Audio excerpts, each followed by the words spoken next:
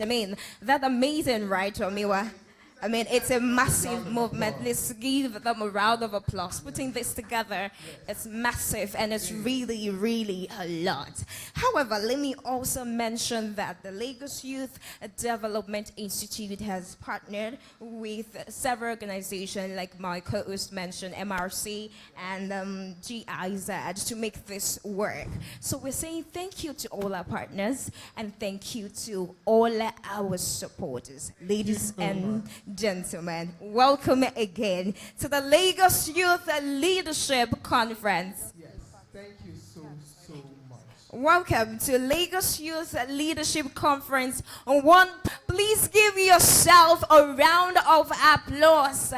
Thank you so much for coming here. And today's theme is tagged the future-proof leaders harnessing digital innovation for impact. All right, our audience, let's do this straight. So when I say the future-proof leaders, you'd say harnessing digital innovation for impact. And when I say harnessing digital innovation for impact, you'd say the future-proof leaders, LYDI 2025. Are we ready? Yes, we are. Are we ready? Yes, we are. We are not saying anything. Are we ready?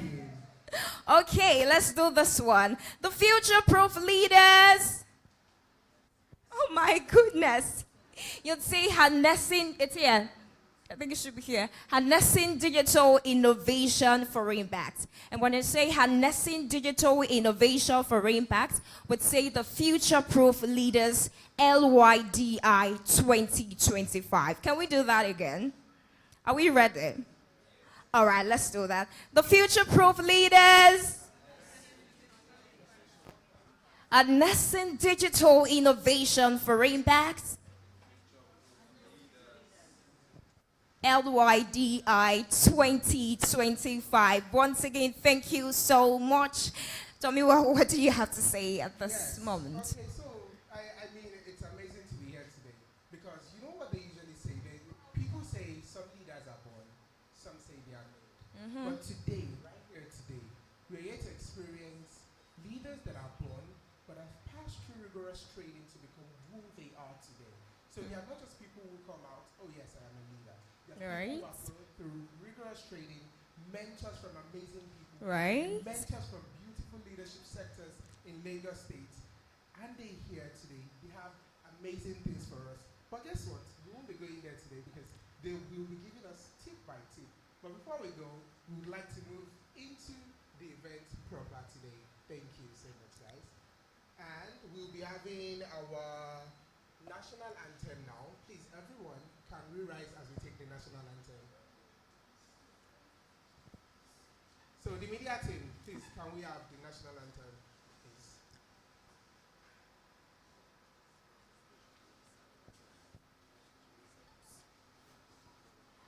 Media team, the national anthem.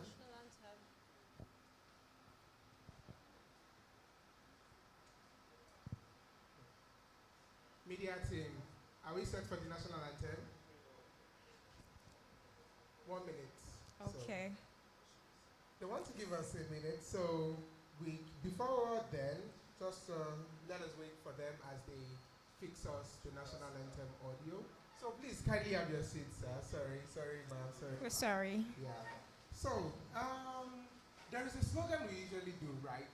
It's not just a slogan.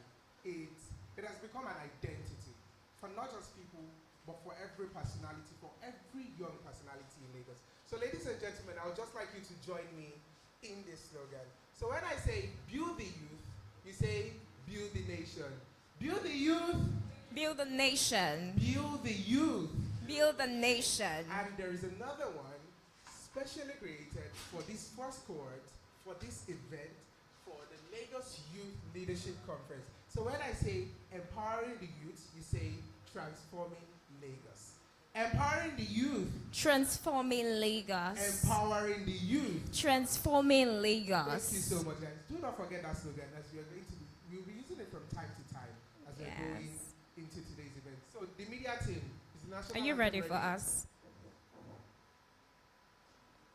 Yeah. So let's kindly rise as we take the national anthem, please.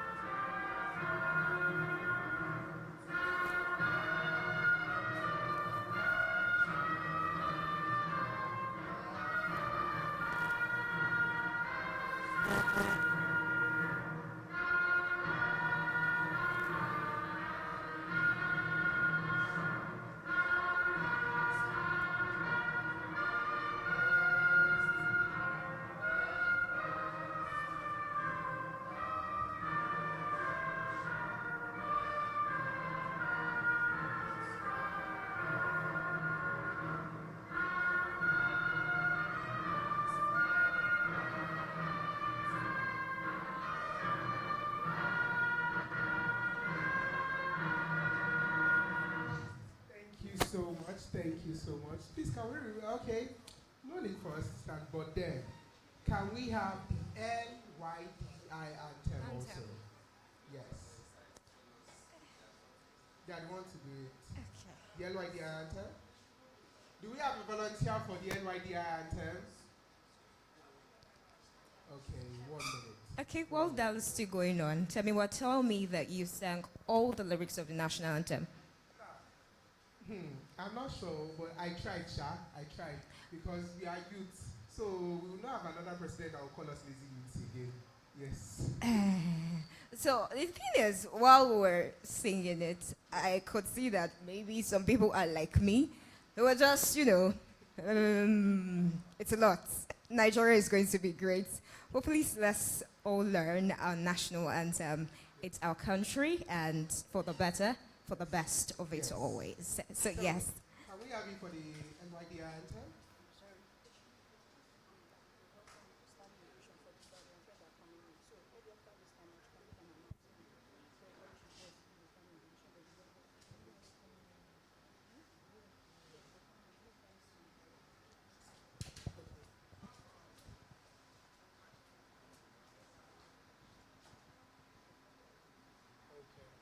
Okay, so we have just been informed that today graduates are going to be coming in now. So please, ladies and gentlemen, with a standing ovation, a round of applause, please, let's welcome these people. Please and please, please with a standing ovation and a round of applause. Thank you so much. Because it is not easy for them. But each person from each local government across Lagos State, Yes. it's not easy. So please, a round of applause for them as they come in. Please, we are expecting you. Please, a round of applause, ladies and gentlemen. Clap now. Please, thank you. Thank you. Thank you. Please, let's keep that going. Let's celebrate them. Let's celebrate It's them. a lot of work, Yeah. consistency, Yes. a lot of energy they have actually put into this to Yes. work, to be here today, Yes. to be a graduate. It's not Yes. easy, Otonuabi. It's not easy. It's not easy. Even myself, I applied, they not pick me, but it's fine. We both applied, but unfortunately. Yes, but then it's fine. Yes. Thank you so much. Thank you. So, from the graduate, can we have a volunteer that's going to give us the NYDI? Please, we can have a seat. Thank you. DJ, does the DJ have the NYDI anthem?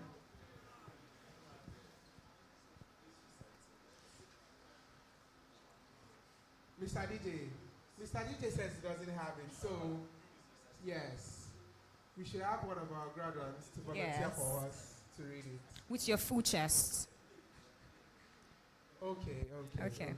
They said they are going to give it to them for them to play, but then, yeah, yes, but then I'll just say to our graduate, is your anthem or own it with your full chest? Yes, so. Yes, because if police stop you now, they're like, Uncle, who are you? You first read the anthem to them so they will know where you're from. Do you understand? So it's our anthem. It's good for us to know it and boast of it outside. Because it is not just an anthem, it is also our identity as human beings and from the organization we are from. So yes, let's wait for it to be played. Yes.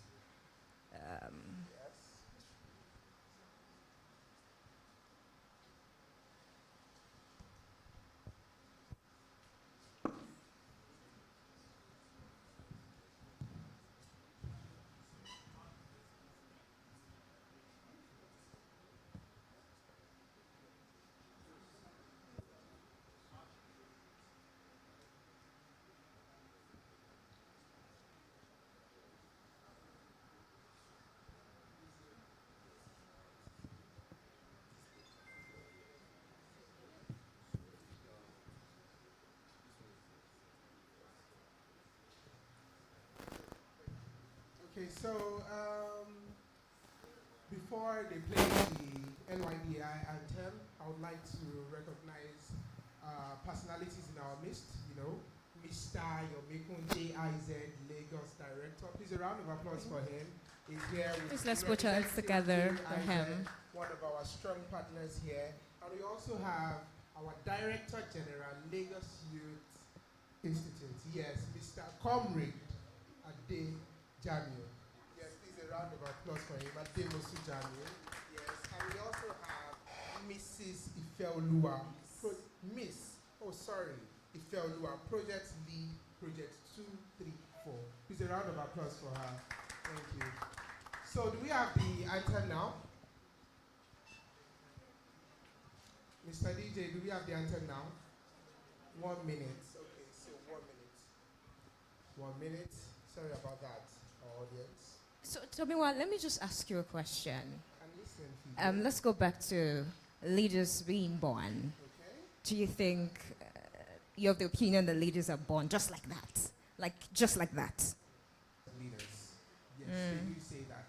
And for them to have the characteristic of leaders, some people naturally give birth to children that embodies their personality. Do we understand that?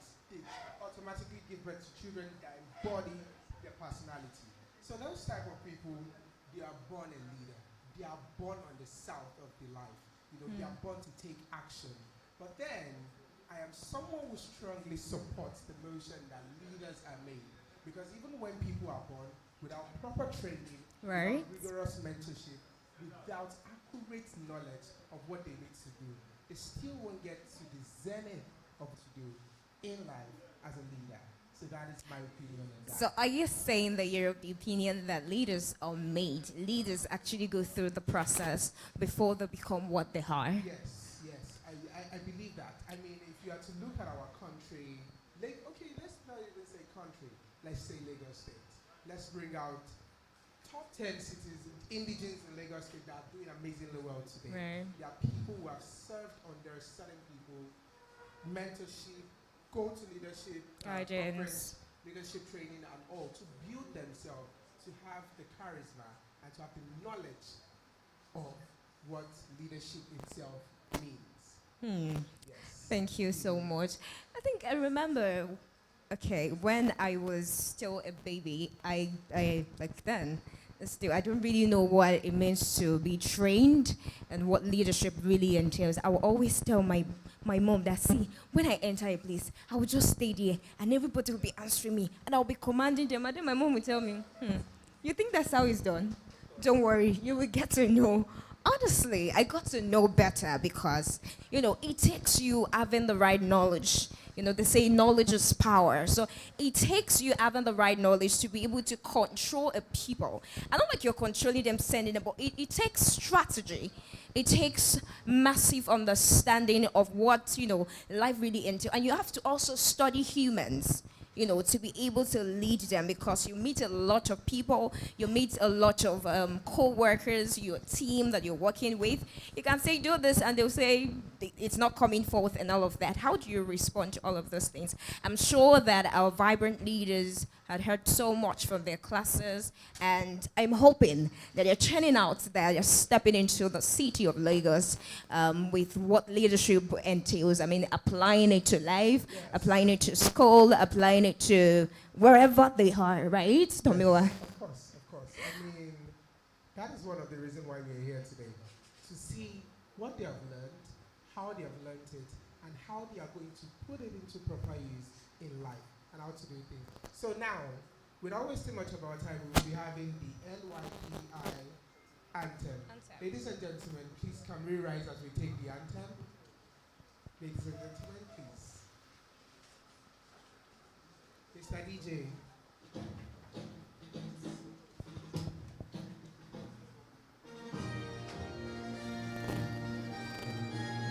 We rise with vision, bold and true, leaders of tomorrow breaking through, with strength, with courage, hand in hand, we serve with honor in our land.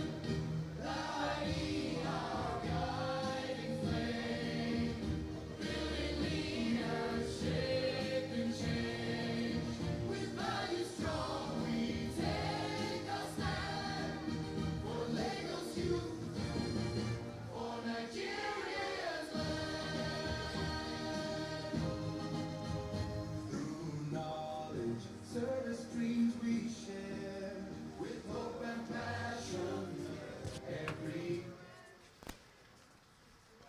Thank you so much. Thank you so much. Thank you so much. For Lagos youth and for Nigeria, that is amazing. That is amazing. That is amazing. So right about now, Vivian, I think we want to welcome one of our amazing guests today. Yes. Yes. So we'll be inviting now to give us the welcome address. We'll be inviting Comrade Jamil Ademosu, Director General, Lagos Youth Development Institute. Ladies and gentlemen, please let's give a warming, resounding round of applause as he comes to give us the welcome address. Ladies and gentlemen. Please let's put your hands welcome. together. You can do Yes. better. So please, sir, you have to wait 1 minute as we have your citation from the media team. The media team, please.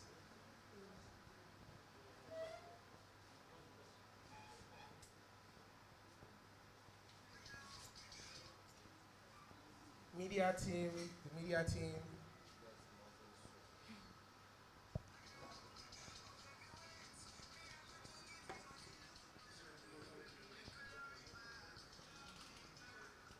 Media team, we are waiting.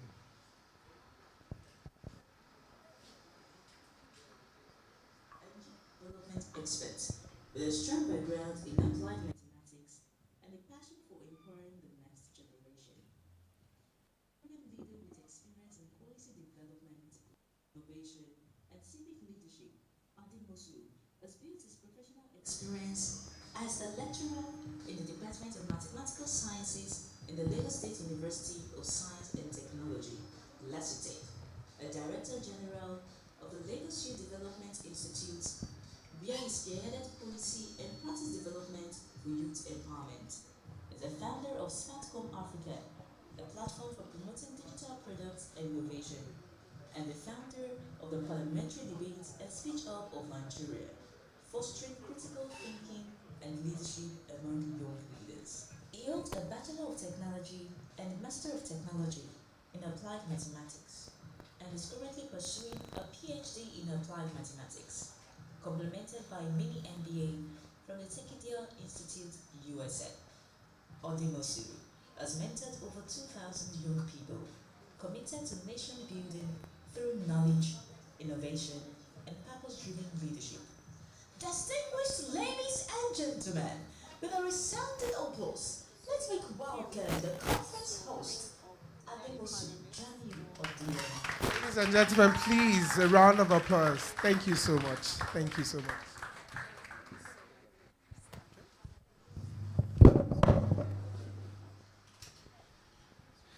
Good morning, everyone. Build the youth. Empowering the youth. You can do far, far better than that. Empowering the youth. Build the youth. Yes, I'm really excited and elated that today it was a vision yesterday. It was a dream that we're looking up to, that one day we're going to set up a platform that will nurture, build young people in Lagos State. We don't know how it will work, but then we're convinced that we're going to make it happen. Today, we are having the first edition of the Lagos Youth Leadership Conference 1.0, where we are graduating our first cohort, our baby, that we have nurtured for over 3 months through several activities. So I'm so happy that we are making this happen today. And I must appreciate everybody that's witnessing this historic moment in the life of Lagos Youth Development Institute. Let me say a big congratulations to the graduates today. Congratulations to you all. Yes, before I go into my speech, I want to first and foremost appreciate our partner for recognizing and identifying with us. We have been doing a whole lot of things together before this event. It is the Lagos, the GIZ and the MRC, the Nigerian German Center. I can't pronounce that GIZ, meaning. If you are looking for the meaning, you can have the church gesture, get food demeter. Mr. Am I getting it? Thank you very much. So that's GIZ. Please, I want to give GIZ a round of applause. Since we have made GIZ, we have really impacted in the life of a whole lot of young people in Lagos State. We've had series of trainings, and as of today, they are giving testimonials as a change in their life. Somebody that is already making income with the training that we did for those sort of young people, courtesy of GIZ. Today is another program. GIZ is our major partner for today's event, and that's why we are acknowledging them. Thank you very much for all you do, Mr. Yomiko. We really appreciate you. So I want to quickly go into my speech so that I don't lose touch of some of the points.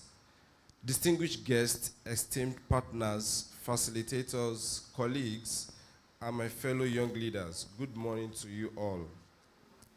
It is with immense pride and gratitude that I stand before you today to share the impact journey of Lagos Youth Development Institute, a journey that began with a simple idea and has grown into a movement transforming lives across Lagos State. It was like an idea when we started it, from the state chairman of the National Youth Council of Nigeria, Engineer Adigun Ibrahim. Please jam your hands together for him, please. LYDI is more than an institution. It's a vision brought to life. It's proof that when purpose meets action, transformation happens. Through this initiative, we are building leaders and shaping change, not in words, but through deliberate action, structure, and collaboration. As a matter of fact, collaboration is one of our major mantras to achieve all this. We are working to collaborate with organizations that share the same vision with us. When we began this journey, we didn't have it figured out yet, but we had conviction. We believe that young Lagosians deserve a platform that equips them with leadership, entrepreneurial, and civic skills to make lasting change in our community. Rumi once said, as you start to walk on the way appears. Charity doesn't come before action. It comes from action. That has always been the drive. In as much you believe in it, we'll make it happen. The Lagos youth finds the birth and growth of LYDI. We took the first step, and along the way, partners, mentors, and passionate youths joined to turn an idea into an institution. The Lagos Youth Development Institute was created under the National Youth Council of Nigeria, leadership of Engineer Adigun Ibrahim, as the official flagship leadership and civic development institute. It is our structure to respond to youth development, designed to raise ethical, productive, and purpose-driven leaders, grounded in our core values, professionalism, productivity, and publicity. Our vision is to be a leading institution that empowers transformative youth leaders who drive sustainable growth and innovation in Lagos and beyond. And our mission is to drive inclusive and ethical leadership training that builds young people of excellence, integrity, and civic responsibility, shaping not just successful individuals, but also a stronger and more united society. From the start, our journey has been nothing short of inspiring. Over 600 applications were received for our first inaugural cohorts. After a rigorous selection process, 30 outstanding fellows were selected, representing all the central districts in Lagos State. At the end, to the glory of God, today being 29th of October, we shall be having 23 young people graduating at the end of the day. Please jam your hands together for them, please. Thank you very much. For 12 intensive weeks, these fellows engage in hybrid learning sessions with more than 15 facilitators 2 international facilitators, and institutional partners. They visited government agencies, youth centers, and innovation hubs, connecting theory to real life and leadership practice. It was a journey of discovery, growth, and transformation, blending with service and exposure. Learning model was built around 3 transformational modules. First, foundation of transformational leadership and personal development, which helps fellows to understand themselves, their values, and the ethics of leadership. The second is entrepreneurial leadership and career advancement. This equipped them with innovation, financial literacy, and employability skills. And third is the capstone experience, where learning meets civic practice through real-life, community-driven projects linked to the Sustainable Development Goals and the Things Plus agenda of Mr. Governor Babajide Olusola Sanwo-Olu. We adopted a flexible hybrid model, combining virtual and physical learning, civic immersion visits, and mentorship labs, ensuring every participant learned not only what leadership is, but how leadership works. The results have been incredible. We have recorded over 600 applications, 30 fellows, 30 students were selected, and 23 are successfully graduating today as fellows. We've had 15 facilitators, 10 field visits, and more than 120 hours of active learning, and 10 impactful community projects across Lagos State.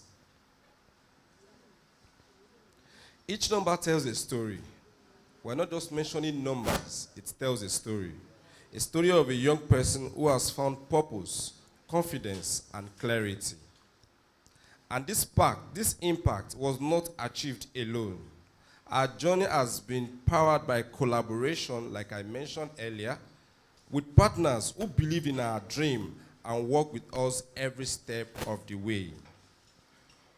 We extend our deep appreciation to GIZ Nigeria, MRC, LEAP Africa, Lagos State Record and Archive Bureau, Civic Hive, Lagos State Ministry of Youth and Social Development, Inner Bloom Academy, and some personalities, Honorable Aziza Tishau, the Mind the Gap, American Corner, and other ministries that have supported these initiatives. Your partnership has proven that when institutions collaborate, impact multiplies. Beyond the numbers, the true measure of LYDI's success story, the stories of our fellows. Young people who once doubted their potential are now leading projects across community in Lagos. I want to repeat this again because I'm so proud of our fellows. Young people who once doubted their potential are now leading projects across community in Lagos. Please, they deserve a round of applause. By the time they are presenting their capstone projects, you'll be excited to see what they are doing as young people in Lagos State.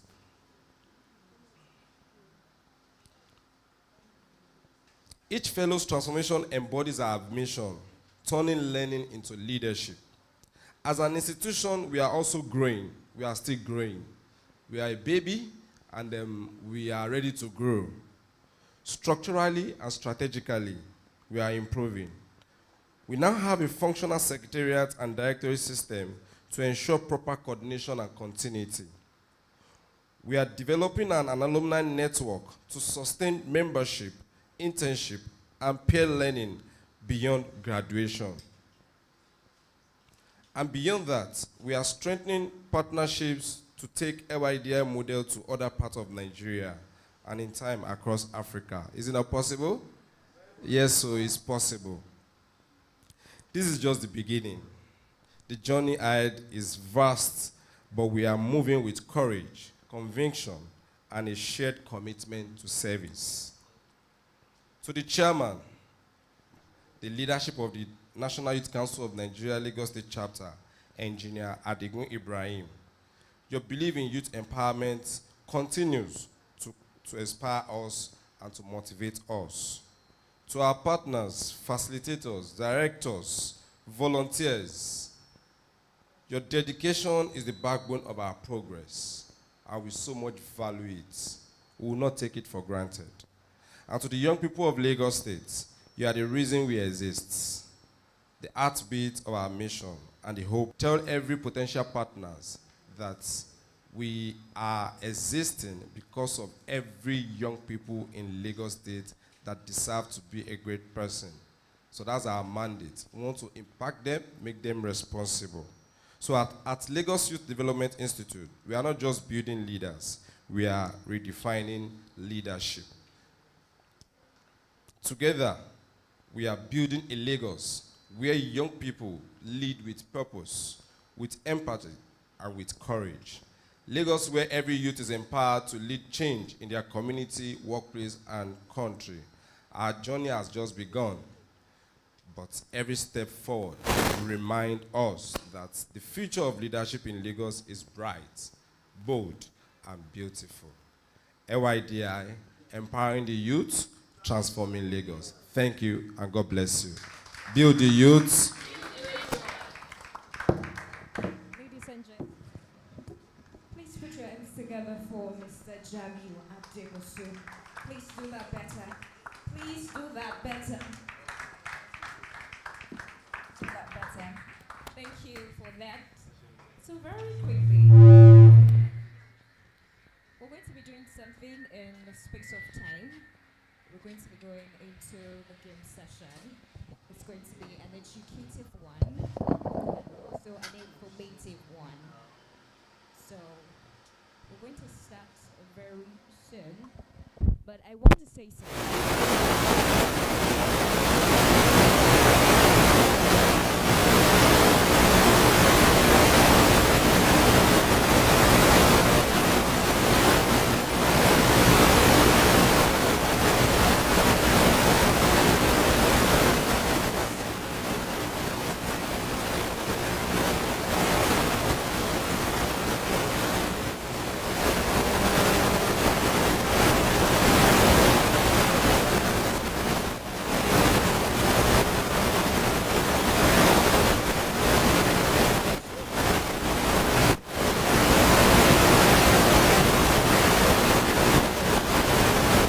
Done a great work. Is a lifetime fee because we need leadership every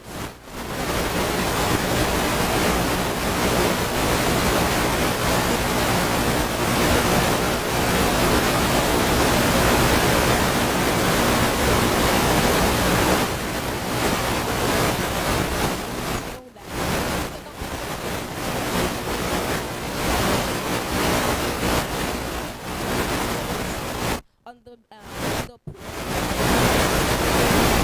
it's not just for the graduate. It's the place of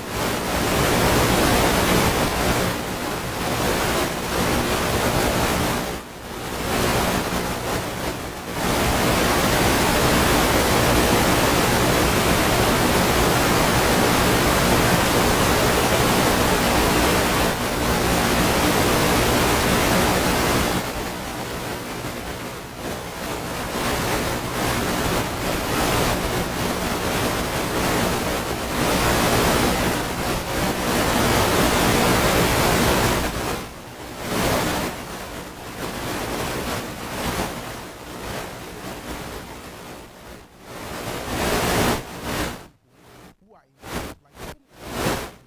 When people are informed, they do better, much more Right. better in life than the average community that are not informed. Do we all agree to that proposition? Do we all agree to that proposition? When there are few informed people, they do far more better in life than the majority uninformed. So this is what this game is just all about. So quickly from the audience, can we just have like 7 participants, please? It's very quick. Please, graduates. Now, why are you Do looking we- at me? From graduates, from audience, please come Please, out. let's come out. Or do you I want me to promise it's select going at to be random? fun. It's going to be fun. Do we need to choose? Right? Maybe. Yes, maybe we need to choose. Okay, please. Okay. Yes, please come out. Please come out, sir. 7 Thank you. participants, please. Very fast and quick. Thank you. Please, a round of applause for them as they come out. This is one of the signs of leadership, being able to Right. stand up amidst chaos, being able to stand up The for boldness. things. The boldness. That's one of That's the that's one T. of the- We have 1, 2, 3, 4, 5, 6. We need one more participant. We need Sound one more check. participant. Okay. We have 7 by number. Yes. We have 7, right? 1, 2, 3, 4, 5, 6, 7. Okay, so each person is going to pick a paper. Don't open it yet. Thank you. Okay. Don't open it yet. Don't open it yet. So the thing is, give each other a piece and check what's on the paper, but without letting the other person know what is in your paper.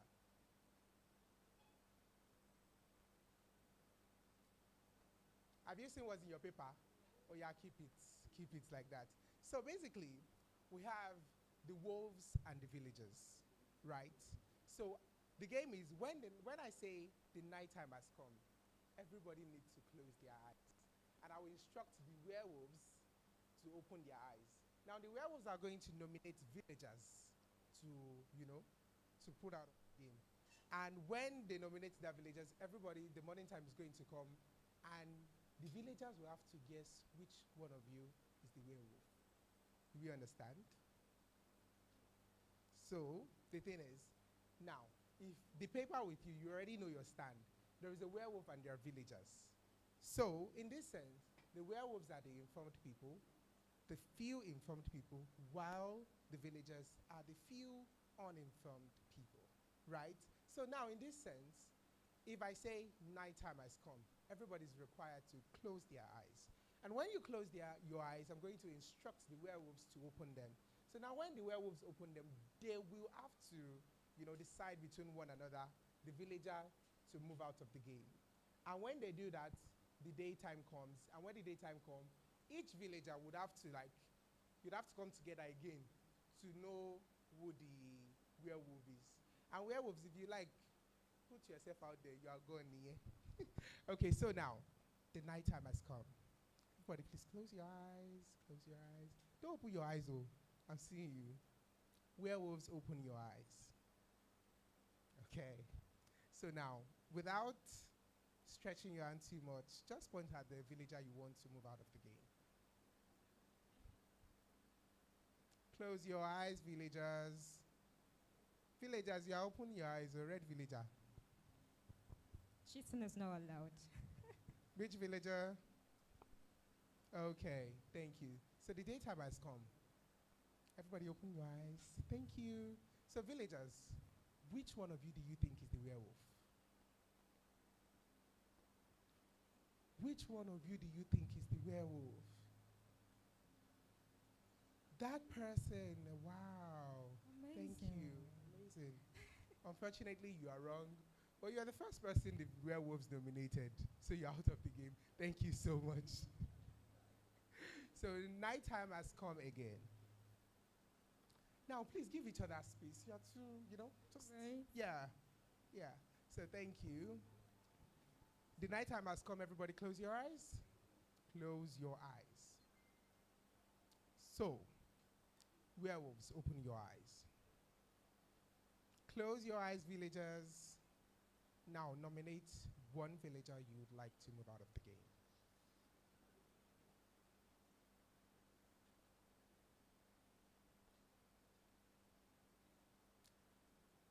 Don't open your identity to the villager, or they will know you're a werewolf. They will banish you from the society. So, daytime has come. Everybody open your eyes. So, do you want to suggest who the werewolf is? She? Unfortunately, she's not a werewolf.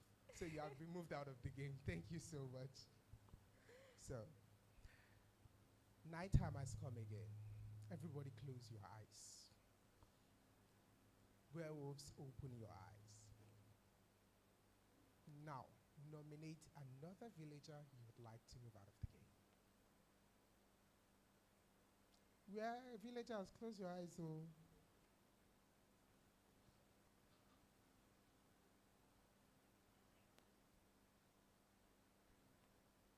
Villagers, close your eyes. Tell us who the werewolf is.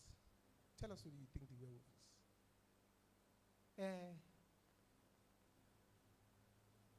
Ha! Are you a werewolf? Oh, sorry. Unfortunately, you have been moved out of the game, right? So, now, this is the last round. Villagers, everybody close your eyes. Night time has come. Everybody close your eyes. Close your eyes. Everybody, everybody, everybody. So, werewolves, open your eyes. Now, choose one person you would love to move out of the game. Thank you. Daytime has come. Everybody, open your eyes. So, tell us, who do you think? No, tell us, who do you think the werewolves are? Okay. Her? You think it's her? Are you Okay. sure? Are you sure? Think well before you. You think You he's can her? call a friend. You think he's her? Thank you so much.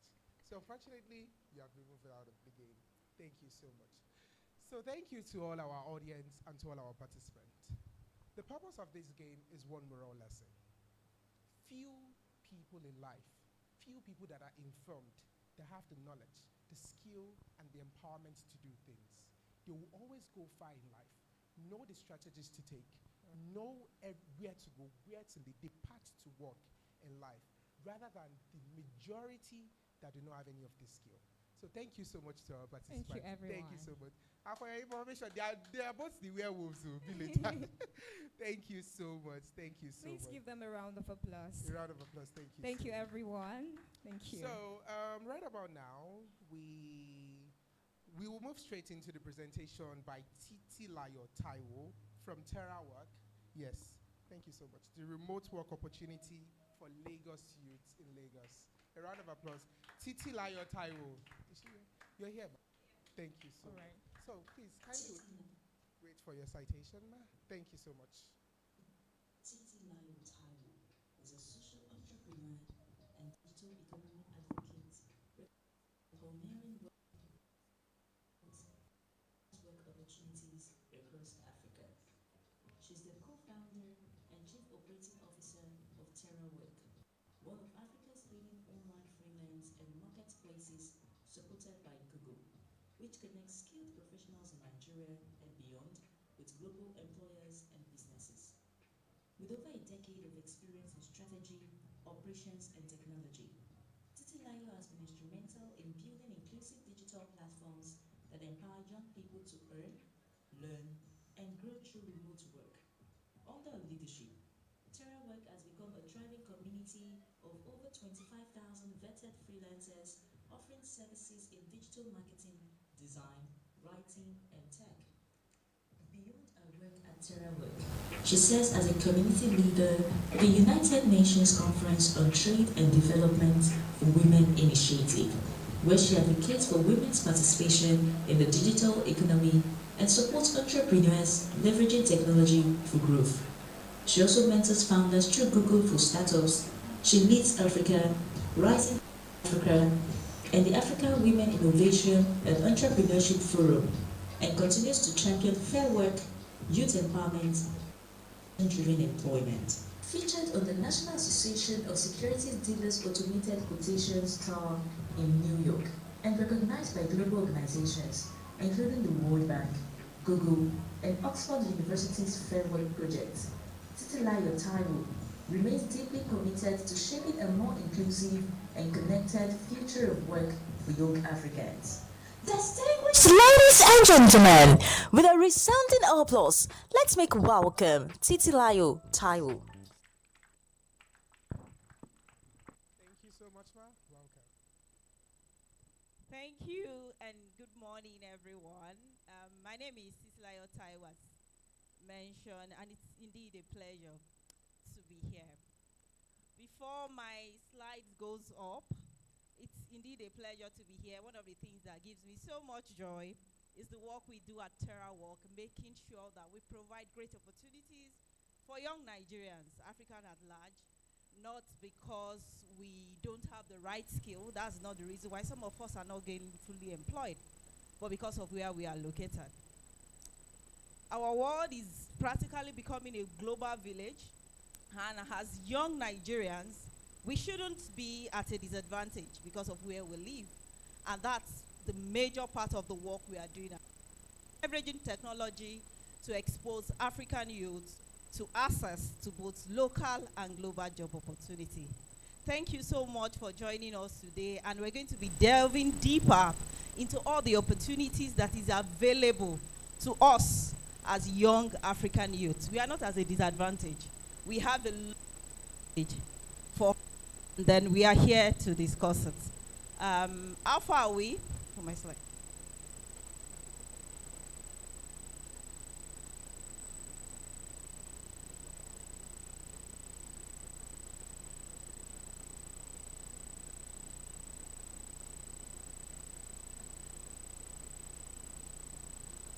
So, as we all know that if there's anything that we have as a nation, is the great manpower and human resources capital that we have. How many of us are proud to be a Nigerian? Fantastic. A round of applause.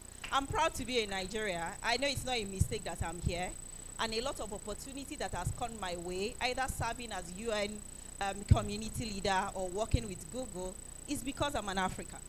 So there's a lot of opportunity for us. We just need to tap into it. Recently, I traveled to China, and then we were selected because we are from Nigeria. 31 women from Global South, developing company, just to explore. So there's a lot of opportunity for us. We just need to tap into it. Right? Yeah. Thank you so much to our technical team. And today we're going to be talking about remote work opportunities for young people in Nigeria, right? And majorly Lagos State, because we are here, we are Lagosians, and this program is for Lagos youth. So when we talk about Nigeria, just be rest assured that you are well captured. Next. So in 2023, how many of us know this guy? Bill Gates, owner of Microsoft. We like him. We love his success story. And some of us, our life is in a way revolve around some of the things he has built. We all use Microsoft.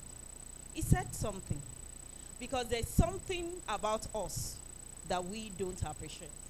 He said, now is the best time to be an African youth. And when he talk about Africa, actually, it's actually Nigeria. Why do you think this guy said that? You can try. Why do you think that he said now is the best time to be an African youth? You can try. Thank you, my brother. Why do you think he mentioned that? That now is the best time to be an African youth? Please, if you have another mic, just give it to him. Thank you. You can as well.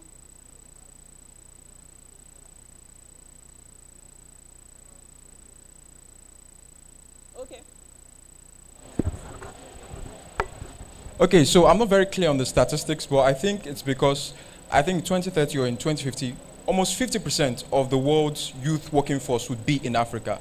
So, and it's also because of the fact How that many years from now? I'm not very clear on the stat. Not actually 20 years from now. Now Okay. we speak. We have the highest youth population to service the world workforce. Please continue. Okay, so and another reason for that is that a lot of the global investors in the West are already realizing this potential. So a lot of them are already pouring in resources into this place because they understand that very, very soon, 50% at least would be situated in Africa, especially Nigeria. Thank you. A round of applause. We, as a youth in Africa, this is the best time for us, and we just have to tap into it. He visited Nigeria in 2023, as part of his Bill Gates initiative. And one of the things he's telling us that you people should calm down. I know you want to Japan, you want to go to Germany, you want to go to Canada. But the truth is, the land is green here. There's a lot of opportunity for you. The whole world is looking at you. You just need to tap into the wave. And for somebody like him to say that, I think we should pause and think. It's not all about negative. Nigeria is a blessed land because of you, because of me, because the whole world is looking at us to power the world workforce because of our brain capital and because of what we actually powered. I'm going to be sharing some statistics with us around what the world is saying about us. And one of the things that saddens my heart is because we don't see ourselves the way the world sees us. And that's why we are always focusing on, oh, this is what we don't have, this is what we don't have. As a country, as a nation, the reality is that the growing working age population is shortage around the world. For example, in Japan, 50 to 57 years is their median age. That means they have a lot of old people. In Italy, Spain, and Germany, 47 and 49. Guess what we have in Nigeria? It's 19 years. That means we have a lot of young people that are agile and they are ready to work. The next slide, please. What is the solution? A lot of us were graduated from university. We have one skill or the other. There's a great demand for our skill. And most of these things is not just about tech and tech and tech. And that's one of the things I really want us to discuss here. There's a lot of entry points when it comes to remote work that is beyond tech. There's a lot of in-demand skills, and we just need to tap into it. The solution most African countries has is the median age of 19, right? With potential to solve the demand with the right skills. And because of technology, you don't even need to migrate, right? You can be here and still help to work in those global companies because technology can enable you to do that. The next slide. So, why remote work matters for Nigerian youths? Number one, 58% of the world workforce will be remote by 2030. Some of us, we are already aware, prior to COVID, it's not. When TerraWork was actually launched in 2019, people are like, what are you people saying? That people can work remotely. What's the meaning of that? And a lot of people see us as a company that actually saw the future. Because we are not just tapping into the wave of, oh, now is remote work. We felt technology should be able to power things. And that, because of that, the platform was built to help people to work remotely. And post-COVID, we know it's very, very possible, right, that people can be here in Lagos and yet work with a company in Japan, work with a company in US. And it is projected by 2027, which is 2 years from now, that the expected growth of remote workspace is 58.5 billion. I have a platform that powered with remote work. And there's a lot of data and statistics that is telling us that there is a lot. There was a particular guy that TerraWork was able to link to a job in Japan. Locally, he's a full-stack software developer. He was earning 800,000 naira. Right? He got this job with this automobile company in Japan, powered by TerraWork, and they are paying him $3,000. He's living in Lagos. He's buying the same pepper that you are buying, living in the same house that you are buying, and paying in naira, and he's earning $3,000. This guy, for 3 months sometimes, he won't touch his salary. He will just be there. And this is possible because the world is looking for your skill. You just need to be in the right place. As a nation, either we like it or not, 75% of us are still living within the poverty rate in Nigeria. Imagine somebody that is earning 800,000 and his salary jumped from 800,000 to $3,000. You cannot punch it. That is close to 6 million naira every month. And if it's somebody that is very prudent, his lifestyle will not suddenly change, right? It is still possible. A lot of us desire to travel abroad because we are looking at the exchange rates. And if you know people that have traveled, they will tell you that the cost of living there, all the money you are seeing, will eventually go. Imagine you are now here. You are earning that same money, and you are still going to the same market all of us are going with the exchange rate. The kind of life you will live, the kind of impact you're going to have even within your society. And it's expected that 22% of the current workforce, Nigeria can provide it. I think we should just clap for ourselves. 22% of this workforce, most data I've shared with you today is around Africa. And for Nigeria alone to be able to provide this is a whole lot. Next slide, please. So, global remote workforce started actually after COVID, and the tempo has been sustained, and it's something that we will continue to build. There's a lot of freelance and gig platforms. How many of us have heard about platforms that helps to connect people to job locally? And some of us, I'm sure, we're on this platform as well. How many of us have heard about those platforms? Right. There is Nigerian growing number of remote job listing in tech, marketing. You know, I mentioned that it's not just about tech, design and customer support. Important stakeholders in this is actually platform builders like TerraWalk, training providers with partners like GIZ, employers and community network. So when we talk about remote work, it's not something that, oh, we just want to walk into it. And what are the high demand roles for Nigerian youths, which all of us just need to tap into? To be a software developer, we all know that a lot of remote work are for the are for the developers, but that is not all. Product UI UX design. This is another entry point for some of us that are non-tech. If for you, that coding, some of us, when you see coding line, you're always like, what's this now? It looks somehow, how will I comprehend it? And for some of us, we feel, I don't think I can take up this again. Data science and analytics, cyber security, cloud computing, artificial intelligence, and that's actually the new oil, AI. I was in China, and then I learned that they started investing in AI since 2008. Somebody like me didn't hear about AI until maybe 2 years ago. And I was like, how can a country be that futuristic? And between me and you, we don't know what is next. But you, through your diligence and trying to do something new, can actually put Nigeria in that kind of landscape. Next slide, please. Although job opportunities that are in high demand are digital marketing, product management, project management, and the likes. So what are the skill sets that employers are actually looking for? All of us, we love the story of somebody that was earning $800,000 and he jumped to $3,000. I'm sure if we have this opportunity, all of us will jump into it. But what do you think the employers are looking for? Next slide, please. Technical skills, that are the ones we've mentioned. Next slide. Beyond technical skills, your soft skills is very important. Your communication skills, your time management skills, client management, and English proficiency. When TerraWalk was launched as a platform, we have a great dream, and as it's even reflected in our name, TerraWalk, we want to connect trillions of youths to job opportunity. But there's a bottleneck that we notice. When people get this job to work with multinationals, they're unable to keep that job. Not because they don't have the right art skills or because they don't have the right skill set, but because to function in a multicultural skill set is another ball game.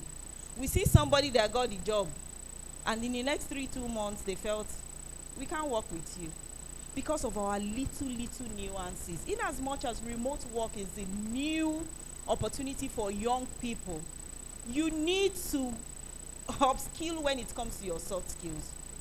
Some of us want to travel abroad. The way they work here is different from the way we work here.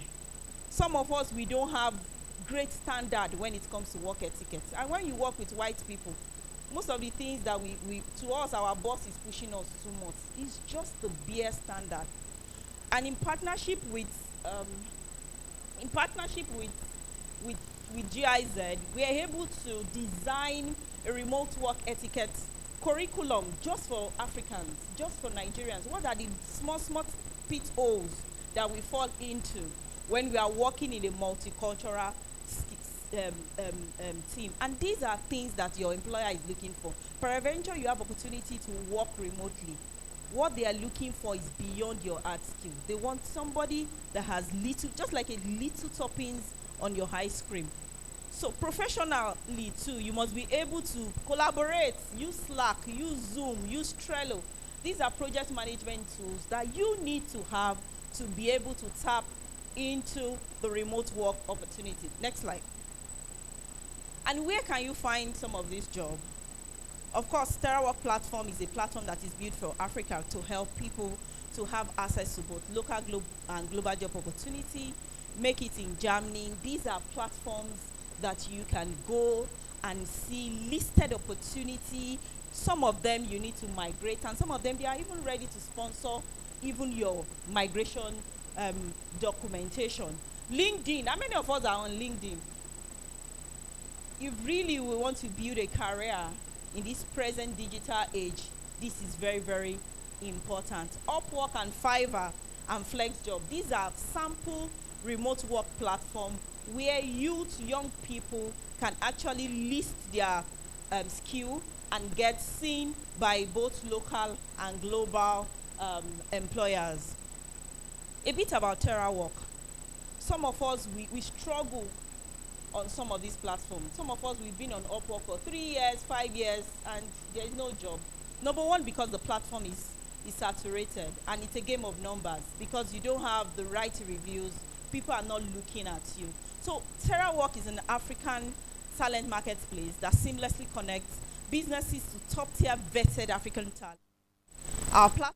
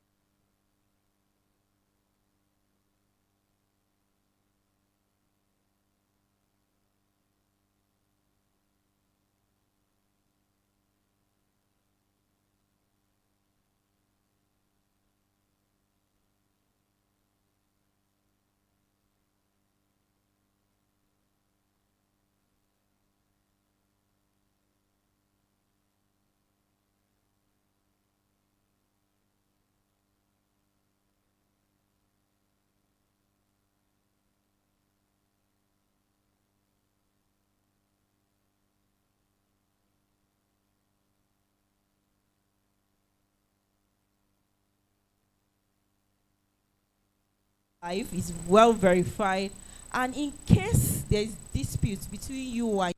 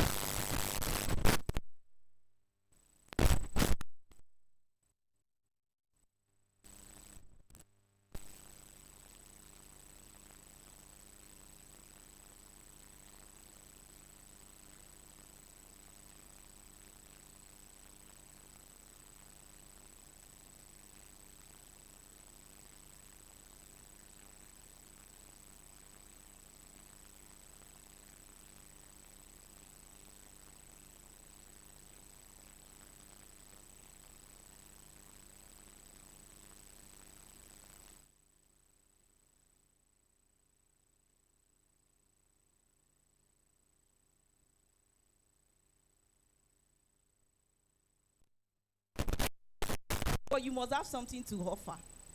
Marketplace is a place of value. If you don't have the right skill, you can never tap into it. And you are leaving a lot of money on the table. So you need to do a personal audit of yourself and tell yourself that what skill set do I have? Oh, I've learned digital marketing over time. I've learned UI UX over time. These are my skill sets. And then you need to take a step. You have these skills. Why are you visible? Can people know that you have this? So you need to build a simple portfolio. It can be a website. Because when people see you on some of these platforms, they really want to know, is this person really, really, really who the person said he is? And then create some strong profiles on 2 platforms and tailor your proposals. A lot of people say to really work on those Upwork and Fiverr, you wake up in the middle of the night and you start applying for a job. If you really want to earn, you need to give something. So it's important for you to, you know the skill set that you have, you've been able to build a profile, and then you need to start applying for job and then networking. For example, the platform that we are having today, you don't know who is sitting beside you. And some of them, when they give you opportunity to work, you have great reviews. These are currency that your employer will look at when they want to employ you, that, this person has this experience. Because one thing about online platform, a lot, even me and you, when we want to buy online, what do? We look for the reviews. What are people saying about these people? What are they saying about these clothes? What are they saying about this brand? And that's what validates us to commit. So flip it over. If you are building a profile online, reviews, what people are saying about you is very important. So you need to start small. Make sure that you work with people that give you review so that the next person can validate your expertise and hire you. Next slide. What are the common challenges? There is money in remote work. We can all earn in dollars. But the truth is, it's not a walk in the park. There's payment issue. There's time zone coordination issue. There's trust and verification issue. And there's connectivity. You know, most of this job is online. And we are in Nigeria. There's NEPA issue. There's my data is this, my data is that. So how do we overcome this? There are opportunities in remote work. Yes, we have a bit of things we need to look at. Payment rates, use escrow system. A lot of people won't trust you for the first time. That's why it is very hard for you to go by yourself and start looking for international clients.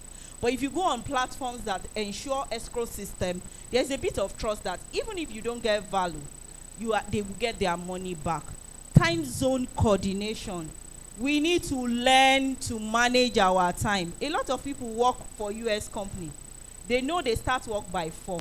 Instead of them to sleep when other people are going to work, they'll be doing some other things. And by the time they start work by 4 already, they're already tired. And they are not putting in their best.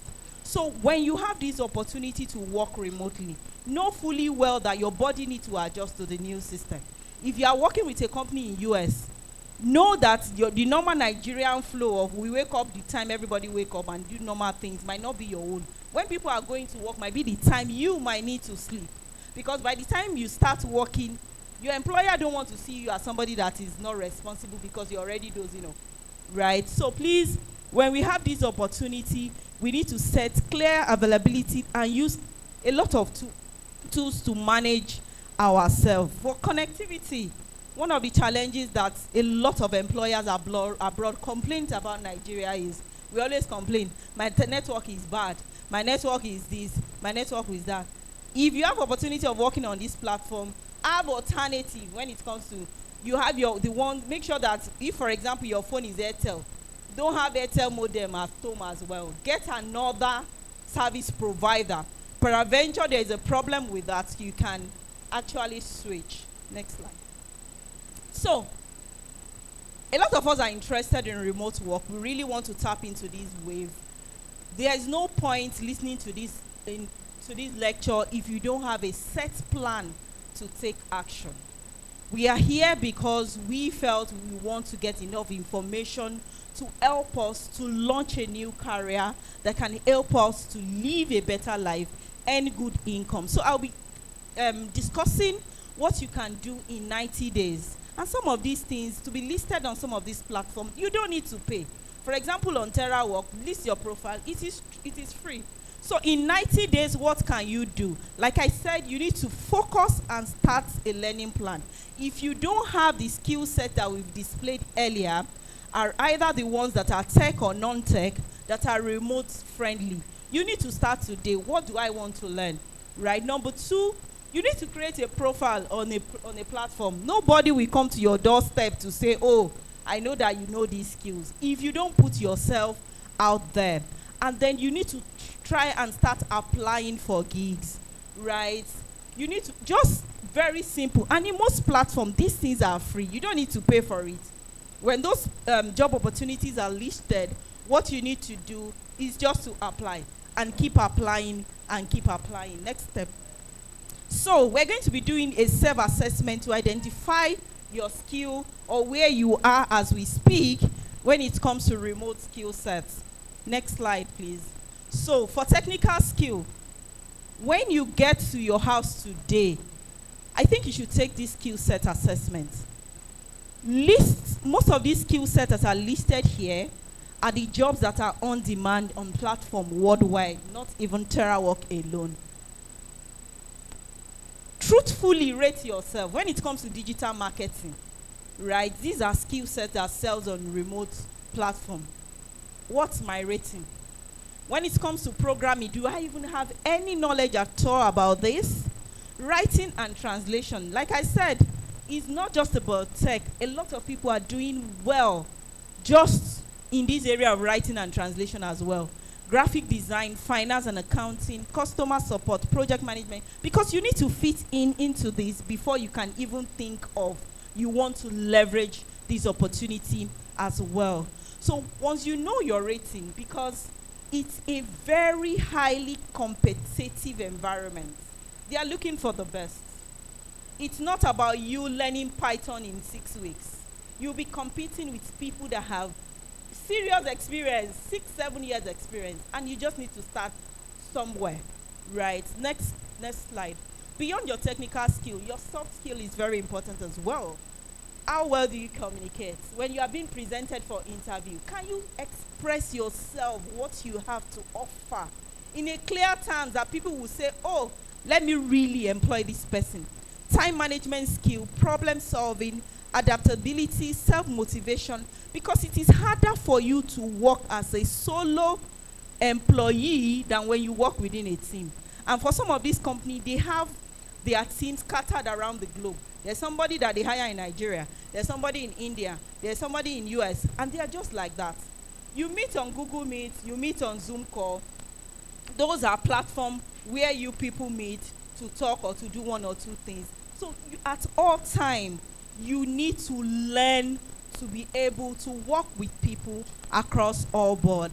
Next slide. So it's important for us to know that there's a lot of opportunity when it comes to remote work, and today is the right time for us to join the revolution. The world is hiring skill, not location. So where you stay, I'm living in Lagos, I'm living in Manchester, I'm living in UK, does not really matter any longer. You need to start small, learn, build your portfolio, and take your first gig. Connect with local communities and platforms like TerraWork to grow. Your career is no longer limited by borders, only by your vision. So, if you really desire to tap into this thing, it's only you that can actually stop you, right? Take action today. Your remote work journey starts now. Next slide. Next slide. Next slide. Yes, so if you can scan this barcode, we take you straight off to TerraWork, where you can sign up if you have the right skills. Because the truth is, like I mentioned, the world is looking for the best. And unless you can really offer the value, there's no space for you. Right. Thank you so much. It's indeed a pleasure to be here. I hope you've learned one or two things and you are ready to take up this challenge to work indeed without borders. Thank you. Thank you so much, Titilayo Taiwo. Thank you so much. Thank you so much. Do you have any question, please? Other questions? One. Any other question? Two. Okay, so we're going to be taking 2 questions. So please, in just a few seconds. Good afternoon. Thank you so much. My name is Julius. So my question is there any program that you do, maybe like a mentorship program that, because I've been trying to get remote work for a while and it's been very hard. I've been doing volunteers for some companies on some skills that I have, but I want to know if you have a mentorship program that you do that we can learn from. Thank you. Thank you so much. Like I mentioned before, we partner with GIZ to run programs around this to create more sensitization around remote work. So definitely, I'm sure everybody here, we are going to have you in our database. And once we have any other program, we will let you know. For Terra Work, sign up and then my team member actually outside, you can as well meet them to see how we can help you to start your journey by maybe providing somebody you can shadow, somebody that has already established himself in that path. Hope that helps. Thank you. All right, thank you so much. So my question is, how can artisans like welder, bricklayer, iron bender tap into this opportunity, ma'am? Thank you. Thank you so much. I love that. So I would say for now, when we talk about remote work, these are work that are digitally enabled. Right, there are other pathways and there are other opportunities for artisan like welder, like that Make It in Germany. One of the platforms that we showcase, Make It in Germany, is actually meant for people because your work can't be done remotely. You have to be physically present. So there are different pathways for you to do that. Like that Make It in Germany, if you go to that site, you will see opportunities that you can fit into, and it's not going to be a remote work. They're going to facilitate actually your migration to work physically there. And another thing with it is, when we talk about artisan, for them to really absorb you, there's a minimum standard, minimum certification you need to have. So if you are planning to work abroad with the skill set that you have, be very, very intentional about being certified in that particular skill set. Because that might be the reason why they will say no, not because you are not competent. Yeah. Thank you so much. Thank you so much, Mr. Round of applause for her, please. Round of applause. Thank you so much. Thank you so much. Thank you so much. We really, really appreciate it. We really, really appreciate it. Because while you're in, So for some of us that are very, very young and we are looking to start a career in the bank, as we speak, we have an opportunity with one of the foremost banks in Nigeria to employ a direct sales agent. So if you are actively looking for a job and you want to start tomorrow, it's an opportunity. Just scan the barcode, and we are demanded to employ 400 people. So spread the news, your younger ones, people that are willing or are interested in starting a banking career. Thank you. thank you so much. Thank you so much. Please, a round of applause, actually. Thank you so much. Thank you so much. So, before I give my comments, we would love to recognize the presence of important guests in our midst. First is the current Deputy Speaker of Lagos State House of Assembly, Honorable Mojisola Lasbat Miranda. Please, a round of applause. Please, a round of applause. Thank you so much for joining us. Thank you so much for joining us. Then I would also love to acknowledge the presence of Engineer Adigun Ibrahim, the pioneer of LYDI, the man who hosted this, the man who initiated this amazing project. Thank you so much. Thank you so much. And I would love to acknowledge the presence of the Executive Secretary, Latif Jakonde Leadership Academy, Aisha Tagbaje. Thank you so much for joining us. Thank you so much. Phoebian. All right, I'd love to also welcome the presence of the Director, Ministry of Youth and Social Development, Lagos State, Mr. Saka Abdul Latif. Please give him a round of applause. All right, very quickly, I'm also going to be Okay, the same Mr. Saka is here representing the Permanent Secretary, Ministry of Youth and Social Development. Pharmacist is Soito. Thank you so much. Thank you so much for being here. So when Ms. Titilayo was speaking, I saw a lot of numbers on that screen. And something struck to me. Because one thing I just want to say is, those are not just numbers, right? Those are not just numbers. They are the future. They are our future. The future of the beautiful state. Yes, because I could vividly remember that I was at an event where I was opportunity to Sheyi Tunumbu and Miss Layaujit. And she said something. She said, as a youth, as someone who wants to be in leadership position, make sure that in life, in whatever you do not be part of the wrong statistics area, right? If they are saying, oh, 50,000 youths are out there unemployed, try as much as possible, struggle, strive. It's important. Always be part of the moving statistics of Lagos State and Nigeria as a youth. Thank you so much. Phoebian, you want to recognize some people? Yes, right here on my list I have Oluseyi Simeon, a representative of Leap Africa Senior Programs Coordinator. Please give him a round of applause. Please, we can do that better. Please, thank you so much. Up next here is Victoria Werfor, Programs Coordinator for Leap Africa. Can we put our hands together to appreciate her? Thank you so much. Thank you so much. Okay, so without wasting much of our time, we're going to be having our opening remark from Engineer Adigun Ibrahim, the LYDI pioneer.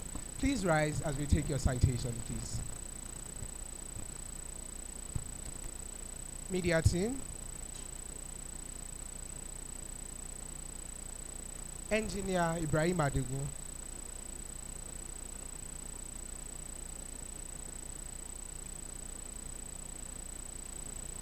Engineer Adigun Ibrahim Olalekan, the incumbent chairman of the National Youth Council of Nigeria, Lagos State.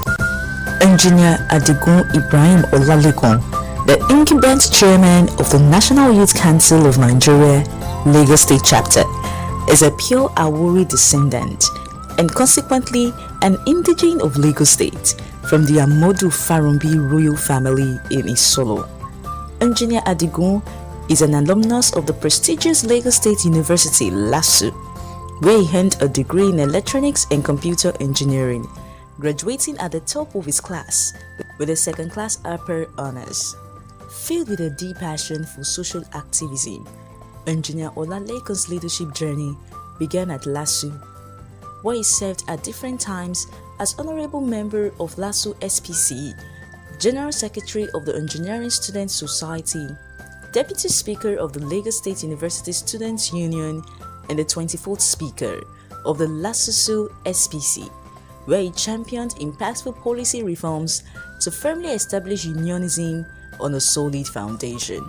During his service here as a youth corps member, Adigun emerged as a vice president and later president of NDLEA Drug Free Club, Otoko Zone C, Benue State. Engineer Adigun's commitment to youth empowerment and activism earned him engagement opportunity with the late Honorable Olayiwola Olawale Sobo, a former member of the Lagos State House of Assembly, representing Mushin 1, and later as Senior Special Assistant on ICT to Honorable Razak Olushola Ajala, the Executive Chairman of Odiolowo Ojuwoye LCDA. Adigun served meritoriously as a Deputy Coordinator and later as Coordinator of NYCN Odiolowo Ojuwoye Local Branch, where he repositioned the branch as the best among the committee of local branches in Lagos State and the country, by way of effectively raising the bar of youth activism at the grassroots level. As a selfless volunteer, Adigun was invested as the Lagos Chairman of Odiolowo Ojuwoye Scouts under the Mushin Division. Adigun is a legislative aide to Senator Idiat Oluranti Adebile, Senator Lagos West Senatorial District. As the incumbent chairman of NYCN Lagos, Engineer Adigun has had to his credit numerous programs and projects aimed at fostering youth development and driving the socio-economic growth in the state. He is a current certified computer engineer, a corporate member of the Nigerian Society of Engineers, and a member of the Institute of Electrical and Electronics Engineer, Lagos. Engineer Adigun is also an associate member of the Chartered Institute of Local Government and Public Administration of Nigeria. Recently, Engineer Adigun completed his MSc in Electrical and Electronics Engineering from LASU. He is an IT consultant with the invention of various tech solutions that is operational and solving governance issues in Lagos and Ogun State. He is a trained entrepreneur at the Canada DDQIC Center for Entrepreneurship, Innovation, and Social Impacts in the Queen's University. Engineer Adigun is a doting family man, happily married to Dr. Adigun Olatokunbo Mutiat and blessed with adorable kids.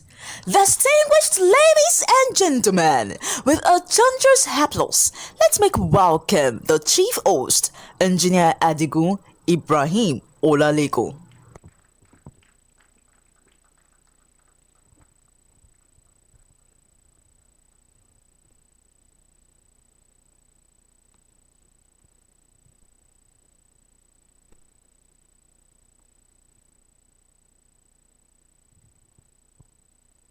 Empowering the youth. What's going on? Empowering the youth. All protocols respectfully observed. I want to appreciate the presence of my mother, my mentor, someone who, for no reason, loved the youth development projects in Lagos State and beyond. She's no other person but Right Honorable Mojisola Lasbat Miranda, the Deputy Speaker of the best Alo Chamber in the entire world. Thank you so much for coming. I also want to appreciate the presence of our father. If you look at the terrain of the responsibility that he has, he is not supposed to be here today. But because of the love and admiration that he has for anything youth development in not only Lagos, but the entire federation, he decided that he's going to be here today. It's not that person, but board member of the Southwest Development Commission, who also doubled as the keynote address speaker of today's leadership conference, person of Honorable Muyiwa Timothy Olabiton. Please let's jam our hands together for him. I also want to respectfully appreciate my sister, my auntie, who is the driver of one of the most transformative leadership platforms in the whole of Sub-Saharan Africa. That is the Latif Jakonde Leadership Institute. My sister, my auntie, thank you so much for your passion, commitment, and dedication to youth development in Lagos State and beyond. Please let's jam our hands together for, I don't know, maybe I should call you Honorable, or I should call you Our Excellency, or I should call you Ambassador. But let us merge everything together. My permanent secretary, pharmacist Mrs. Toyin Okeosan Itolu, respectfully represented by the Director of Youth, Ministry of Youth and Social Development, Lagos State, Mr. Saka Abdulatif, thank you so much for coming. The representative of the Commissioner of Wealth Creation, thank you so much for coming. Our distinguished speakers, most especially all our partners, with a special regard to GIZ. Please, everybody, let's jam our hands together for GIZ for everything they've been doing. For the past 6-7 months in our administration, we have enjoyed partnership like never before. And this place, we have become a regular customer in all GIZ offices, not only in Lagos State and outside of Lagos State. So thank you so much, GIZ, Mr. AY.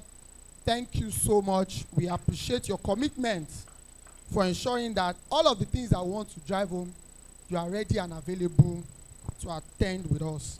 So, again, I stand on all existing protocol.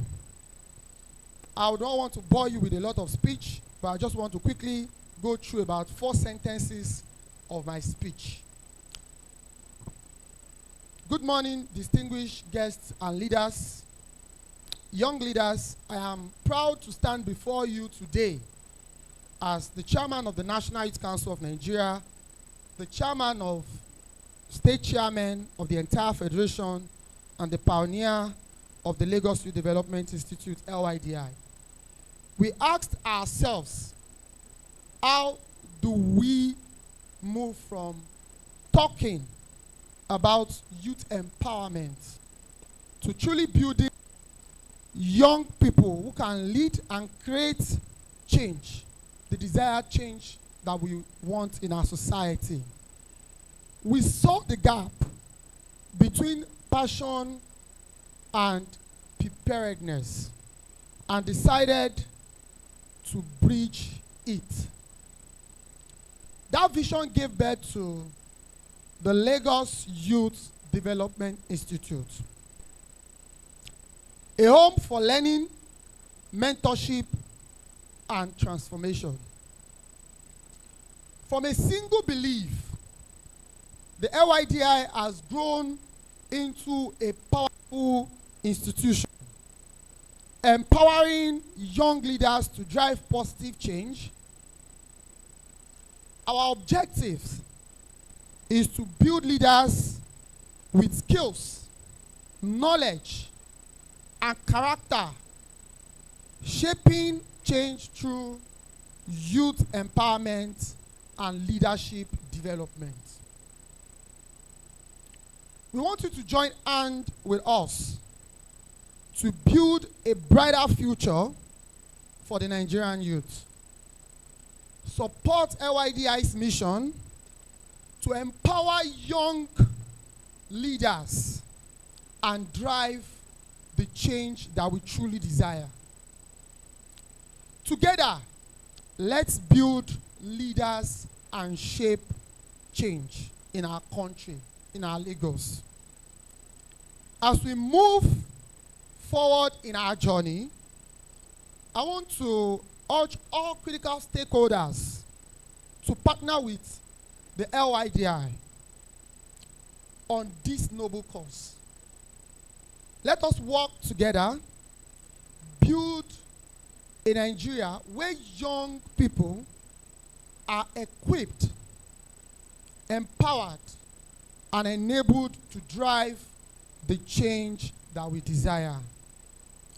Together, let us build a brighter future for youth and our nation. Before I anchor, I want to especially thank the Ministry of Youth and Social Development under the leadership of Honorable Mobolaji Abubakar Ogulende and the Permanent Secretary, Pharmacist Mrs. Toyin Oke Osoyintolu. Please let's jam our hands together for them.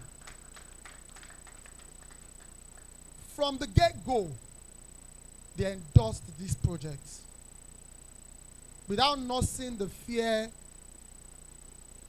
of, because this is something new within youth development space as far as activism is concerned in our country.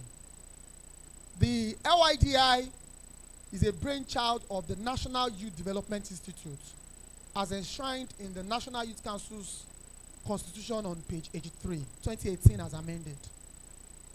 So we felt that we should domesticate something of that nature in Lagos. Believe you me, there's no model There is no template. There is no suggestion, no recommendation, no hint whatsoever in our constitution. But we decided that we are going to make this platform to become a platform, a youth development platform, where three major things are sacrosanct. The first has to do with interpretation, while the last development. So these three major elements are our driving force. And if you look at the partners that we've got on this project, you agree with me, our fellows today must have been equipped with relevant skills that are needed for them to compete and to showcase their strengths to the global world.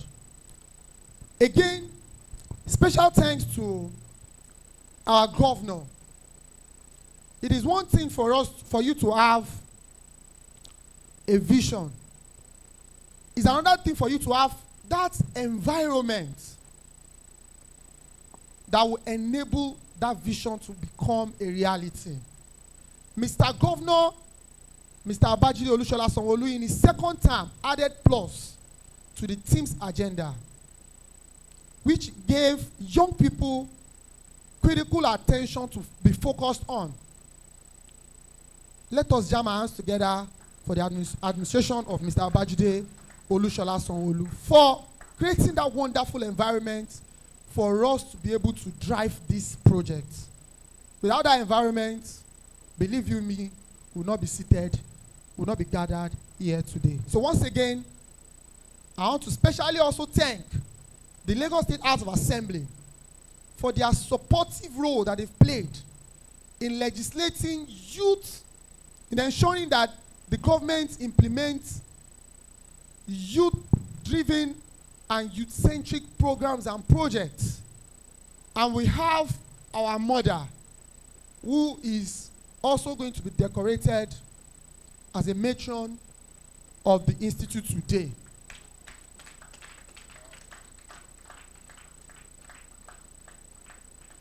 Of course, you know, when you have an executive arm of government and the legislative arm of government decided that they are not going to support, they are not going to legislate, they are not going to collaborate with the executive arm of government, that government in the particular state will be in the state of comatose. But in Lagos State, we enjoy a wonderful synergy for the greater good of the entire youth constituency in Lagos State. Thank you so much, Right Honorable Mojisola Miranda, for everything that you have done. We appreciate your presence here, and we say God bless you for what you have done. So once again, God bless Lagos State, God bless the Federal Republic of Nigeria, and we'll end with our normal slogan: build the youth, build the nation, build the youth. Thank you so much, and God bless you. Thank you so much, LYDI. Thank you so much. Really, God. Thank you so much.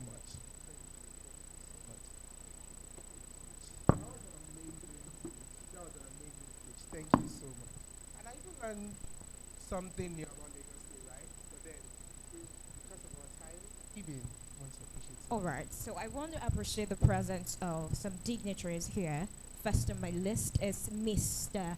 Lateef Damilola Shita, representing the Commissioner, Ministry of Health, Creation and Employment, which is Honorable Akiyemi Bankole.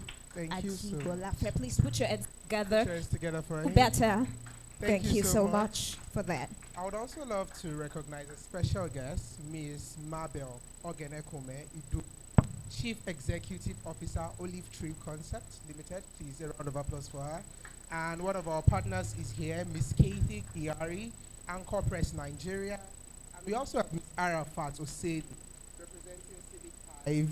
And we also have Ms. Ifeoluwa Oyebisi, Country Manager for Project 234. Please, a round of applause for them. A round of applause. All right, so I want to especially appreciate our partners, and I want you to do that. I want you to give me your round of applause because Please, without round of them, applause. we are not doing this today. Like, you don't get it. First on my list is the MRC. Ladies and gentlemen, please put your hands together for them. They've supported us, they partner with us, and it's amazing. One of our partners I'm going to be appreciating next is the GIZ. Please put your hands together for them. We appreciate your support. Thank you for partnering with us. We really do not take it for granted. Thank you so much. So right about now, we will be going directly into the goodwill messages.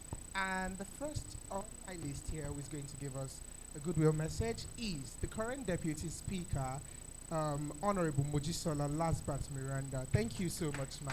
Thank you so much. Please, a round of applause. Keep clapping till Please she keep gets clapping. to the turn. Please keep Thank you clapping. so much. Thank you so much. Keep clapping. Keep clapping. Thank you. Thank you so much, Ma. Please sit down.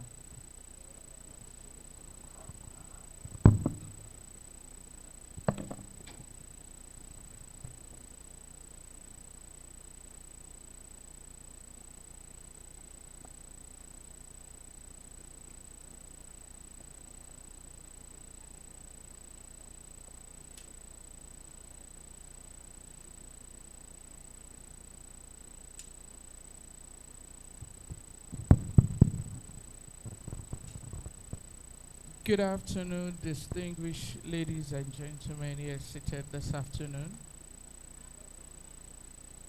Build the youth, build the youth, build the nation.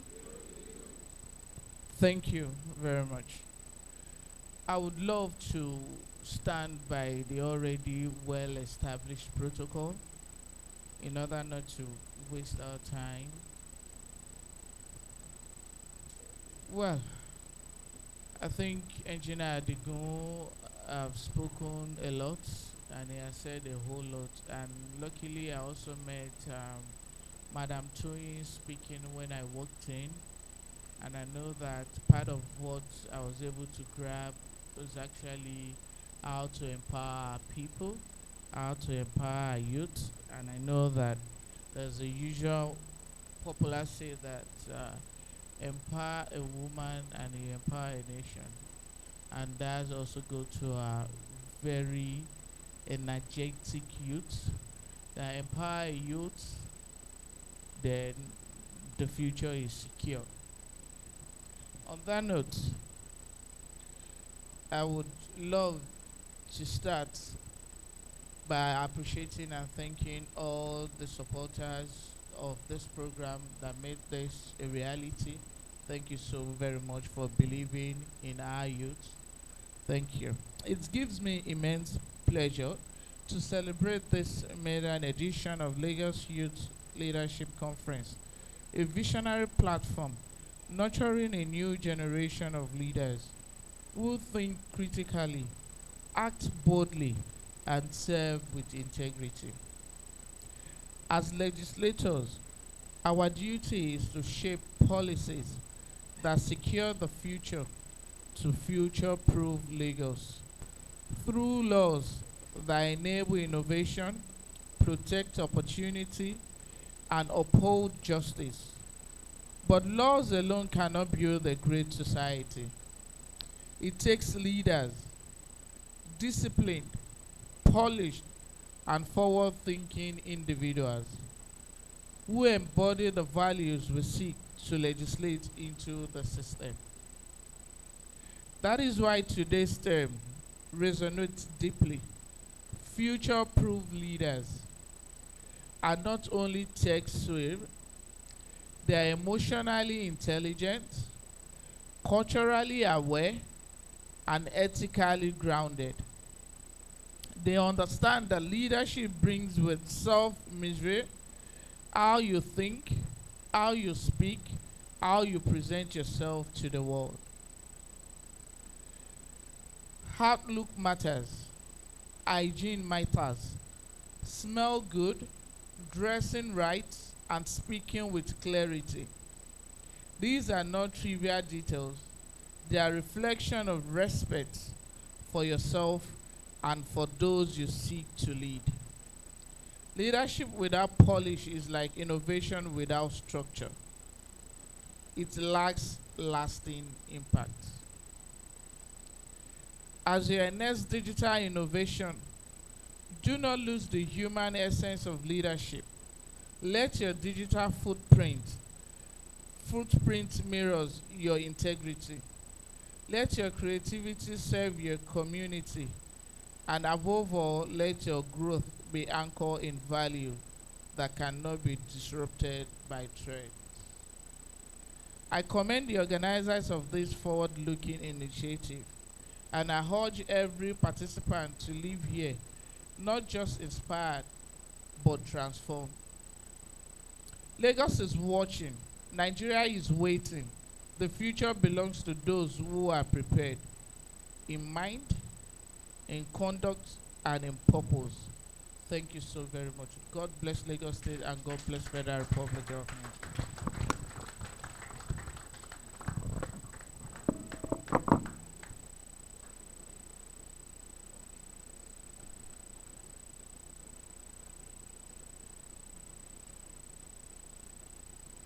Thank you so much. Thank you so much.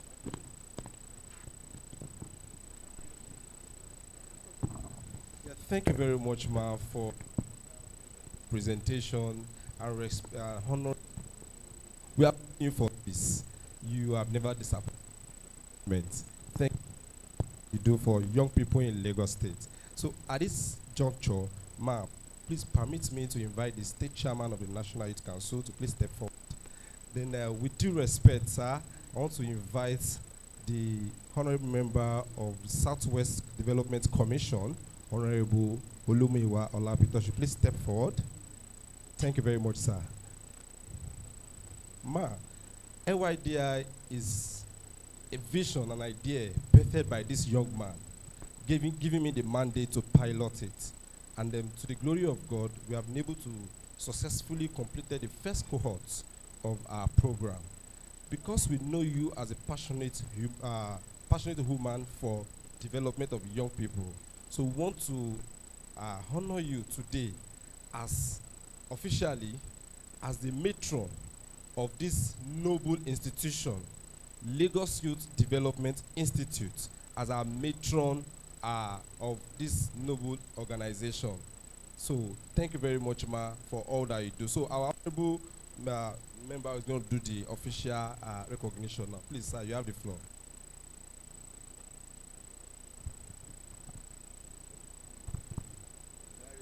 Make a speech.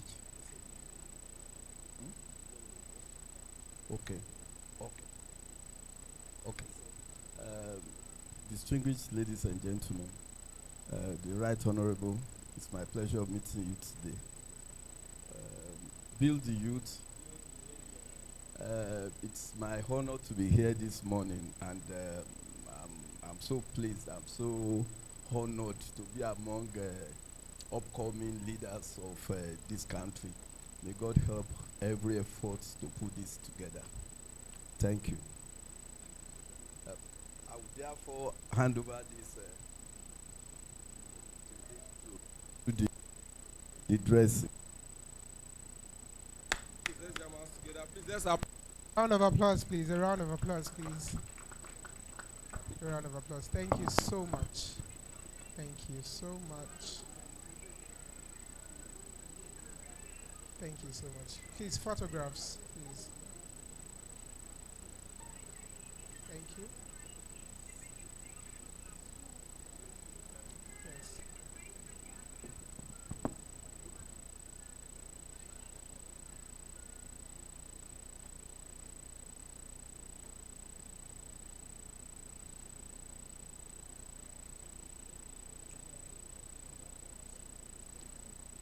Tentative? Yes. Okay.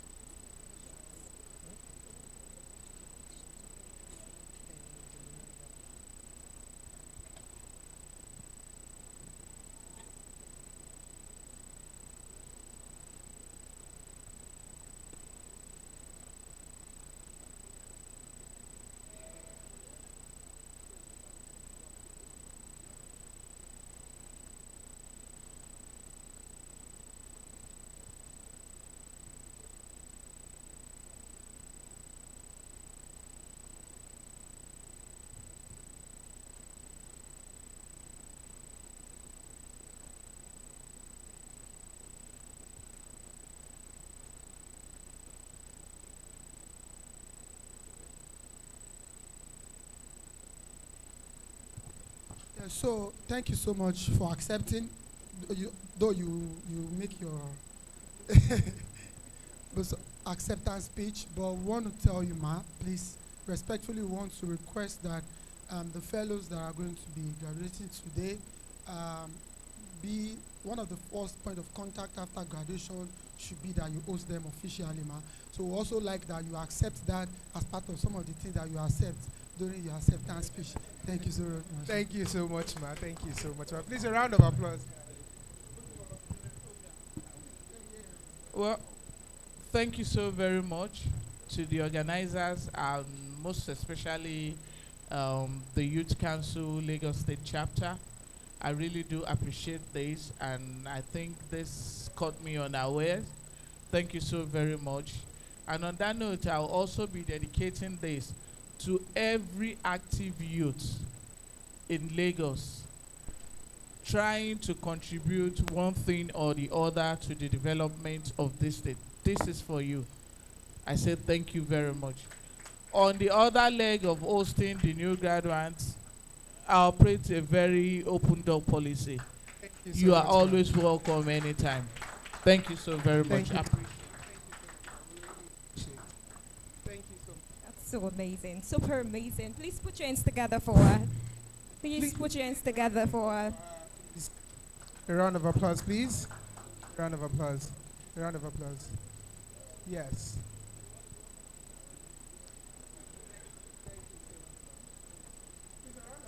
To take our leave. Of applause. Thank you so much, ma. Thank you so much. Thank you so much, ma. So she left us. Thank you so much, ma. Thank you, ma. As we heard from her, please, as Lagos contribute one thing or the other to the development of Lagos State. It is important because it's not just for the politicians, the people in the ministries to work on. It is our Lagos State. It is your Lagos State. It is everybody Lagos State. So we are all saddled with the responsibility to contribute things that will move the development of Lagos State. Thank you so much. Thank you so much. Okay. So before we go into the next goodwill messages, please, I would love to crave the indulgence of Mrs. Aisha Agbaje.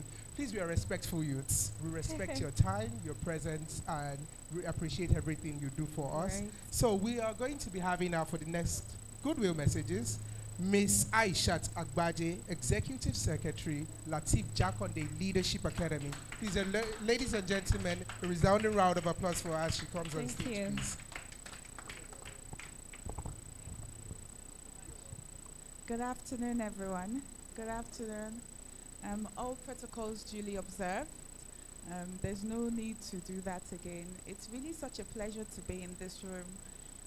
It's always, very revelating or revelatory actually to be in the room with young people.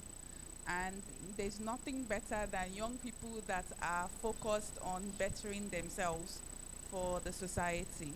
So again, thank you so much. And I think all the graduates deserve a round of applause. As a matter of fact, they deserve a standing ovation. So please, let's stand up and give them a round of applause for even doing all of everyone. Well done, been amazing. And well done for investing in yourself, right? And going through the program. I was asking the DG on the intricacies of the program, and he was sharing with me, and it's no small feat to say that you want to live beyond yourself and do for others and others in your community. So thank you. The first characteristic that I say a leader should be is selfless. So if you're selfless in your ways, then you will be a great leader. So again, thank you to organizers for inviting me, and the chairman of the NYCN Lagos chapter. I'm not sure he's here. And the DG. I'm also an executive secretary myself, so I know that the work is a lot. It's like running a school, and everybody has one need or the other, or sometimes they just never listen. Abby, so well done to him in absentia. So when I received the invitation to obviously attend this conference, I was pleasantly surprised because I am learning. I just learned about LYDI, you know, and I must say that the institution has similarities to that of the LGLA.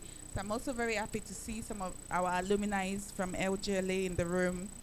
The values, the goals is actually very similar to even a new program that we're just about to start, which is the LGLA Impact Lab. So I'm very proud that we don't feel this island is not lonely for us after all, that we have people that we can collaborate with, we have partners, we have people that are doing the good work with us, and that makes it really fulfilling. Because there are sometimes when you go through life, you think you are the only one thinking through it, but it's not just you. So that's really fulfilling. And that means that we'll just get there a lot quicker. And I'm very proud of that. So I'm really glad to be hearing about the efforts so far. And this is the first one. When we did our first cohort as well, I was very nervous, the graduation. But thankfully, everyone has gone on to do fantastic things. And I know you all will go on to do even greater things. And I'm very proud of that. So I know today's theme is Futures Proof Leaders Harnessing Digital Innovation for Impact. That truly captures the heartbeat of the times that we're in. We're obviously in a fast-changing world, where innovation is no longer optional, where evolving yourself is no longer optional. It's important to be as competitive as the young people abroad, right? And why these programs are no longer optional, but something every young person must, get themselves involved in, so you are able to compete globally. So we know we are currently at that place. But technology alone does not make a leader.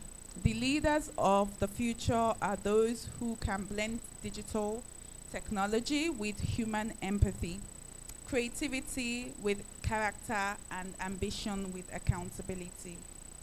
To be a future-proof leader means you are curious, means you are adaptable, you're willing to learn, because knowledge is never static. And you know that one of my favorite quotes is by, I can't recall his name, but it says that the arrogance of success is thinking what you did today is enough for tomorrow, right? So that's the arrogance of success. So leaders are not arrogant about success, right? So whether you present your ideas today or continue to refine them beyond this conference, remember that you are doing what matters.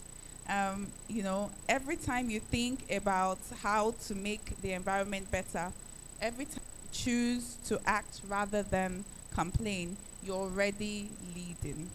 So you lead from your private quarters, you lead from your family, you lead from being firstborns, that you have siblings, you lead as little as from the home front.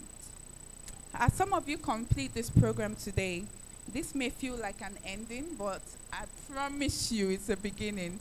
If you ask some of our alumni, they'll tell you that it's a beginning. And I think one of our alumni is a judge of the capstone today, so I'm sure he has a lot of nuggets, to share as well. So it's a beginning. The doors ahead of you are many opportunities for growth. Learning and service are everywhere. You only need the courage to walk through those doors. Institutions like Latif Jakande Leadership Academy exist to help you take that next step, to refine your leadership. So if you want to apply for Latif Jakande Leadership Academy, I'm telling you, be open to that. We are open to accepting your applications as well, right? So, it will help you to broaden your network and give you the exposure that shapes you into agents of real change. Our doors are open to young people like yourself who are hungry to make impact. And more importantly, our new project, LGLA Impact Lab, is open to young people like yourself, right? So keep stretching, keep asking questions, keep saying yes to the opportunities, right, that challenge you to rise higher. You are already proof Nigeria story can be different because you have chosen to be part of this institution, and this is the first step to so many greatness to come. As I close, I want to say a big thank you once again to LYDI and the organizers, and it's also important to say thank you to the partners. It's easier to get to where you are going with partners, and these days a lot of partners are not interested in supporting young people. So the ones that would come out to support young people, it's important to say thank you to them. So thank you to all the partners involved. You know, collaboration is key. So thank you to participants here today. The world is evolving fast, and the energy, creativity, and courage you carry is exactly what the world needs. Remember what I said. The arrogance of success is thinking what you did today is enough for tomorrow. So continue to better yourself, continue to build yourself, continue to be a leader that does not seek consensus, but seeks to make change, to impact communities, to change nations. Because it takes one person to change our country, and that one person is you. Not it can be you, the one person is you. So carry that mantle and that responsibility. Thank you.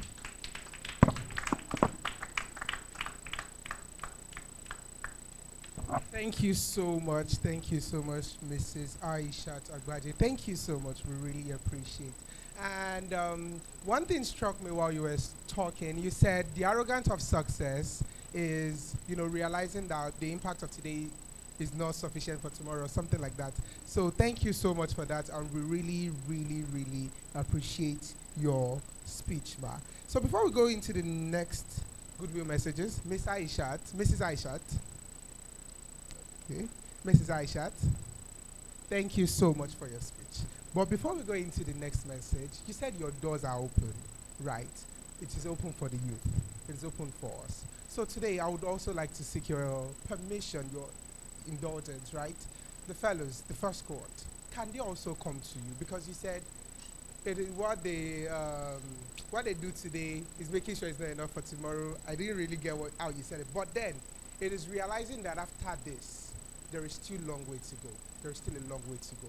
So maybe your office to show them around mentorship opportunities and things they need to know so they will be able to excel in everything they do and beyond here. Thank you so much. So do you accept our invitation?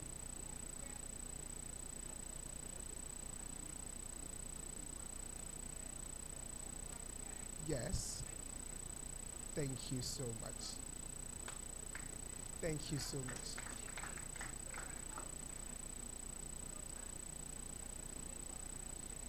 Thank you so much. Thank you so much. So oh my God, you guys are the most, you are blessed to court.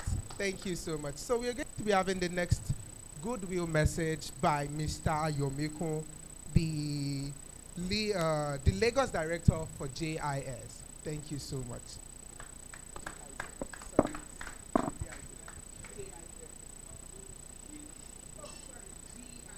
Thank you. GIZ, sorry. Good afternoon, everyone. All protocols duly observed. My name is Ayomikun Olugbode.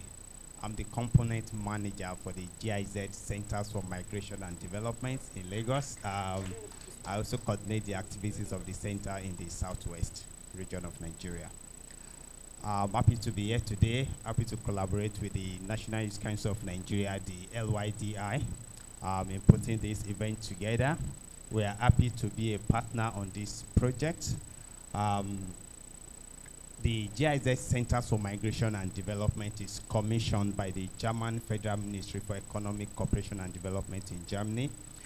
The center has been in operation since 2017, and since 2017 till date, we have supported over 400,000 Nigerians in our 3 centers in Nigeria. We have centers in Lagos, Abuja, and Benin, and our mandate is to, one, build the capacity of our partner, the Federal Ministry of Labor and Employment, specifically the Migrant Resource Center, to provide migration advice to Nigerians who want to migrate to Germany or other countries.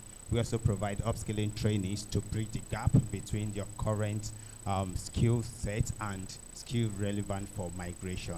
We also provide integration assistance to Nigerians who return from Germany or other countries.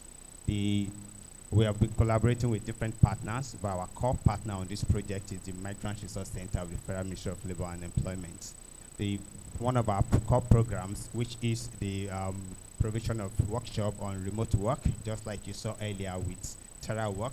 This year alone, TerraWork has provided 10 sessions of workshops to residents, young people in Lagos who are tech talents. Last year, they provided up to 10 sessions as well. So for people who are asking about how they can be a part of the mentoring session of TerraWork, such session will also continue next year. So I'm happy to tell you that there are still very huge opportunities for you to be on the program. Also for LYDI and the NYCN, we've been working with NYCN since the beginning of this year, and I'm happy to tell you that the collaboration has yielded very huge positive results through our initiative called the mobilization of public infrastructure. Because in Lagos today, one of the things we want to ensure we do and that we are doing at the moment to ensure sustainability is to collaborate with public infrastructure. If you look around Lagos, there are different public infrastructures, ICT centers, training halls that are owned by government and public institutions that are not regularly in use. One of the things we're doing now is to ensure that we collaborate with different centers, including the youth centers, to provide training facilities in all these centers. And we've been doing that in the last 4 years, collaborating with local governments and recently with the NYC, and this has also yielded positive results. So we are happy to continuously do that. And Honorable Labintonsa from the Southwest Development Commission, we will be happy to see what we can do with the commission to possibly see how we can provide support to young people across the Southwest through the Nigerian German Center. We're happy to be here today, and we just say this to beneficiaries of the LYDI, the fellows that are being inducted today, is that there are always opportunities, but most times opportunities comes as overall. Until you unveil the opportunity, you never understand or know what is deep inside. So when you see an opportunity, don't judge the opportunity from the outlook, but until you unveil it, because most times it looks like an overall. Thank you very much. Thank you so much, sir. Thank you so much, sir. We really appreciate it. Thank you so much, sir. Yes. So before we go into the next today's program, again. So I have some amazing, super amazing persons I want to recognize today. And the first on my list is Honorable Benga Abiola, aka Agbelebo, former Vice Chairman, Agege Local Government, now the present National Coordinator, Tinubu Media. Please put your hands together for him. Please put your hands together for him. Thank you so much. Thank you so much. The next person I'm going to be recognizing here is the head of MRC. Before I mention the person's name, please put your hands together. Just keep doing it. Just keep doing it. Without them, we can't have this event today. I mean, they gave us this opportunity, like our major sponsor partner. Please, I want you to just keep doing it. Just keep doing that. Don't stop, non-stop. So the person I'm calling is the representative of the MRC Federal Ministry of Labor, Mr. Emmanuel. Please put your hands together for him. Thank you so very much for that one. Thank you so much. Thank you so much. So right about now, we are just going to be having something I would call an entertainment, right? Because he's a Lagos indigen, he was a Lagos State Chief Ambassador, and he's someone who have found his craft, and right now he's using it to go global. So right now he just wants to show us, his craft, and I would love for everyone to appreciate it. Please, ladies and gentlemen, welcome Mr. Warid Abimbola.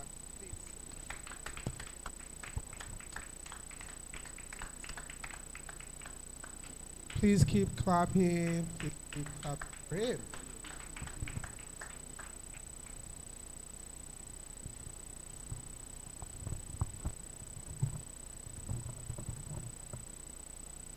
Good morning, distinguished personalities. Good afternoon, distinguished personalities. I am Abdulwaris Adebayo Abimbola. I'm a spoken word poet. Wọ́n ní Èkó ló lára, Èkó ló láṣà, Èkó ló lògbóǹtarìgì ọmọkùnrin tó rí kọjá tí gbogbo ọmọge rí tó yọwọ́ ọṣẹ́. Èkó ló lọmọge rọ̀gbọ̀dọ̀ bí ọká ẹlẹ́yinjú ẹgẹ́ onígìgísẹ̀ kóró oṣin tó rí kọjá ní kò dó ọ̀gá tí wọ́n fi dá aṣàlẹ̀ jẹ̀jẹ̀. Aṣàlẹ̀ jẹ̀jẹ̀ bí ẹni òróbìn rí. Èkó ló lórísun alagbalúgbó omi òkun tòun ọ̀sà láìgbẹ́. Lagos is our heritage, so I can bank on it. I need no alcohol to tell you Lagos is our origin. I can never depart from this path. It's already part of me. This part of the world obtains every part of my heart, including marina arteries, Eko Akete, Aromisa Legbelegbe. This is Lagos State, the city of aquatic splendor where our richness dwells in the culture we inherited from the ages as our cultural heritage. Our name speaks volumes louder than the turbulent tide of the Eko Atlantic. Aside from Eko being a social hub for Dirty December, it is also the heartland of the country's economy where we focus on the increment of Nigeria's GDP, as if to say it's not just our birthright to contribute to this country's IGR. For the rights this city was born with is too nano to be micro, so we excel softly and here in Lagos. You can never expect us to excel less, for this is the center of excellence. Distinguished listeners, today's poetry is not just an alchemy of words. It is one of the 23 psalms that sing our history of the language of poetry. So permit me to take a walk through this civil iconic. From 1979 to 83, Lateef Jakonde didn't just build houses with sticks and stones. He established an abode where Lagosians and tribes across the globe could come home.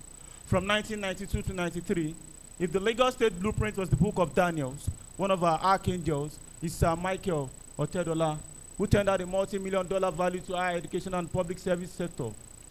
Now let's set the record. Our archives are not just filled with books and rules. It's a bureau of laudable historical policies that reinvented impactful leadership.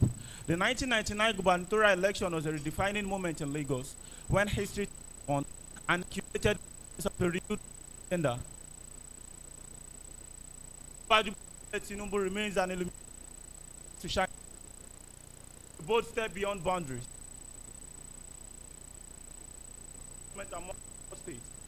2007, we ordered for a brighter, rewarding future, and Babátúndé Fáṣọlá delivered above expectations.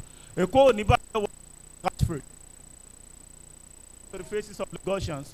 It wasn't just an elevator pitch, because it pitched our vocal cords with intrinsic excitement and extrinsic motivation to respond with Obajeti. Then, from 2015 to 2019, when the crown went back to one of the places it all began, Ekpe Alaro, Ogunmodede, ọmọ kúkúrú lọ́sàn-án agùngbọ̀rọ̀gbọ̀rọ̀ búdòrú, ọmọ afẹ́jà yan ẹja tó tún pẹja fẹ́jà jẹ, ọmọ onígi mẹ́ta kan ọ̀bẹ̀ jù, bí kan bá sowó, ìkan àyùn, ìkan aṣọ àlá.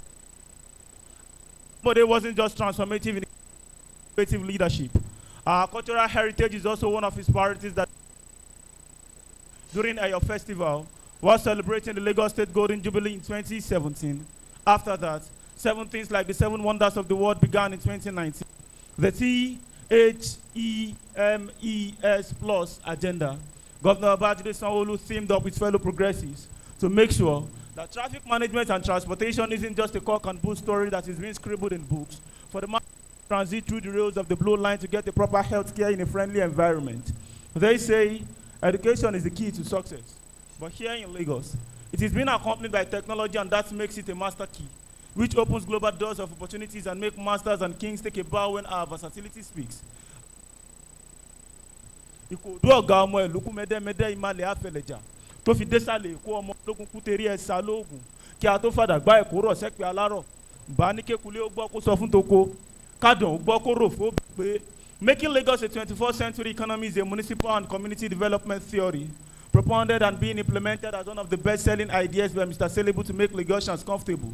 And let's not forget that entertainment took a tour through tourism passing the shores of Lekki, where we'll be having one of the country's biggest indoor arena with a 12,000 seat capacity, to the ancient city of Badagry, where our forefathers never chose to sail, but circumstances put them up for sale, and today, their footprint remains the architectural design of the cradle of Nigerian westernized civilization. By the dial of 112, it is safe to say security consciousness is a socially inclusive policy in Lagos State, irrespective of your gender or age group, for no propaganda possesses the grit to tackle the inclusivity policy. because even visually impaired could visualize this vision as a plus to our agenda. So when you are just coming to Lagos, I welcome to Lagos by saying this is Lagos State. Èkó ló ń pè bí. This is Lagos State. Èkó ló lára, Èkó ló láṣà, Èkó ló láríyá. Kí n tó yà lóde àríyá, mo ṣèbá akọ́dá, mo ṣèbá aṣẹ̀dá, mo ṣèbá olódùmarè, mo ṣèbá lọ́balọ́ba, mo ṣèbá àjòyè, mo ṣèbá akíṣìkú olórí ẹ̀yọ̀, mo ṣèbá olórí ẹ̀yọ̀, akíṣìkú gbogbo olú Èkó. Mo fẹ́ ikú dànù, mo fẹ́ àrùn dànù, mo fẹ́ àṣẹ àtowó àtọmọ kó máa bá wa yí àgbó wa gbó, èyí àtọ́ wa tọ́, èyí àpò àpẹ́ǹpẹ́pẹ́ dolókun, àmọ́lọ́wọ́, àmọ́lẹ́sẹ̀, àmọ́ tìmọ̀tìmọ̀, tìmọ̀tìmọ̀ lè tí mọ́rí, tìmọ̀tìmọ̀ lálámọ̀kámọ́, ojú ẹ̀ máa ṣẹ́gi òréré, àfùnjà alágẹmọ òwe máa ṣẹ́gi dá, ọmúwé máa ṣí lọ láyà obìnrin dùgbẹ́dùgbẹ́, inú oko ti kún, ilẹ̀ ń tẹ̀pà, lè sì máa bá àlùkèrè ṣe dùlẹ̀ bá rẹ̀, àtàwọ̀ àtọ̀gbẹ̀rì, wọn akọ lálálá lóde tó ṣùgbọ́ bí àwọ̀ bá yọjú, ọ̀gbẹ̀rì máa kọ́gbẹ̀rì lẹ́sẹ̀, ìmẹ̀sì kọ́lé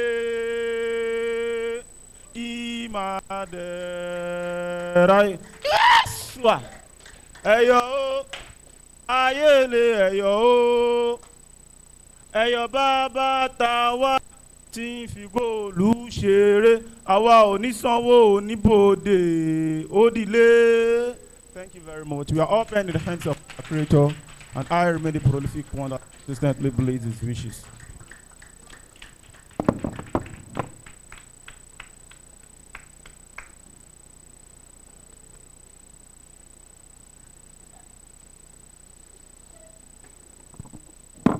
Thank you so much, Abdulwaris. Thank you so much. Was that refreshing? How does that feel?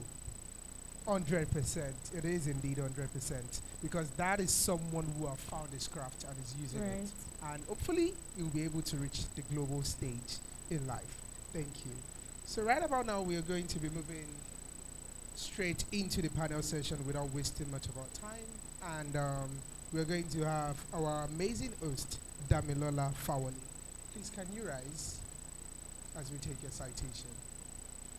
They are going to bring the chair in. We're going to bring the chair in a few minutes. Sorry, the chair for the panel session, please.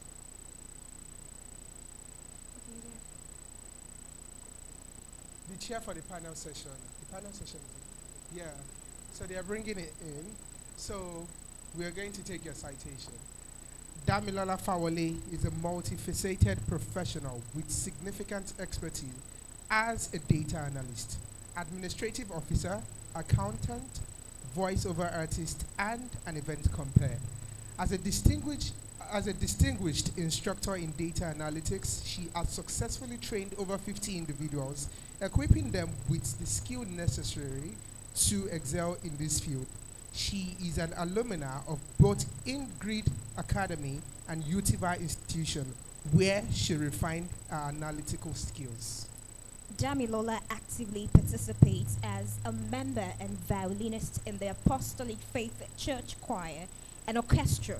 A commitment to youth development through music is evident, as she has trained over 60 teenagers since 2021 for an annual praise night event, effectively fostering music excellence and community engagement.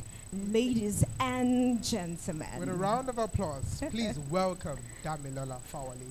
Please, kindly let's have you.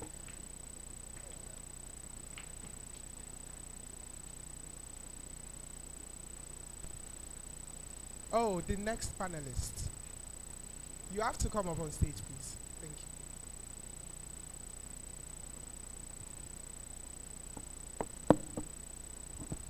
Distinguished youth, visionary leaders, ladies and gentlemen, you're welcome once again. We're having amazing panelists as we dive into the question and the theme of today.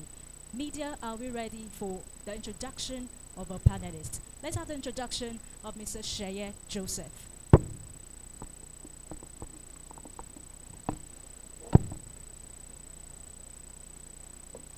And CEO of Enterprise CEO Media Company, a leading enterprise media platform dedicated to amplifying ideas and innovations that empower business executives, entrepreneurs, and thought leaders to achieve extraordinary business and career growth.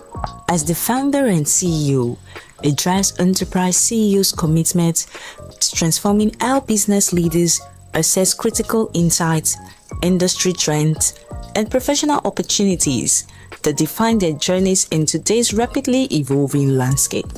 With a deep passion for business journalism and media innovation, Shaya has been instrumental in positioning Enterprise CEO as a trusted source of dynamic, forward-thinking content that helps leaders navigate change, spark innovation, and accelerate growth. Through Enterprise CEO, it bridges the gap between traditional corporate narratives and emerging trends, offering bold, future-focused perspectives that inspire leadership excellence and entrepreneurial success. Before founding Enterprise CEO, he built an impressive career across journalism and public relations, gaining invaluable experience with major news organizations and tech-focused PR firms. His background spans key roles in content development, strategic communications, media relations, and executive thought leadership, earning his expertise in storytelling, brand positioning, and industry engagement. Shaya's career reflects a deep belief in the power of media to drive transformation, influence decision-making, and unlock new possibilities for business and leaders alike. His leadership at Enterprise CEO is not just about reporting the news. It is about shaping the future of business media through creative storytelling, strategic insights, and an unwavering commitment to help executives and entrepreneurs thrive. Distinguished ladies and gentlemen, with a resounding applause, let's make welcome Cheye Joseph. Thank you so much. Thank you so much. Thank you so much. So we are going to be having our next panelist citation, Mr. Victor Okegu. His citation from Mr. Victor. Also known as Trent Okuli, is a respected crypto analyst and P2P trading strategist. Since buying his first Bitcoin in 2017, he has executed over 5,000 successful trades and mentored more than 50 traders to build profitable portfolios. Victor is a creator of the Okuli method, a structured trading framework that blends data-driven analysis, risk management, and long-term growth. Renowned for his integrity and precision, is helping traders transform crypto from guesswork into predictable income. Beyond trading, Victor advocates for blockchain education and responsible digital finance, empowering people to achieve lasting success through knowledge, structure, and discipline.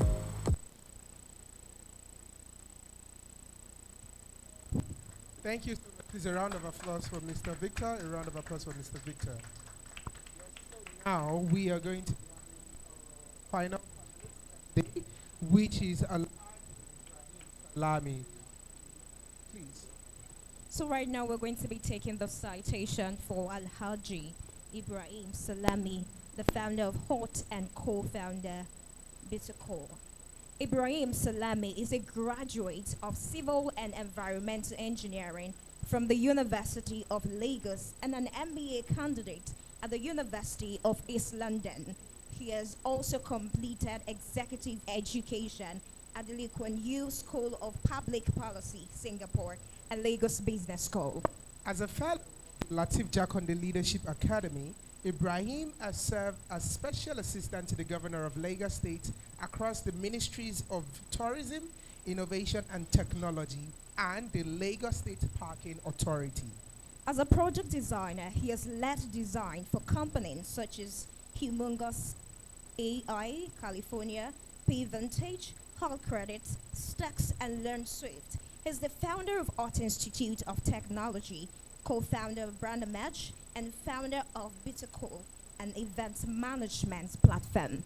Ibrahim also co-convenes the Muslim Tech Expo, Nigeria's largest Muslim tech event, and he is part of the organizing team for the Eat Fest Lagos. He is passionate about impact, innovation, and changing narrative. Ladies and gentlemen, with a resounding round of applause, please welcome the Ibrahim. Ibrahim Salami. Thank you so much. Please a round of applause, please.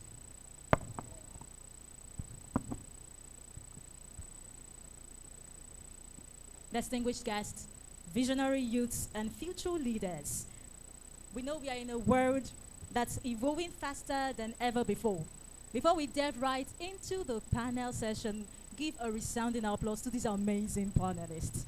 You're welcome. We want to quickly do something, an icebreaker. We have the word Lagos, Lagos. I would ask each of the panelists what each of those words letters mean to them. Dear panelists, are we ready? Why do I have to be the first person? I'll start with myself. We'll take it round. I'll take A-L. You take A. Mr. Victor takes G. Mr. Shaya takes O. And yes, exactly.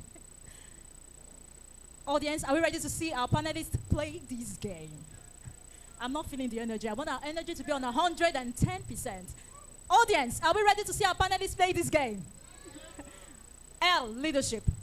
A, audacious.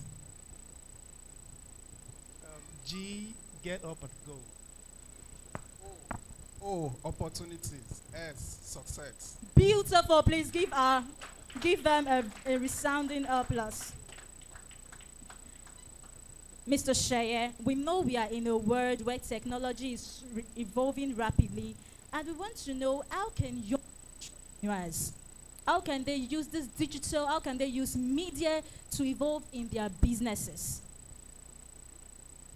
And I'm going to ask again, why me?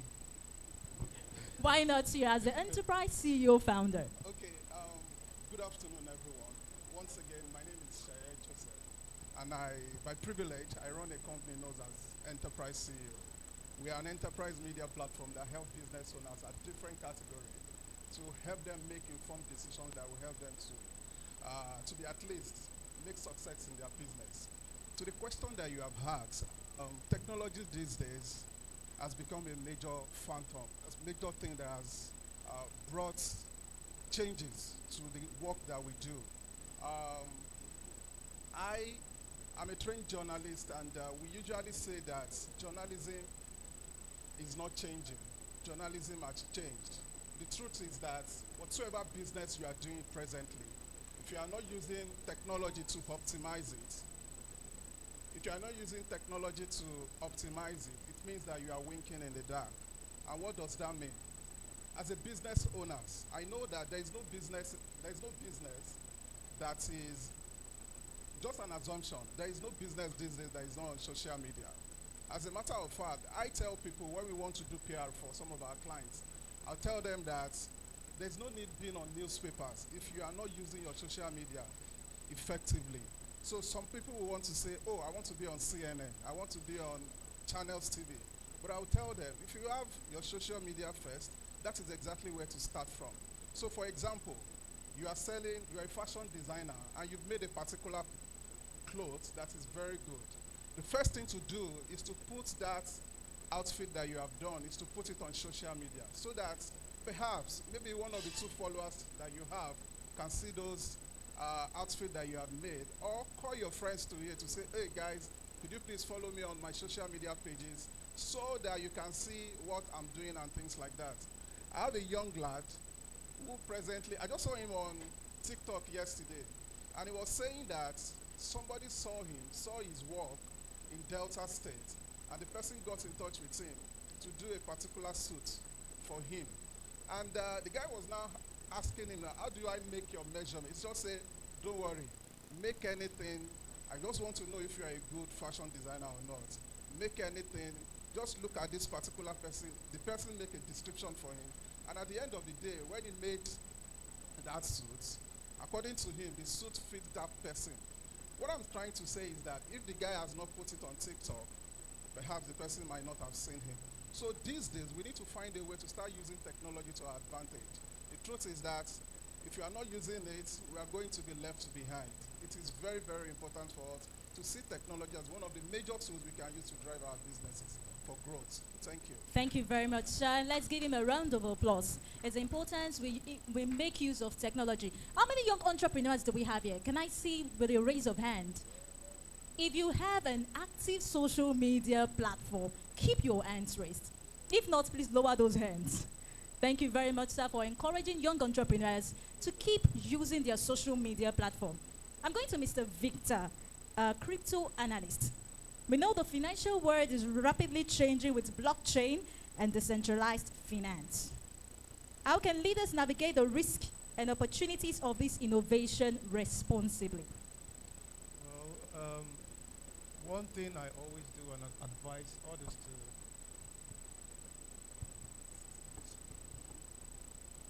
one thing I always do that has put me forward out there is having a strategy. Know when to buy and know when to sell. And how do you know this? It's by having a good crypto signal. There are lots of apps there, so just find one that can work with you and you can understand properly. Know what you're doing.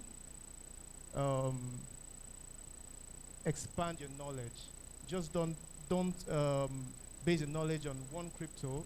Have vast knowledge on the blockchain and cryptocurrency in general. Don't be greedy. I always advise my students not to be greedy. Honesty plays a lot in this digital currency system now. Honesty, you go to different platforms and you see people, other traders not being honest. That's why most people fall into this quick scheme, get rich, invest low, pull out high, other things. So they fall because of their greed and not knowing much about cryptocurrency. They are always in this pitfall. So be honest, know your strategy, have a good platform where you can trade. That way you sweep 80% of the risks under the rug. Thank you very much, Mr. Victor. Let's give Mr. Victor a resounding applause. My question to Alhaji Salami, a fellow of the Lagos State Latif Jakondia. Thank you very much. We know lifelong learning is essential in a digital era where skills quickly become outdated. How can leaders encourage a mindset of continuous learning in their teams and communities? I want to take a step backward, right, to understand exactly what technology is. I think when we have that understanding, we'll be able to essentially know how to utilize it. So technology basically is the application of knowledge, right, to solve our problems and make our lives a whole lot easier. And I'll give you a very good example. At some point in time, when you want to make fire, right, let's say in the old ages, you have to take 2 stones or 2 rocks together, strike them together to get fire, right? Yes or yes? At some point, you started using matches. Yes or yes? And at some point, you started using what? Lighter. Abi now?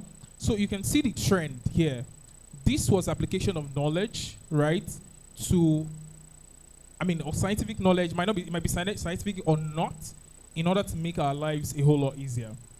Now, for us, it is important for us to understand that the world is rapidly changing.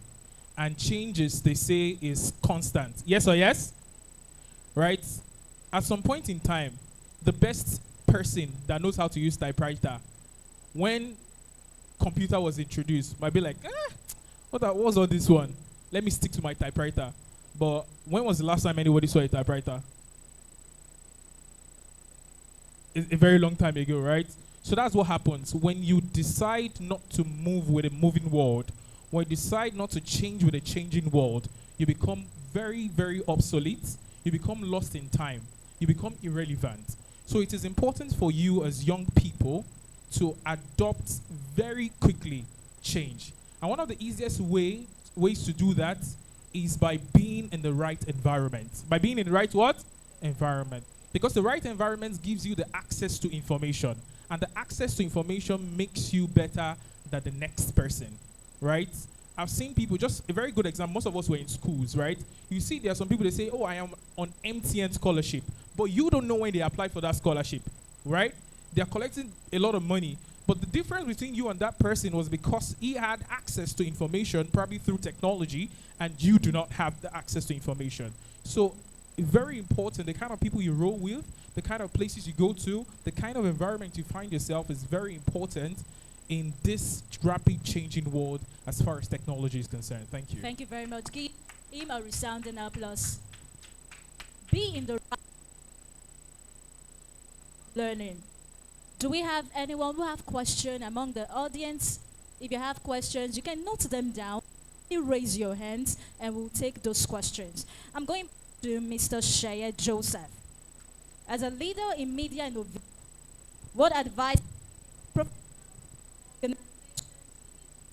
digital brand that truly reflects impact, not just ability? Okay, thank you very much. I would like to say that most people, when they want to build their business, the first thing they seek is visibility. And I'll say that please don't seek visibility. Visibility is important, but value is more important. For example, if you are starting a business, and the reason for starting that business is primarily to say that I want to show my friend, I want people to know that I'm now doing business. As a matter of fact, that mindset is very, very wrong. So if you want to build a particular brand for your kind of business, for whatsoever business that you're doing, what you need to do, number one, is to understand the value that you want to offer to people. Number one, know that, oh, this business that I'm starting, I want to help people to get this value. Do we understand? So visibility in a way is also like a combat. If you do your work very well, there are times that, as a matter of fact, there are times that we've done businesses for clients that we don't even know at all. Let me give you an example. Somebody have been seeing our work on LinkedIn, and he has given a job to someone who did not do that job very well. But he now told that person, see guy, I did not like this job that you do, but there is one organization I've been seeing on LinkedIn. Could you please check them out? That was just referral and based on the good things that we are doing. So the person came to our office. As a matter of fact, we did that job fantastically well, and everything went very fast. So I'm saying that please don't seek visibility, seek value. After that, what you now need to do is to find a way to say that, let me now write my core values. Core value are a set of rules that guide what you are doing in your organization. Number one, you must also have a vision. You must have vision, you must have mission, you must have core value. Don't just start business like a typical market in Ojuoye. Please, the reason why we've been trained as we are here is for us to do things in a better way. So if you are starting business, you want to build a brand, please, it is not just what you can say that let me just jump into it. Sit down, make research. What are the things that I want to offer? Who are the people that I want to address and things like that. So it's very, very important to understand that visibility is not as important as offering value. Thank you. Thank you very much. Give him a resounding applause. That applause was too low. Thank you. I'm going to be directing my next question. How do you see digital currency and blockchain shaping leadership and economic inclusion across Africa in the next decade? The next decade, rather. I remember back in 2020 when I told a friend, then I think Bitcoin was November, Bitcoin was around 19,000 per Bitcoin for 1 unit. I told him, hey, join me, let's invest in this. He said, oh no, Bitcoin, I've heard too much stories, there are rigs, there are this. I said, oh, okay. One thing you can't force knowledge on someone. The person has to be open to it. So fast forward down to 2025, Bitcoin has um, been massive. It has skyrocketed, and in Nigeria alone, I think about 50 billion has been traded um, 20 from 2024 to the 2025. So that's a lot. That's a lot. So now, our government can implement this. Bitcoin has a transaction is always traceable. You have, if I send a Bitcoin to you, the trail cannot be deleted because it is out there. I can go and check if I have your address. I can go and I check if you've received it or not. You can't tell me that, oh, I've not received it or whatever. Understand? So our government can use this because it is so transparent. It also invites more people into the economy because I was excited when I got my first. I know the joy having my first Bitcoin and seeing it grow. That excitement, youth would want that. They would really, really cherish that feeling. So our government can also use this to empower the youth and also give small businesses loans and just bring people together, educate them on the risks, the do's, the don'ts of it, and I believe our youth will really, really benefit from it. Thank you very much. Can we give him a resounding applause? Dear youth, it's important for you to learn if you want to go into blockchain and cryptocurrency. Do we have anyone who have questions? Audience, do we have any question? No question. Alhaji, okay, we'll take that question. Noted. Alhaji, how can policymakers and organizations collaborate to ensure that adult education and professional development programs remain relevant in a technology-driven future? I think the first thing for policymakers, right? Have a bit of grasp of policy making. I went to Lee Kuan Yew School of Public Policy in Singapore, and trickling down the system of government over there. First thing is for the policymakers to look out clearly for the people, because behind every policy, it should be the people, right? So the question now, what exactly is this project, or what exactly is technology going to do for the citizens of Nigeria? What's it going to do for the people of this country? As simple as saying, oh, let us develop a carry card that would be used for transportation across the entire state is a policy, right? A policy is like a law, because can anyone enter like those metro trains without a carry card? No, right? So, but then you see that is integrating technology into policy. So, another thing that they can do, I think is very important, is education or technology is concerned. I'll give you a very good example. Far back in 2020, 2021, when COVID was at its peak, and at some point between that time, there was the cash policy, right? When you go to a SME, like a MSME, like a medium small scale business or enterprise, to say, oh, I want to buy something, but I want to make a transfer. What would they say yes or no to your request? Abi now, Oloba Yakamoru. Say, Yakamoru, I want to buy biscuit, 20 naira. Can I make a transfer? She just look at it like, oh, darn on you, boy. Right? But then, fast forward to now. In fact, if you want to pump your tire, Voganizer has an OP. Iyalata has OP.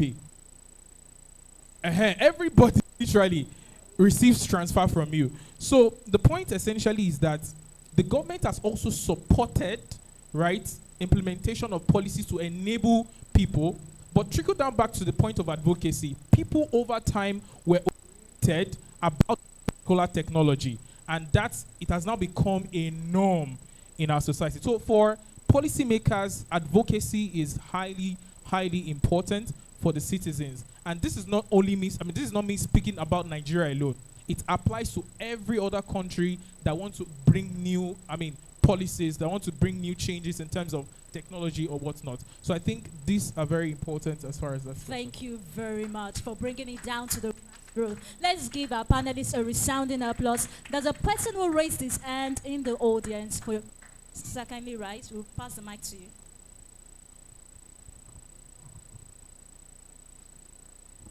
Good morning. Is it morning or afternoon? Okay, good afternoon, everyone. Good afternoon to the panel. Yes, straight to the question. It's with regards to crypto. There is a characteristics. It is volatile. The smallest commodity I have here is a bottled water. I could say if I start up a business and it is a bottled water business, I can track the growth. I can know what my profit margin will be over a period of time, depending on the demand. When it comes to crypto, most persons are skeptical because you can't track and follow up, for which all of a sudden, if there is a market trend, you have the possibility of making a humongous loss. How do you bridge this barrier of volatility alongside an asset that is concrete and you can follow up? Thank you. Well, with crypto, you can actually track it. That's why I mentioned earlier having a good crypto signal. First, you need to have a good work rate. You get a good crypto signal, of course. Most of them out there are expensive. They offer probably a year. The one I use mostly is Hold, HODL, and I also have other communities I am in. So all these things help me track the market, know when the market is going up, and know when the market is coming down. So that way it reduces most of the risks in crypto in trading. Like recently, the crypto fell, Bitcoin fell, the market in general fell, and many people lost. But because I was quick to it, the signal I used, I was informed. I think 4 hours or 5 hours earlier before the market crashed. And I also have other people too that I get information from. That's why I said be in a good community. As much as you're following your musicians, following your actors and all that, follow investors, crypto investors, stock investors, and so to help build a portfolio and gain knowledge. So all these things help you, minimizes the risks a lot, and helps you to track what you're doing and also increase your profits. Thank you very much. A closing question to all our panelists.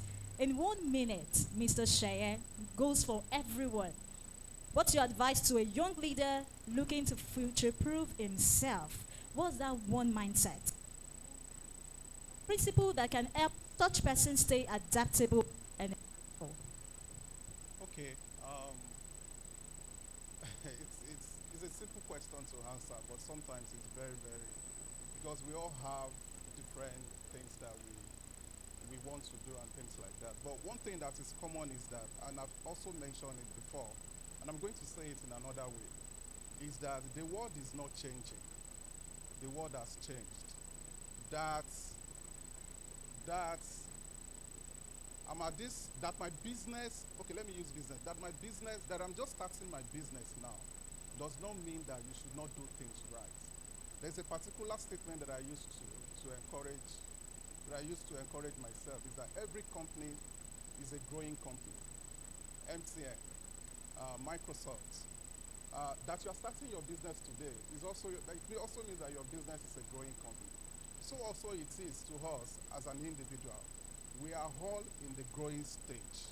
The person that is the president of Nigeria today, maybe when he finishes, he may still be looking to it to say, oh, can I go to UN? Can I be this? Can I be that? So there is no point in our life should we be less productive, even at 100. And I'm going to give another example of what happened in the Bible when Jesus Christ cursed the fig tree. Bible puts it that it was not that. Bible puts it that that was not the appropriate time that tree comes out with its fruits. But the question that came to my mind was that why did Jesus Christ curse that fig tree? And the answer that came to my mind was that at no point in our life should we be less productive. That we are in holiday, that we are busy, that we are doing this, does not mean that we should not do anything. Do we understand? Thank you very much. Victor, the question again, what's your advice to young leaders looking forward to future-proof themselves? One mindset, one habit, or principle that can help them stay adaptable and impactful. Have a good work rate, acquire wisdom, because knowledge is priceless, and get up and go. Get up and go. Thank you very much. Laji Salami. Everybody, firstly, I want you to say OYO. Say it. Fantastic. You are on your own. That's the first thing you have to understand. No one is going to change your situation but you. Reminds me, just like my brother said, that there's a verse in the Quran that says that God will not change the condition of a set of people except they change it for themselves. And if you look at the mirror, who do you see? Yourself. Or you see me for there? That's one. Two is that dream big. Dream what? Big. See, the efforts that somebody is using to organize Carnival in Isaleko is the same similar efforts that somebody is using to organize an event or a concert at O2 Arena. But the difference here is the dream that they have, right? Another thing is, I'm sorry, I like when I'm in young people's space, I like to share my thoughts. Number next is that do it afraid, because behind that fear, do it afraid because behind that action they are going to take is the end of fear. Is the end of what? Fear. You will always be afraid. You will always be afraid. Fear is normal. But the most important thing is for you to do it afraid. And the last thing I want to say, because of my background, I grew up in Agege, right? I come from a very humble background. My parents are not, rich or all. But something I've learned is that you should not let your background determine where you're going to be. Because most times, these barriers are like imaginary. And I'll give you a very good example of this. When ShopRite first came to Nigeria, right? Some people will say, mi ole lo supermarket o, awon olowo lo wa lobe. Meaning, only rich people go to the supermarket. Have you heard that before? But to be very honest, has there been anybody that said no one can enter the supermarket? No. It means that barrier is in the what? In the mind. And the most interesting part about it is that things in the supermarket are way cheaper than inside the what? Market. And I'm very serious about that. Or you want to go to Radisson Blue, be like, imi ole wa Radisson Blue, awon lowo nikan lo ma wa be. Whereas you can just go and enter. Do not place barriers in your mind. You can achieve whatever you want to achieve and become the best version of yourself. I want you to look at your neighbor and say, neighbor. Say, neighbor. Be the best version of yourself. All right, thank you very much. Thank you very much to all our panelists. That applause is so low. Kindly increase the volume of the applause. Thank you very much. And we've come to the end. So much. Please, can we have the photograph session? Please, photographers. Please. The photographers, yes, please. Yeah, thank you so much. That panel session was very amazing. It was educative. It was all we needed, right? It was everything we needed. Thank you so much for that amazing speech. Thank you so much. Now, thank you so much. Thank you.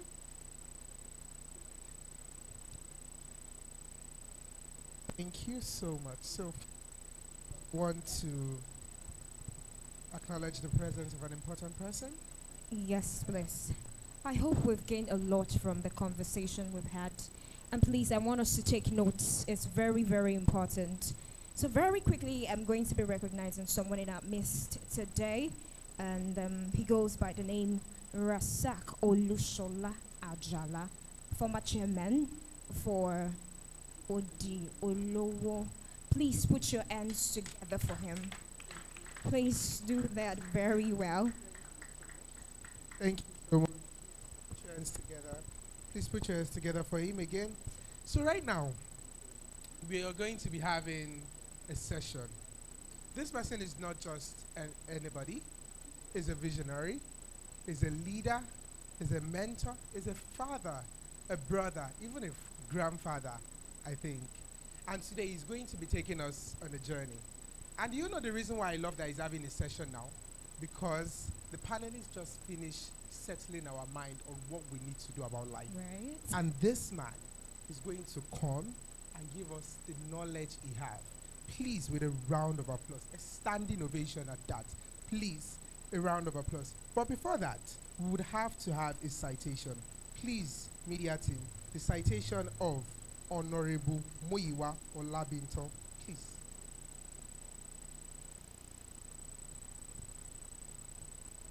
Media team. Okay.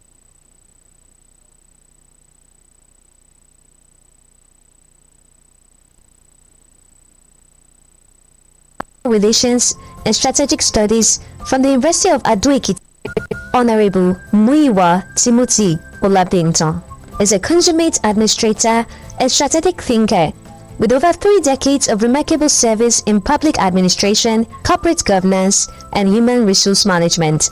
He is a graduate of the University of Ibadan, where he earned a Bachelor of Science degree in Sociology and holds 2 master's degrees, one in International Relations and Strategic Studies from the University of Ado-Ekiti and another in Personnel Psychology from the Lagos State University. Mr. Olabinta began his illustrious career with the National Electric Power Authority, later known as the Power Holding Company of Nigeria, PHCN, where he rose through the ranks to become the General Manager Administration. His leadership extended to international projects as the Assistant Coordinator for Internal Reform and Administration on the World Bank and PHCN Transmission Development Project, where he helped drive reform, restructuring, and capacity building within Nigeria's power sector. Today, he serves as the Chief Executive Officer of Tintam Ventures Limited, a multidisciplinary company providing management consultancy, human resource services, logistics, and agricultural solutions to both government and private clients. Mr. Olabinton's passion for governance and national development also extends into public service. He was the 2015 APC candidate for the Oshodi Isolo Federal Constituency 1 and continues to play a strategic role within the leadership structure of the APC in Lagos State.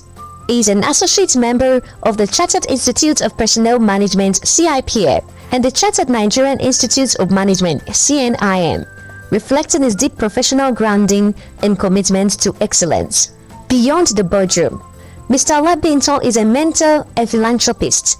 He founded the Continuing Education Learning Initiative, a free summer coaching program designed to support secondary school students in Oshodi and surrounding communities. A devoted Christian, he serves faithfully within the Mountain of Fire and Miracles Ministry and the All Saints Anglican Church, and is a proud patron of the Boys Brigade Nigeria.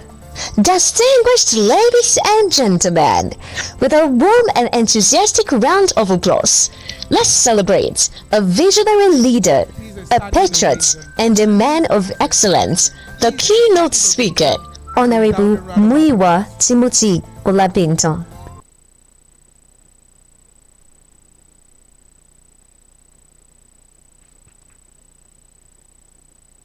Please.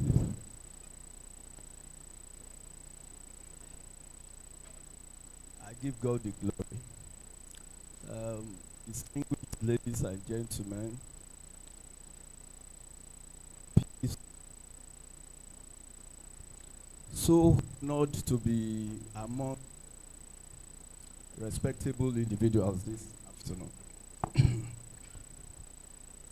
I wouldn't mind that my time has been taken, and I've been endowed richly here today, because I know any engagement with the youth, you have to learn. You have to be calm, and you have to, at times, go out of your way to really learn from them. Thank you for the organizers of this youth initiative.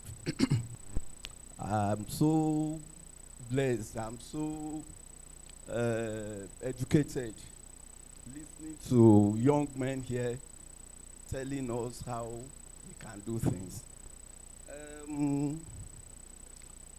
You have acquired technological senses that are not available during our own time. Having left the university over 30 years ago, because I know if we are so opportune to have access to internet during our own days in the university, I know I would have done better. So anyway, you have tried, you have done so well, you have acquired knowledge, skills that are suitable for what market demands. And what market demands is what you have already. You are knowledgeable in digital technology. It's okay. You can do anything with it. And I will start by referring to what the lady that Terra Walker, that lady that spoke from Terra Walker. She was talking about soft skills. But I will add the third part of it. And that is why I deliberately stayed to this time to pass this message. That is the moral skills. You see, whatever you do, however knowledgeable you are, if you lack moral ethos, if you don't know how to relate responsibly, if you don't show love, if you are not honest, you can't go far.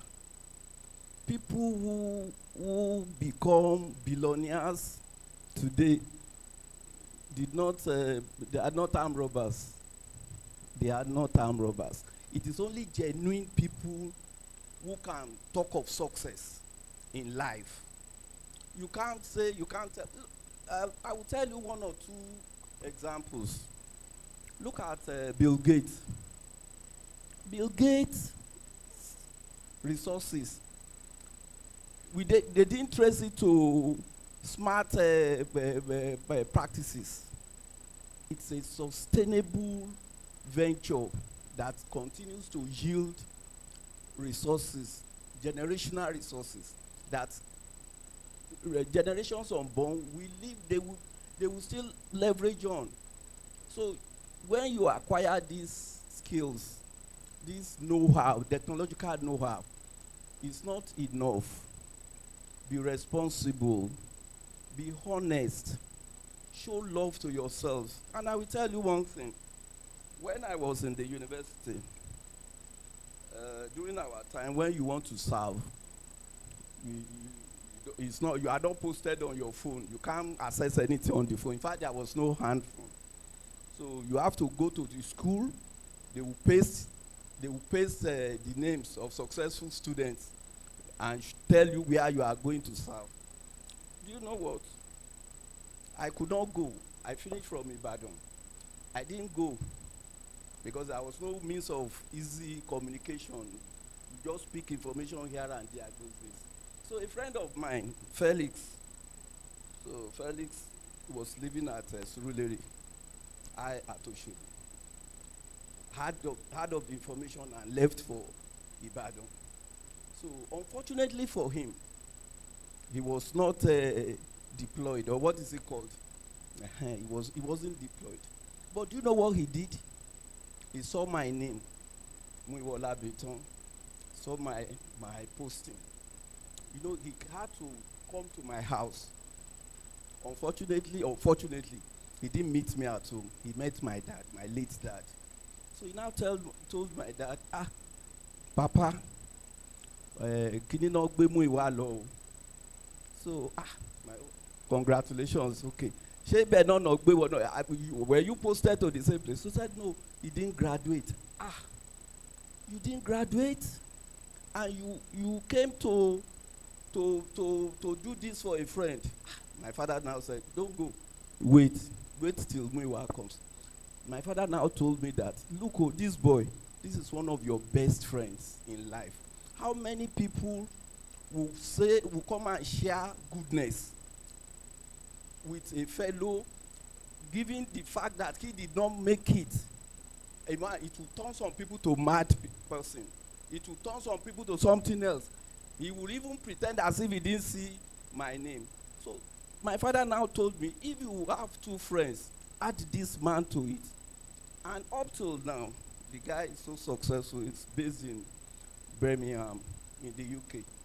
He's been doing fun. In fact, he didn't take the what do I call it? It's not failure. That failure at that time was as a result of anything can happen. If you do that, he eventually made even 2-1, but he didn't graduate when he was supposed to graduate. That was his problem. But he took it in good faith. So whatever happens as a young man to you, take it in good faith. Don't say because Ademosu has earned 6 digits or 7 digits salary, because that is what motivates the youth now. Ademosu is earning 7 digits. I can't work with I want to leave my work. No, your own will come. Be dedicated to your work, be committed. It will come. It will easily come. And let me tell you, we are in different epoch. This epoch we are now, this is the epoch where you use skills and brain, and you really need to be resourceful. If you are doing anything that cannot be advertised on the internet, you have not started. If you are a professional, if you are anything, if you are not on that internet, you have not started. I can't bid for any work again. As I am, let me acquire 3 PhDs. I cannot bid for any work because of my age. So what I'm saying now, in essence, is that as you gather these skills, try and be very, very honest with yourself. And look at what we have done with this technological innovation. I don't know if anyone has noticed what we have done with revenue in this country. If not for people who are in saddle now, that they have deployed technological know-how, how do will salaries be paid in government sections? Leave private, but government offices, if they have not sat down and deploy technological skills, fintech, and other financial platforms, look at how our revenue is increased, even to the extent that the oil revenue is doing better than non-oil revenue, rather, is even doing better than oil revenue. It's a lot of milestone for this country. And look at the tax reform. If you are earning less than ₦1 million, you don't need to pay tax in Nigeria again. It's a work of research. And if they didn't research through how do they research? Is it not through through your platforms, all these digital methods. So we are relying on you. We are relying on our youth. Do you know, let me tell you, and let me round up, don't let me elaborate you. As a member of Southwest Development Commission, do you know that what we are planning to do was what Awolowo thought of in 1952? Imagine if Awolowo had the opportunity of technological advantage. Railway that Awolowo and his team that they thought of in the Southwest is what we are now planning to do. So we have a lot, we relied on you because in the ancient times, they relied on youth for brawn, power, force. But now, you deploy your know-how, and your know-how will help this country to move forward. And you will achieve better. And God will help everybody in this room and beyond to achieve our aims. So I have gone on that. I've tried on that, and the moral ethics, please, it cuts across. It's not only Omoluabi alone. You can be Hausa, you can be Igbo, Yoruba. Please, let us, with these technical skills that we have, let us merge it with moral skills. It helps. It builds relationship. It builds the nation. Good friendliness, responsibility, honesty, and what have you. Just put it, just make it at the back of your mind that I will do something that will not hurt my neighbor. So with that, we are good to go. Thank you for taking my time.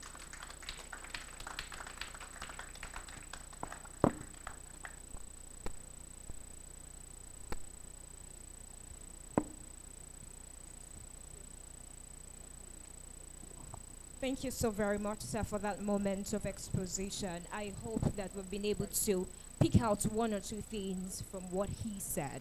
And I would really emphasize the importance of journaling. You know, everything that we have said here today, you might not be able to, carry everything at heart. But one thing would help you. Just a sentence will go a long way. So I need you to practice journaling.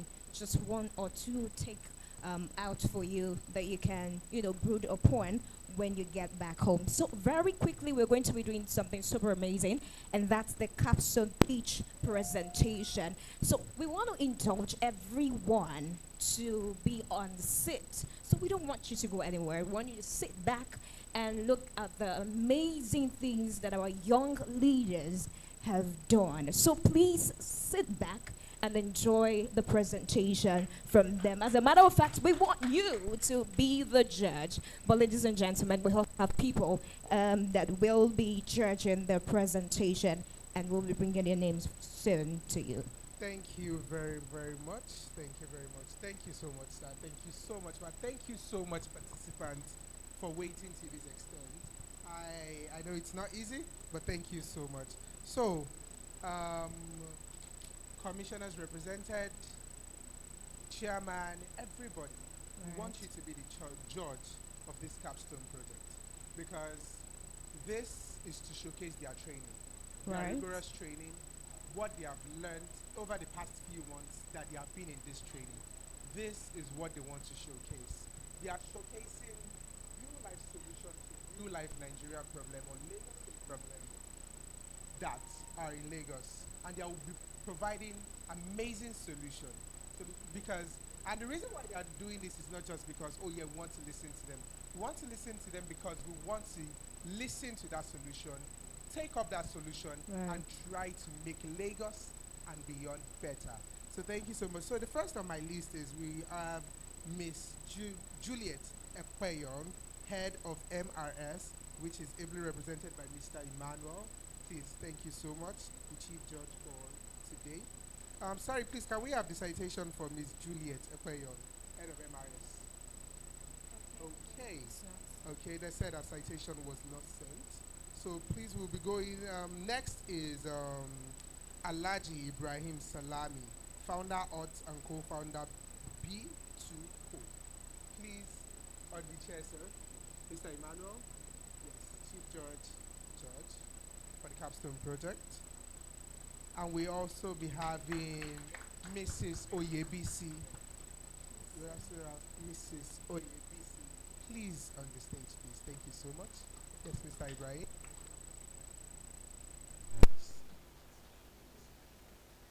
You'll be displaying it on the screen. Okay, so. Okay. Okay, Then thank that's you. fine. Then thank you so much. That is amazing. Okay, so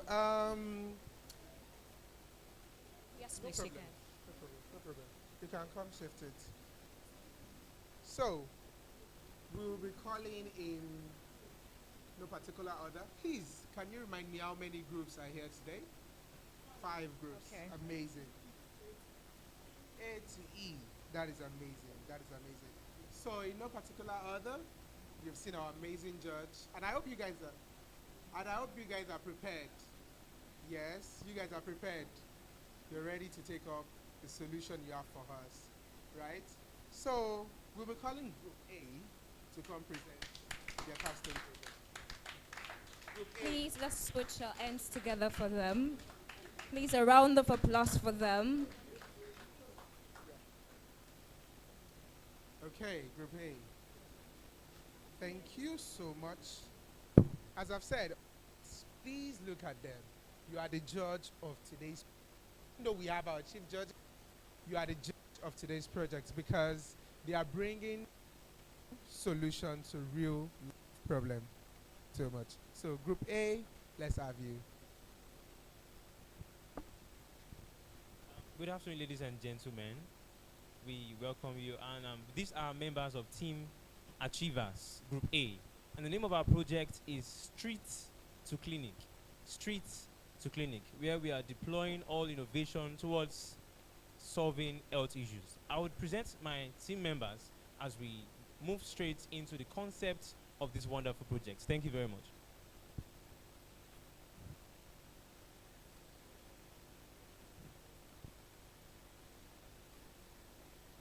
Okay, in Konu community 2 weeks ago, a woman named Mama Risi. So Madam Risi has an attack in the middle of the night, and it was a severe attack.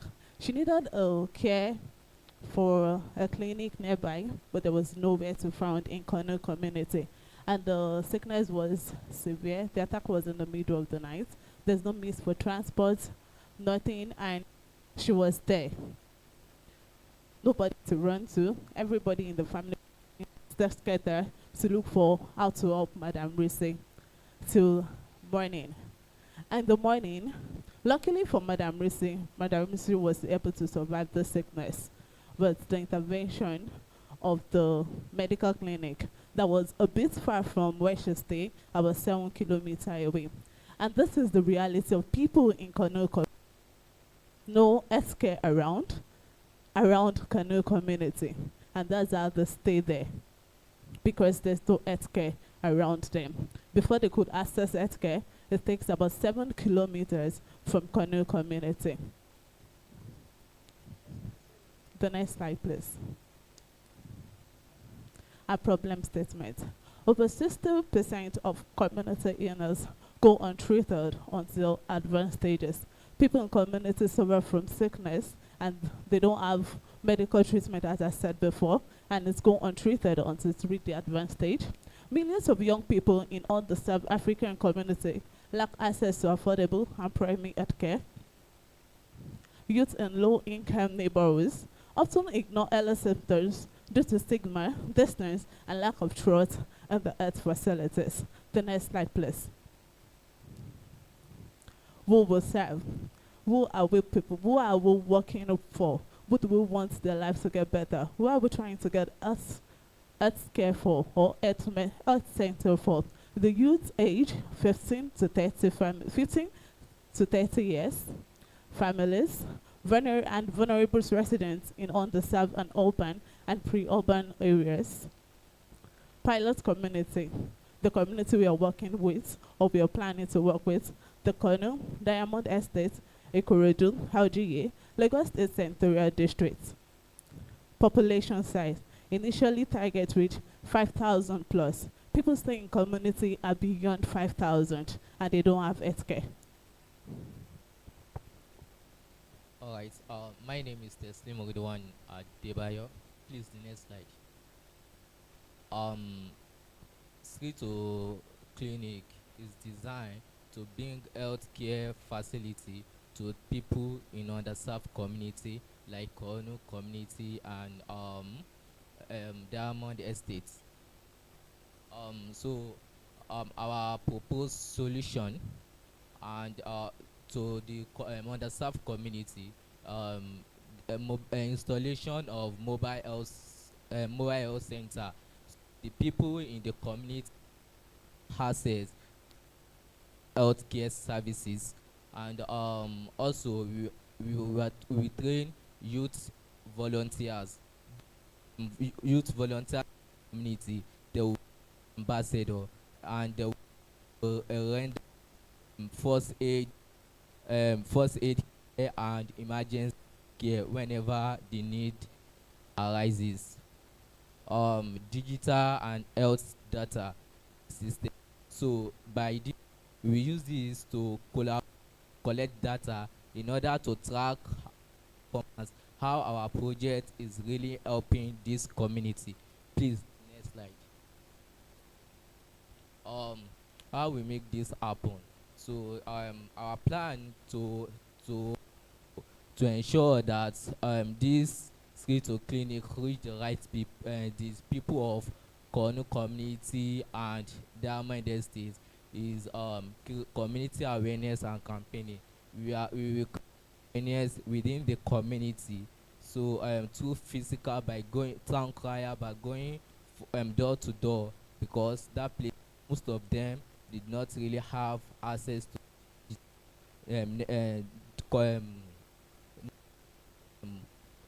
network. So we make use of town crier by going door to door, data collection. We will go to the community and know how the sickness that are passed through, what they are suffering of, and also training of youth health ambassadors. As I said, that we are proposing to take guards in the community and stand, but they can whenever the need arise. Thank you. Okay, please let's go to funding. This slide, funding. So thank you very much. My name is Julius Damlarioli, and I'm the creative director of the project. We, like my colleagues have said, we have done a lot of things. We have started training volunteers from the community, and then we have visited the community like 2-3 times to collect data, do awareness for the project, and for them to know why we are coming and what we are coming to do. So we have a lot of issues with the funding, and we need partners that can partner with us to make sure that we have people who benefit a lot from this project. So we are looking at medical outreach, doing free consultations for people, basic medical tests, distribution of essentials, and then we are also doing empowerment for people. When we are giving them free healthcare, we are also thinking of giving them empowerment on food and some social benefits, so that it will not be only healthcare services that we're giving to them. So we have a lot on the budget breakdown. We have medical supplies. We're going to buy drugs and all of that. They made team and volunteer. We have food relief. We are planning to buy 10 bags of, and then there are areas like hygiene kits. They can use publicity also is going to cost us money, and then logistics and transportation. Then we are going to use chairs and tables, documents, the media coverage, and everything, so that everybody can know have benefit for the program. Please, next time. So we're going to track process, because we know people that are going to partner with us want to know how we are going to make it happen, or what are the measures we have put in place to make sure that we track the success and the progress of the project. So we'll be looking at KPIs of the team members, then data collection of the community, digital forms, doing surveys, routine reporting, evaluation, and feedback sessions, so that we get how effective the project is going to be in the community. Next slide, please. So we are saying this thing so that we have join us for community and Diamond Estate also to have a lot of benefits from what is happening, in the urban area, so that they also benefit from it. So we are looking for partners that can help us in taking free medical services, healthcare to people in community. This place really need that. They can also, like story that my team member shared, they have a lot of issues going to the clinic, and also the prices of the private hospital there is actually on the high side. So they need something that will be closer to them for them to feel the presence of being a Lagos State member. Thank you very much for listening. My name is Julius again. Thanks so much.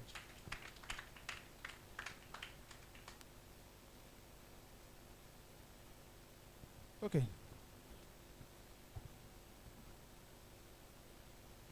All right.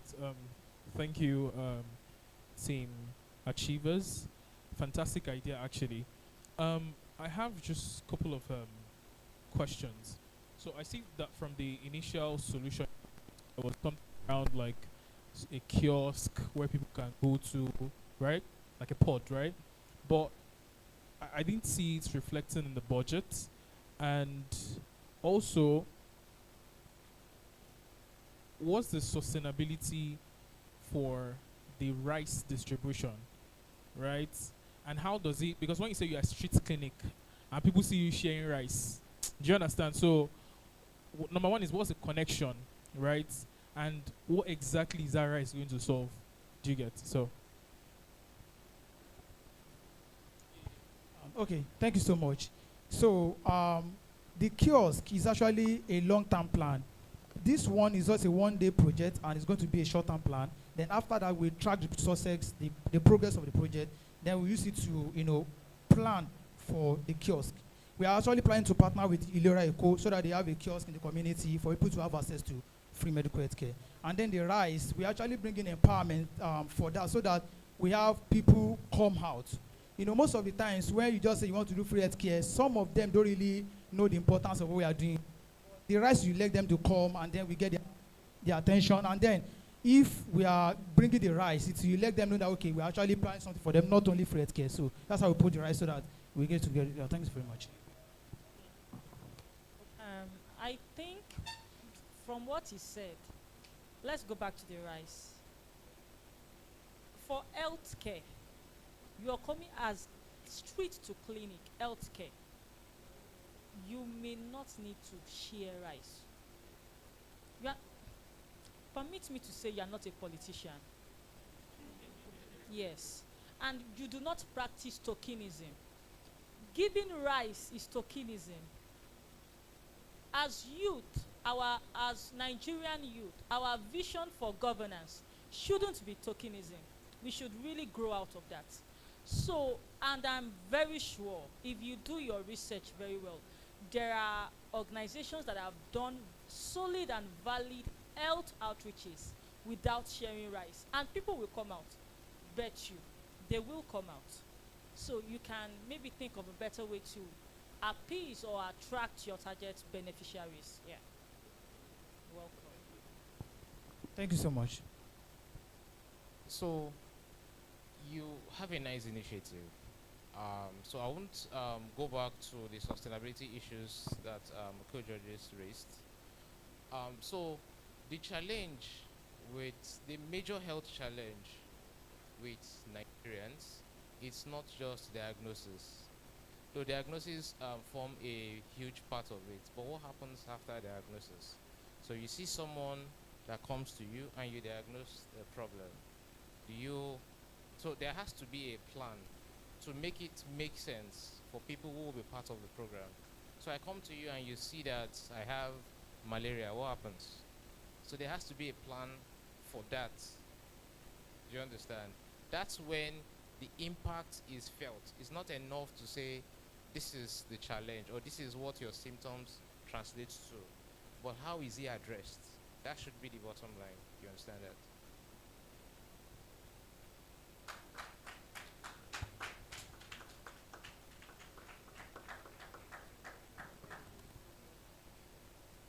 Thank you so much.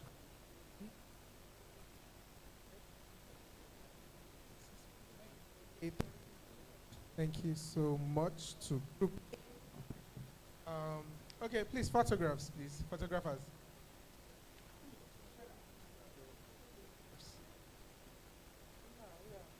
Spread to the screen, please. Thank you. Thank you. 1 minute. Okay. Okay. Okay. DG, please. For that. Yes, sir. Yes, yes, sir.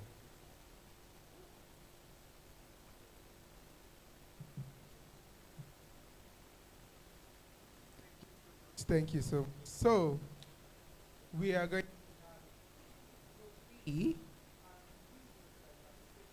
representing in a day. Time strategically. 5 minutes for your presentation. Use your time strategically. A round of applause, please.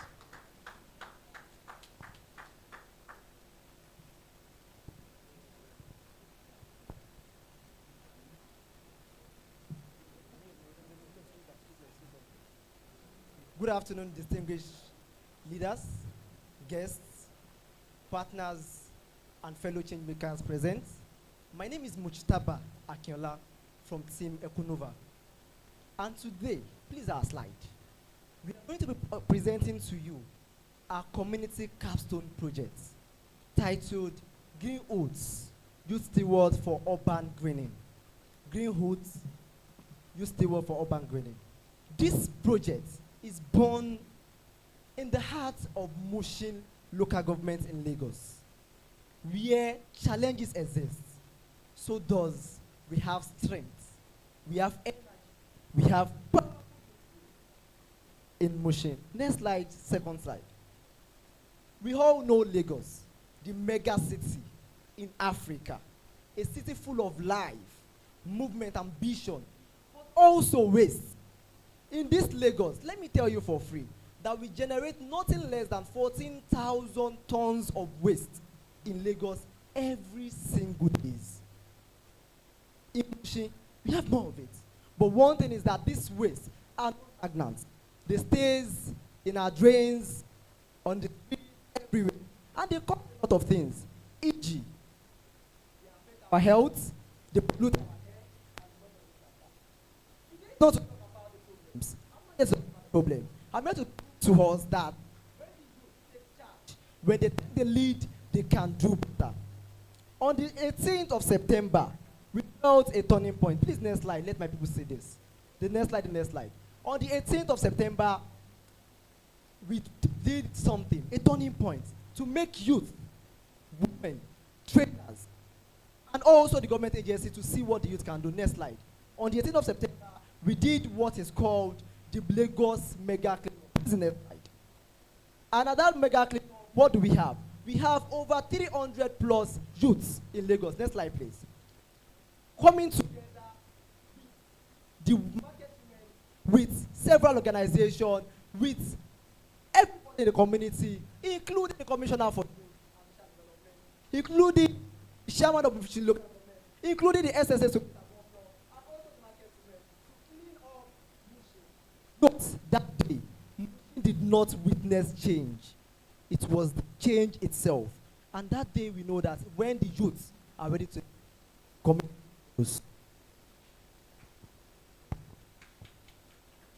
Okay, thank you so much, Mushtaba. So just like you have said, he said on the September a Lagos Rising Mega Cleanup event, and the Lagos Rising Mega Cleanup event that we had was in commemoration of the World Cleanup, which holds every September. And then, like he also said, special like the Honorable Commissioner on Youth, as well as the SSA to the governor. So we were able to set community and also make sure that they are conscious of their environment, and not just to them, but also to market women, traders, and even people working in that particular community.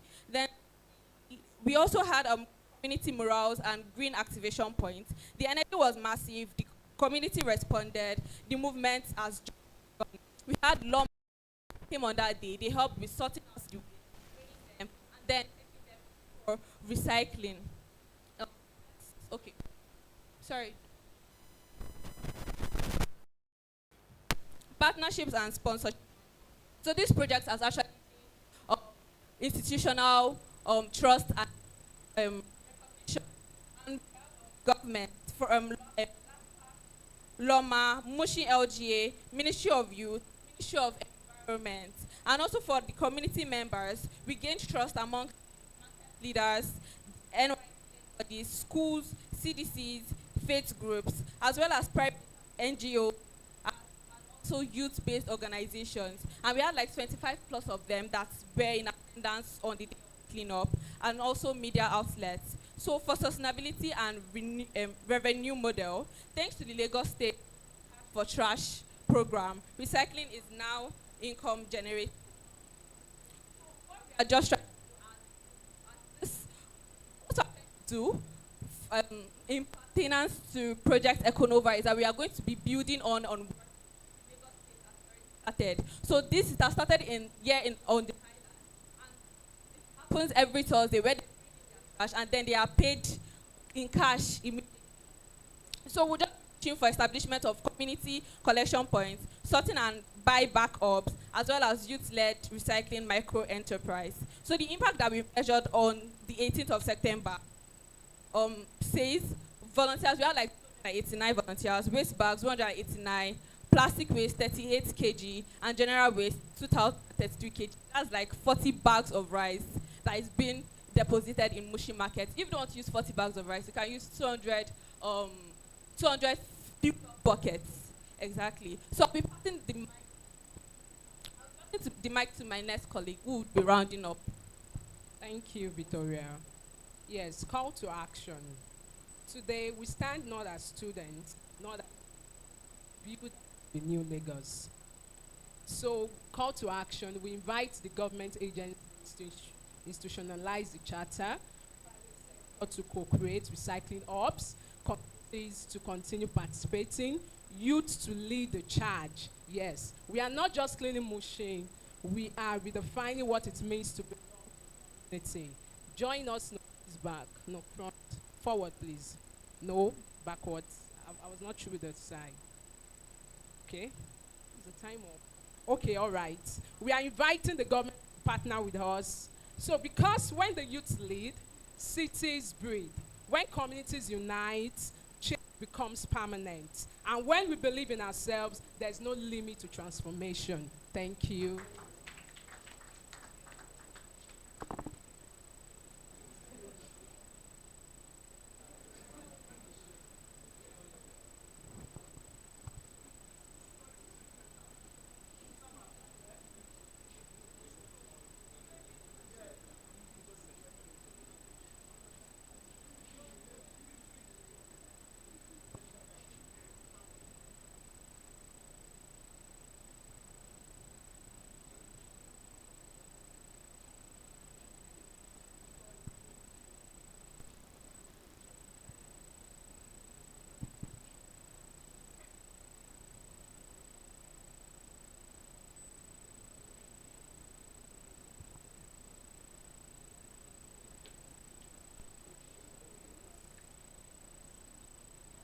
Sorry.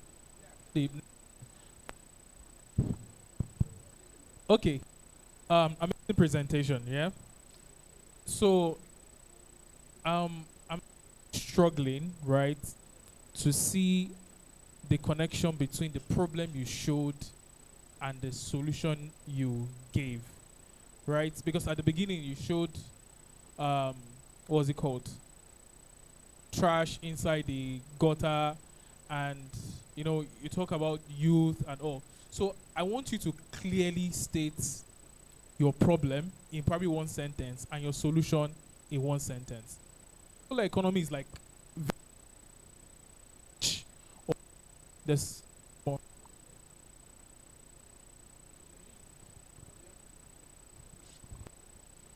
Good afternoon, everyone. Thank you for that question. plastic waste make majority of what is being dumped into the streets and gutters, and for that it causes like a lot of environmental damages. So in order to like avoid these things, we introduce like a recycling initiative where government pay people once they provide their plastic waste instead of them putting it into the gutters and it's everywhere. Okay.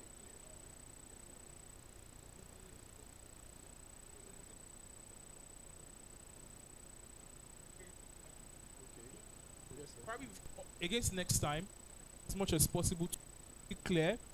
This is the problem. This is the solution. So you don't confuse the people that are listening to you. Does that coordination? I'm sure before you came here, you already know after I speak, this is next person speaking, right? You know, a bit of this thing. The next person speaking should be close to the person that is currently speaking, so that when it's time, they just exchange the mic and all. Do you understand? All right, well done. Thank you very much. Thank you. Hello. This guy is so afraid of me. Don't worry, I'll be kind. Okay, so looking at your presentation, I was watching out for innovation. Like, so what is the innovative thing you guys are doing that's different from, I'm not against cleaning the environment. Obviously, I'm not against it. But what differentiates your team from every other, green team? Yeah, Loma. Somebody said Loma. What differentiates you from that? And another thing, are you looking to partnering with Loma actually? Loma has like very solid infrastructure, like structural programs already that if you plug in with them, that could actually be one of the innovation you may want to tap into here. Thank you for that question, ma. All right. So the renewable energy or green economy is a very wide one, and it's that at this scale, you choose what aspects you want to. The whole collection and distribution is a big enough space that has not been solved. That is different from the actual recycling. You understand? So in all your presentation, you spoke about the idea, but it wasn't clear that okay, if you collect, what do you do after collecting? Do you have like recyclers that you want to hand them over to at a price, or you want to do the actual recycling yourself? Do you understand? And then there are a lot of innovations that can the collection is you don't have to do the cleaning. Do you understand? One of you mentioned the existing situation where you have collectors come and pick up. So you could think of something like that. I've seen some public schools where they have dedicated trash, one for glass bottles, one bottle. So you could think innovative idea help you do the collection. Make out your process to be clear how to collect. Understand? Thank you very much.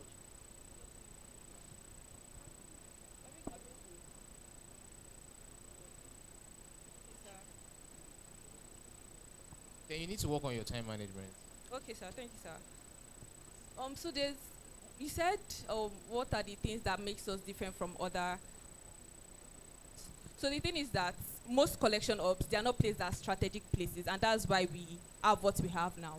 So for Team Econova, we are more community-centered, meaning that we'll be placing these collection hubs at safe, visible spots. That's like market entrances, community halls, and even schools. Then also, another thing that differentiates us is the fact that this is beyond the environment. It's about social impact. So our project does not just stop at youth unemployment, poverty, even when my colleagues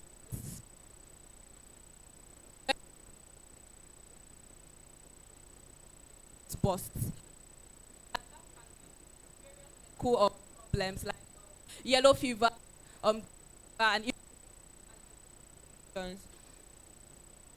That's what actually sets community hubs.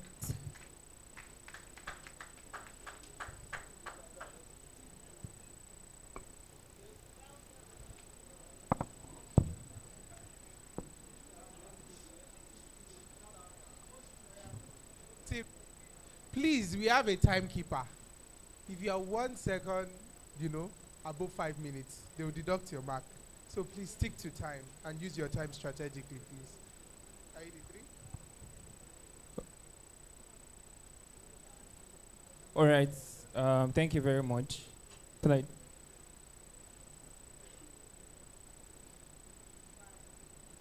D. All right. Good afternoon, everyone. Thank you for staying to this time. We are Team Lag Move. My name is Oniyide Samuel, and I would like my teammates to introduce themselves. Subzinata Adeola. All right. Thank you very much. So the problem we're actually trying to solve is that public transportations are not safe, and our solution is very simple. We are building a mobile application that would make transportation safe and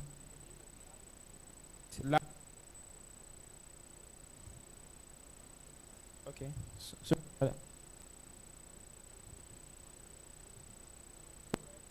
In an app called Lag Move.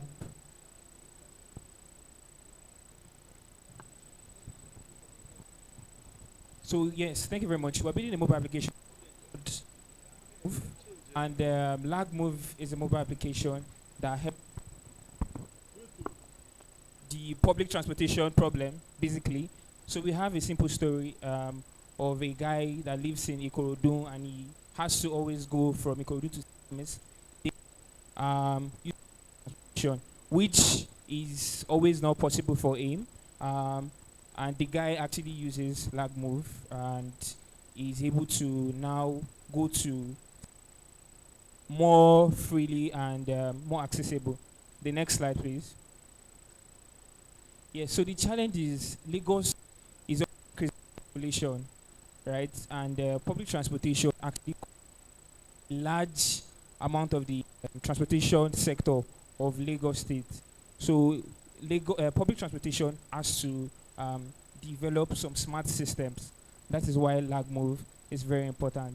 And because transportation afforded people with low incomes and the likes, Lag Move is very important. Thank you very much. Next slide. So our solution basically is we're designing a mobile application that has some of these key features. It enables multimodal route mapping, time route updates, fare estimator, budget and planning. All right, safe and comfort rating submitted by the user. So I would allow my colleague to continue with the mission and vision. Thank you. Well, about our mission and vision. Mobility, the oxygen of Lagos State. Mobility stuff that stops moving, everyone suffocates. So our mission is simple. We want every Lagos State, from Lekki to Jegunle, to have the power to move freely and safely. So our vision is a Lagos where mobility equals opportunity for everyone. So these are objectives. We will be creating accessible, inclusive experience, enabling access to education, healthcare, and work opportunities, provide data, transport data insight to support city planning and safety policy. Next slide, please. So community impact. Think of Lag Move as a bridge that connects, a bridge over Lagos Lagoon that connects a market woman at Oshodi to a visually impaired person at Ikeja to a student at Yaba. So we want everybody to be able to benefit from these projects. So students and workers, they will be able to save time and reduce daily commute stress. Women and girls, safer routes for them. Accessibility features for persons with disabilities, improved data coordination for transport operators, and real-time mobility data for Lamata and NGOs. Next slide, please.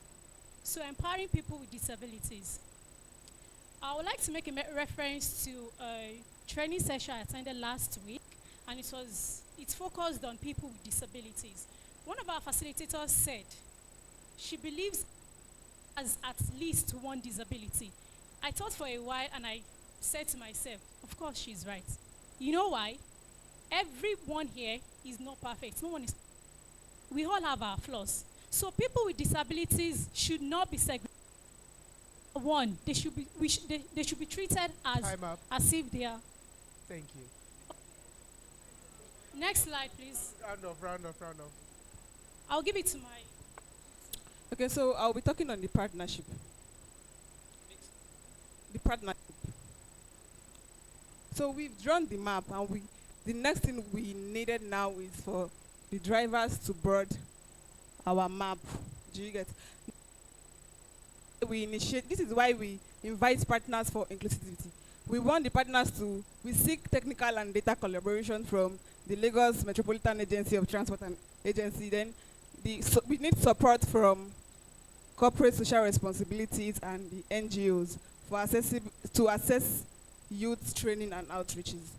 The next, then the reason why we need partnership is because our project, the Team Lag Move, it aligns with SDGs. It aligns with 6 SDGs out of 17. The first one is the quality education, which is the better access through improved transport. SDG 5, gender equality, decent work, innovation and infrastructure, sustainable cities, and action. They say if you can survive Lagos, you can survive anywhere. That shows that, the next slide, that shows that if you can survive, they say if you can survive Lagos, you can survive anywhere. That shows that if Lagos can move better, Nigeria can also move better. But Lag Move is not just an app, it is a movement. These are the team, and these are the team. The team lead. Thank you. All right, so sorry about the time. We would like to quickly show you the application that we've actually worked on. Media team, the application. There's a prototype to display. Okay, there's another video. The video. All right, sorry about that.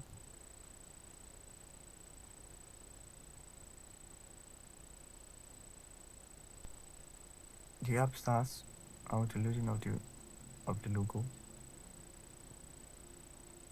Then our partners are going to display next screen. Then we have this splash screen showing.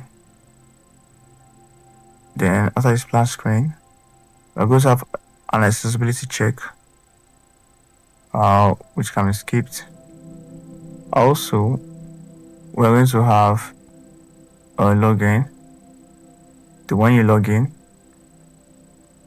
you're going to select where you want to go. So click on where to. So here you have where you put your address, your current address. Then put your current location. Then there's where you're going. Then when you click that, you continue, and you select the mode of transport, and choose the cab and continue. So search for available riders around you. Then when it finds it, you can choose them, the affordable price that you have there. Then when you continue, then you move on to on route. Then so you also have a chat feature where you can chat with an AI about where you want to go, and you can there's also a text box, so you can text with it. It can also talk to you. One key feature that we have is the accessibility check, where the AI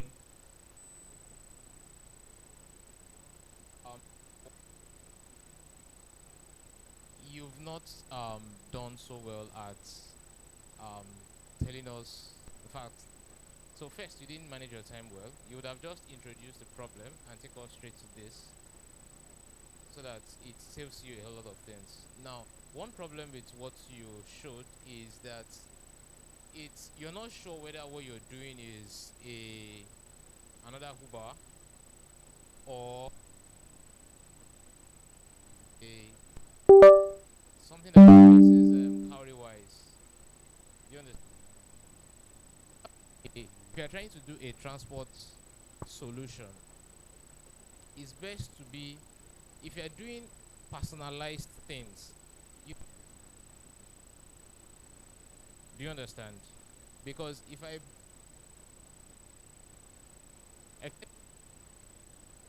do you understand?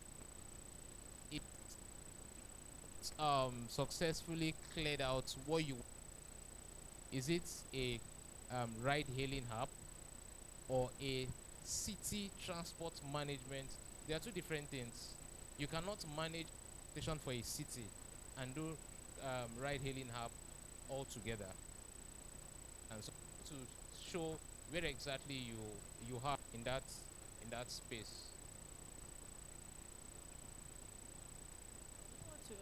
Should you respond? Do you have any response? The application has both an hardware part and a software part. Because of the timing, we could not really go into details. But you still not, because that his question is similar to my question. I was excited when you started your presentation. Is it now? Are you solving the problem of Danfo, or are you solving the problem of what's this bus, BRT, or are you being like an Uber? What are you? I really want to know. Okay, the problem we are trying to solve is the mile last mile problem. The what? Mile last mile problem. The first mile last mile problem. BRT. No, not just BRT. It means you can actually travel from your house to first mile, last mile. The first mile, So that's Uber. not really Uber. It's integrated with public transportation. It's not a private owned stuff. It means public drivers. Let me tell you one solution I see with a train. TX. When you get to the station, you would know the exact time the next train is coming. You understand? If BRT had that kind of solution, when you get to a bus stop, I think it used to be there when it started.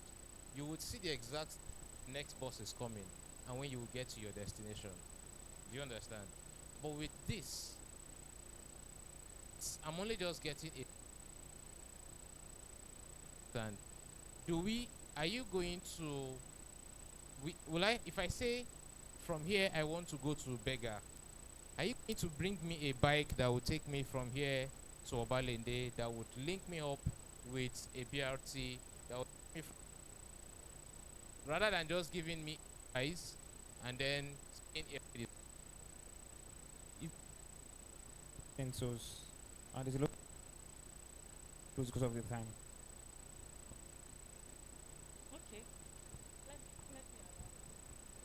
So I find it very interesting because one, I am a product design consultant, and two, I have built products used by tens of thousands of people, right? So, first question I will ask you, right? It's the same question I ask a new client that comes to me to say I want to build an app. Is what is your idea of a minimum viable product? And I'll explain what I mean. When WhatsApp started, the minimum thing WhatsApp could do is to send message and receive message. Yes or no? Right? That's an MVP. So for your product, what is a minimum viable product?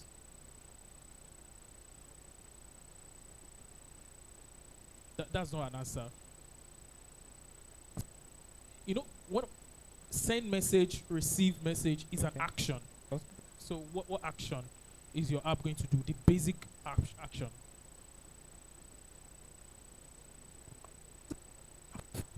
Okay, so what he said earlier, that we are trying to solve the first mile, last mile problem. Taking people, like this one is now as regards the public transport, not private transport this time around. Taking people from your home to your destination. Now considering the people with disabilities also. So that's our solution. That's our problem, and Yes, first mile, last mile. Okay. No problem. Probably we might just have to think about it very well. Do you understand? It's okay, right? And I think you also at the beginning you need to separate what's it called? Software, hardware. So you started your pitch with software, right? Then I'm seeing hardware in between. There's a bit of gap. Do you understand? So if it is software, start with software. If it is hardware, because there's not really a connection between the software part and the hardware part, which is the ramp for the people with disabilities. Do you understand? So that you don't confuse the people you are pitching to. That's what I'm saying that. So again, in your UI, I saw that you showed that you can pick mode of transport at the first screen, right? But then I didn't end up picking a mode of transport until the third screen. So it means that that function was redundant in the in the first screen. Do you understand? So it's better to just take what you don't need out so that you also create a very good user experience for your users. Well done. Thank you.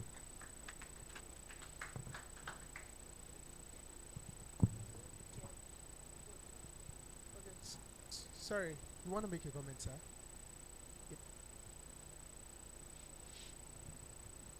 Good afternoon once again. Well, I hear you clearly. I hear you clearly, and I see what you're trying to do. And I think we need that solution very much in Lagos. And they should clap for you for this. What I see you're trying to do, from my understanding, is telling me that from my house in Agege, I can book a bike from Agege to Yanakwaja Junction. While I'm booking that bike, if it's going to take me 10 minutes from my house to the junction, at 9 o'clock, which is when that 10 minutes elapses, I can book a bus from Yanakwaja Junction to Oshodi. Am I correct? Which means you are telling me that every segment of the transportation in Lagos would come on your app so that at every point in time, I can plan my movement even before leaving my house. Is that what you're trying to do? Please a round of applause for them. So I think where the problem was is the design of your application made it seem, because our brains are naturally connected to Uber and Bolt, and you also use the same color. There's also a psychology of color. So the moment you open that app, we forgot where we are coming from, and we plugged into the Uber app. So I want you to, in fact, let me tell you, when you are making presentations like this, make it just a page, because we have thieves around. Once they take this app and they plug into it, they'll be far gone before you start. So I want to say well done, well done. Thank you so much, sir. I also want to just give 1 minute on the other two, so I'm not biased. The Hood Green. Hood Green, can I see you? Where are you? Echo what? Echo Nova. So the judges were also correct. I also see what you're trying to do. But also, when I saw green, I was expecting you to infuse waste management and agro consumption or agriculture. So immediately I saw green, I was trying to see where you would show me that machine that sieves out and creates fertilizer, because everything in that sewage system is fertilizer. And I was trying to see how you would, convert that entire process into fertilizer, and maybe also advise people to do what you call hydroponic farming, where you can also plant in your house, buy fertilizer from us, from the waste that you throw, and then there's an entire system. So I also see what you're trying to do. A round of applause for them too. And the last one, which is the most important of the three, health. I see you clearly also. But I would have expected that you see, sometimes we need both positive and negative reinforcement where they need be, right?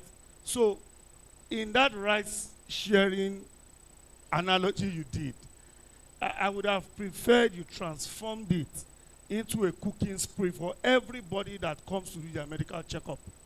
So if I'm making food and you are coming for your checkup and you know that when you come, you will eat, it brings people out and you are also doing service to humanity. Thank you. Please a round of applause for him. Please a round of applause. That's amazing. Your picture, eh? Please, your picture.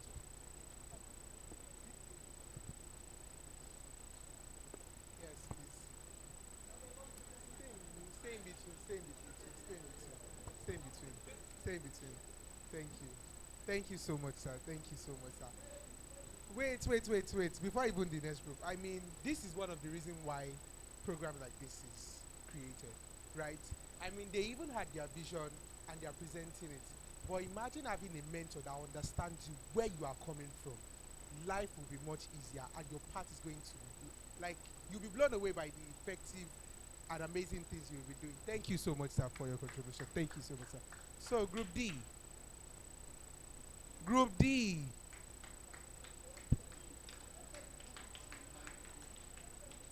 So, Group D, 5 minutes. When you have 30 seconds left, you're going to see me raise this paper. 30 seconds left. So, after that 30 seconds, you're expected to round up immediately or go to your last conclusion or anything. So, please.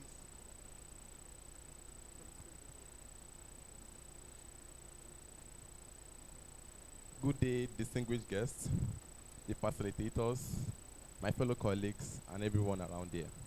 I'm Abubakar Alamin from the team Civic Spark. So basically, the reason for this project is that we noticed that from the observation of Team Civic Spark, we noticed that many young people at Ekpe, they feel disengaged in things that are affecting them. Like they are not always aware of things affecting them and they don't know how to go about that. Now, we also noticed that,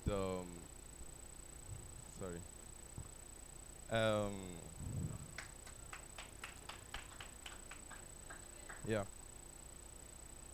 So we noticed that most people, they are always probably, if you're having campaign now, you see more young people there, maybe because they are giving them money, but they don't know how to handle issues that are affecting them. So we decided to come up with this particular project, Reawakening Grassroots Participation in Ekpe. So youth civic and political participation is particularly low in many grassroots communities. Many young people are unaware of their roles in governance and are often excluded from the decision-making process that affect them. So they are not aware of what the CDAs, which is Community Development Committee, and WDC, World Development Committees. So this disconnect has led to poor representation, limited opportunities, and underuse of the potential young people have to drive local development. So the next slide. So who are our target beneficiary? So basically, the target beneficiary are for it is the youth age 15 to 25 in Ekpe local government, the secondary, the CDA, WDC leaders, INEC officials, civic educators, and others. So what's our solution? So we decided to come up with a toolkit. So we are currently working on a toolkit and it's still in progress. So we'll be coming up with a toolkit. Then we also did a 30 days of amplifying youth voices. So we heard from different youths just to let them know that yes, whenever we have issues like this is how we can go about that. So we would also be having a community civic activation, that's also in plan, and also a civic brick and sustainability framework. So this project is not only working for Ekpe, so it can also be used in other local governments. So what is the theory of change? So our change logic. So if youth are actively in governance, leading to a more accountable and inclusive at Ekpe. And what is our expected impact? So firstly, increase civic engagement among youth, strengthen youth governance collaboration, sustainable youth-led civic participation structure. So the next slide. So our achievements so far. So we conducted civic awareness survey. So the story I was giving earlier, I didn't just say that with our observation. We conducted a survey to know that yes, the youth are actually facing this, and we got about more than 100 of responses. So we also came up with the toolkit. I have the toolkit with me, but I don't know if I can still present that. So, okay, basically, So we did the survey. So we to get some of this. So have more.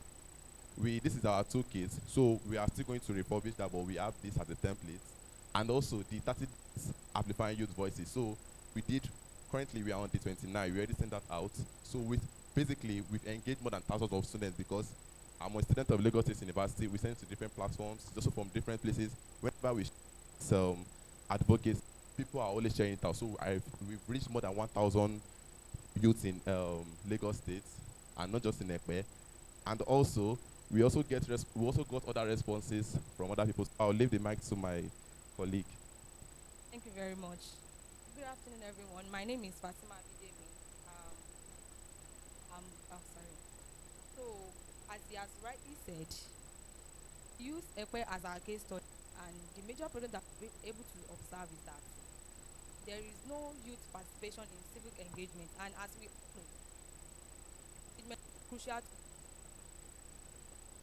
And there is civic engagement we are talking about, and that is the genesis of our project. We want the problem of youth in civic engagement. So we want to introduce these challenges by providing a mentorship platform.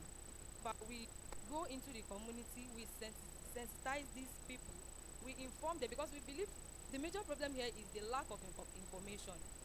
And our targeted beneficiaries, as they are shown on the slide, is youth age 15 to 35. And according to our results of consultation, we were advised to focus specifically on youth from the grassroots level, looking at the secondary school students, the primary school students, because in Ekwe there is a cultural ritual that they normally do. We call it Kila Jolu. And all of a sudden, I just see these secondary school people, secondary school students and the primary school students, they will now go and make a crown. They call it Ade Kila Jolu. And they will now be running elter and skater with it.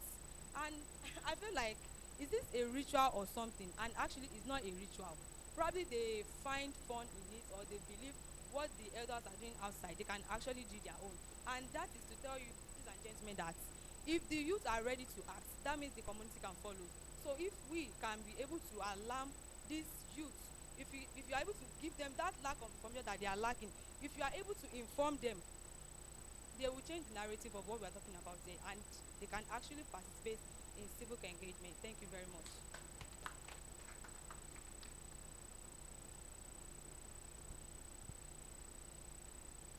Where are your other team members? Okay. All right. Well, great thoughts. I only have it's good to raise youth consciousness, government governance, and all of that. I would have preferred if you have a system whereby some persons who have benefited from your program now become like maybe facilitators or something that gives back to make it sustainable. Because what it means is that when you sensitize some group of youths, and then in 5 years' time you're having to repeat the same thing for a fresh set of people. So one thing with young persons is that once you train one person, you can have an agreement that that person trains another 5 person. It reduces your own tax. Do you understand? So that's just what I'm going to add to it. Your presentation has good social benefits, but I'm struggling to see the economic benefits. Okay, it's a fantastic project. And just like you mentioned, it's really good for the society. And I've seen lack of participation of youth in government. So we have like sat with the deputy governor to listen to what happens in government. You know, then you begin to like shape your thoughts or even the governor's talking about the things he has done, but people don't hear about those things because they don't participate really. So it's very important to like get the youth into these spaces. Firstly is, in your presentation, I would like you to remove ambiguity. So what I mean by ambiguity is that when you mention some certain things you think people would not understand, you should probably clarify it. A very typical example was toolkit. So when you said toolkit, I am processing in my head and lost you trying to understand what toolkit is. Do you understand? So if you've told me toolkit is XYZ, oh, I can flow with you. Do you understand? So I think that's important. Then I love the fact that you are mentioning metrics, right? But then a question I have is that, how do you track success of this program? So for example, when you have a tutorial center teaching students, you understand, the goal is for them to be able to pass their WAEC or get admission into the university.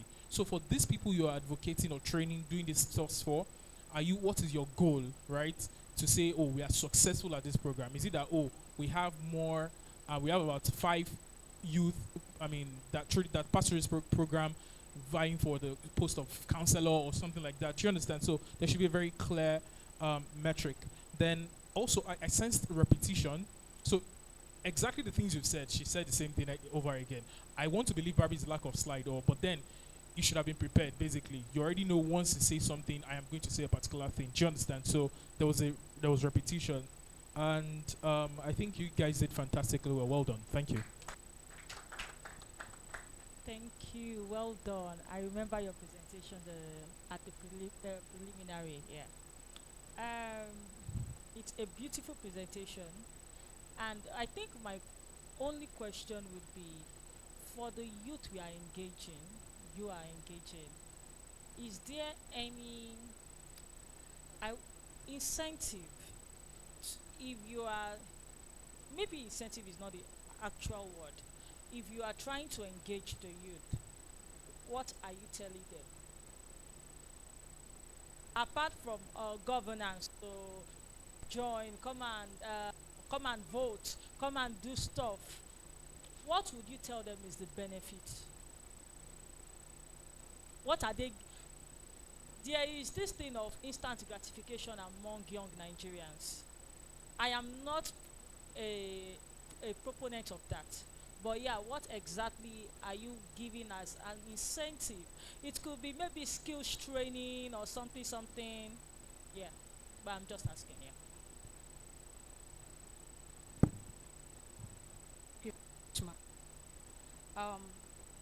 On your question, I want to say that the benefits that they can get, the best one they can get is networking opportunities. That's the best incentive ever. You get to meet people, you mingle, you explore, you went far beyond where you are born and where you are coming from. And according to what I said before, someone advised us that why don't we go to the grassroots level? Because if you want to go to the people that is probably from 25 of age to 35, they will not want to engage with whatever you are bringing to them without a monetary benefit, and that's a fact. So that is the reason why we are saying, okay, what if we go to the grassroots level, tell them, inform them, make them see the reason beyond what they think leadership is. They can start from their class captain level. Because I remember when I was in secondary school, I would always not want to go for class captain because I don't know how to speak English. And that's a fact. But what if we go to them and make them say, okay, it's not about speaking English alone, what makes you a class captain? What if you have that leadership spirit? And that's a benefit for them. We sensitize them, we make them see beyond what they are saying. So, I want to say that the best benefit, we might give them money, anything, it will finish. But the one that we are giving to them, and we are going to make them see the importance of that benefit, the networking opportunity. Thank you. Thank you. Hold on. Sorry, do you have anything for us, sir? Okay. So I don't look biased. I'm a serial grassrooter with in-depth knowledge and abilities of grassroots networking and mobilization, both in and out of government. So I understand you. and I also hear you very well. I think you have a fantastic idea. I think it's phenomenal. I think every other three groups that have come need you to thrive, but I also want you to infuse a bit of technology into it.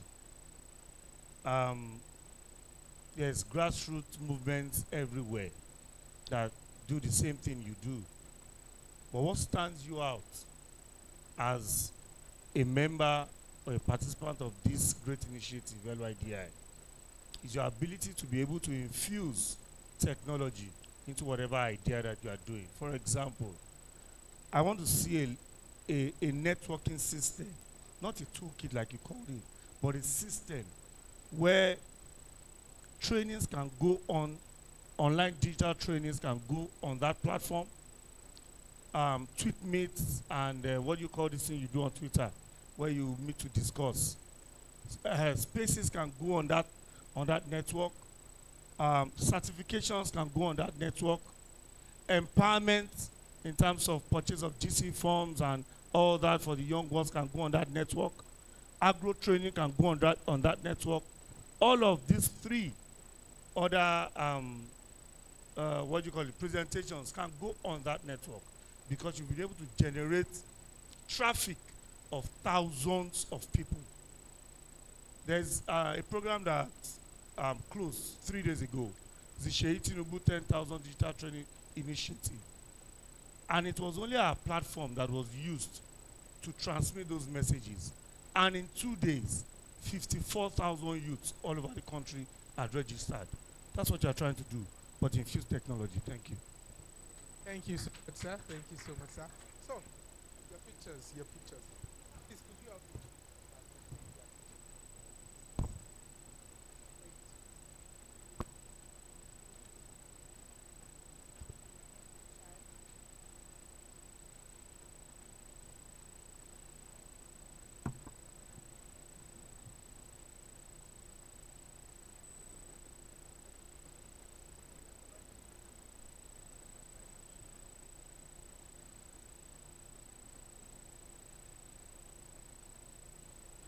Thank you.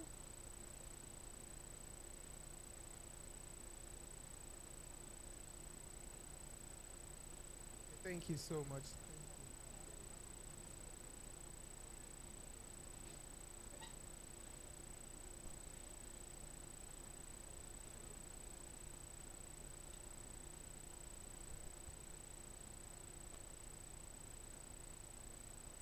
So the last team for today, Team E. Team E. Please make sure to be time conscious. Do not take time.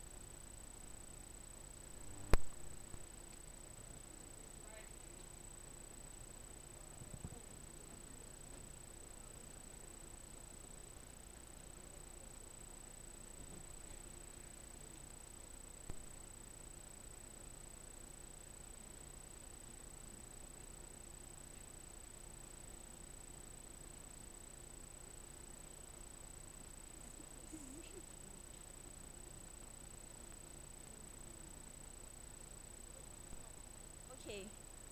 Good afternoon, everyone. My name is Shekoni Ramat. I'm the team lead, team also developers, and here are my team members: Sophia, Esther, Sikemi, and we have Gafar. So I want to welcome us to Side Osuna Serious Business. Many of us are hustlers here. You have businesses that are running. Okay, so use livelihood in the informal sector. Next slide. Next slide. I want to meet Anna. Anna is a Lagos hustler with big dreams, and I know many Lagos hustlers with big dreams. Many of us are also here. So Anna is selling nightwear to support her family. Her father's incomes are not stable. Anna wants to grow. She wants to register a business. She wants to brand it. She wants to reach more customers. However, she encounters barriers such as lack of CAC registration, no access to funds, and poor visibility. This is where also developer comes in. We are helping youths like Hannah move from survival hustles to structured and sustainable business. When you hear also developers, what comes to your mind? And what do, as also developers, we specialize in propelling businesses to new heights through innovation and results-driven, result-driven market strategies. What are the key things we want to achieve? One is the strategic insight to train youths on how to manage their finances, brand their business, and also how to get customers. Also, how do we plan to do this? Through multi-channel mastery, that is, through all streams, from social media to content marketing to leveraging mentorship. We are going to make sure that also Lagos hustlers are able to scale from small business to large business. How do we do this? Our project is backed by analytics and constantly monitoring performance metrics. We fine-tune strategies in real time and ensuring optimal results.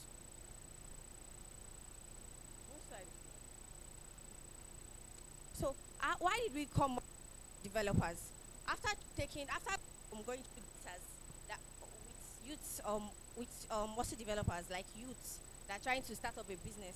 So majorly our project is for people that are just starting, that they don't know how to find their balance. That's why. So what problem are we trying to solve? Helping them find their balance. One thing we discovered is lack of visibility and awareness.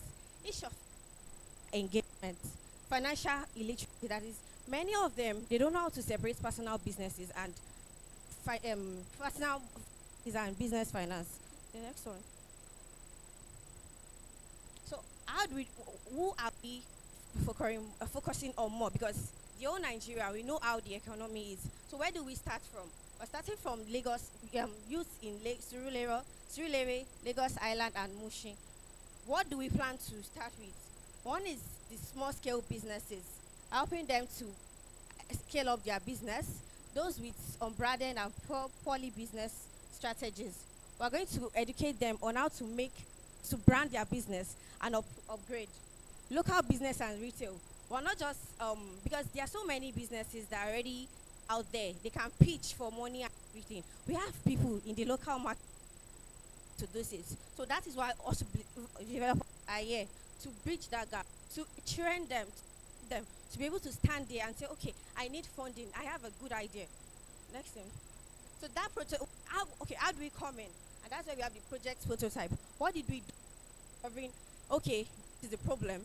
Let's start with something. What can we help them with? And that's where we have the 2 days project. It's a virtual session where we are seasoned speakers, teach them on branding, financial management, how to be like a pro, and also CS registration, the importance. The next is we are creating a community where we would, that's the team also developers community. We tell them on how to market their business. Once every week, up to 10 also advertise their business, and at the end of we choose the vendor. We create a flyer, post it on our personal page. Also, that this I bring smile to business owners that are just starting, even those that are already in the business. Next slide. So, as I've just said, we did a feedback to okay, this solution is it visible? Is it practical? This is 80% of the youth we tried, and I think over 200 youths are on our WhatsApp platform. But our survey was not just for those on our WhatsApp platform. We ensured to go to marketplaces to speak to people, and also ensure that our surveys went not just within Lagos, outside Lagos, because it's a general thing. So 86% of them were satisfied with our service. Next slide. So I'll give it to Sophia to let us know, moving forward, what do you In line with our goals and objectives, we've put in place these solutions. Considering the problem statement, the problem we discovered, these are the solutions we've put in place. Please, the next slide. I don't have the time to list everything. Expected impact. So after this project, what we are expecting is increased number of registered businesses, Financial empowerment for youth entrepreneurs, youth inclusion, market strengthening for them to build a safe space for their businesses. Next slide, please.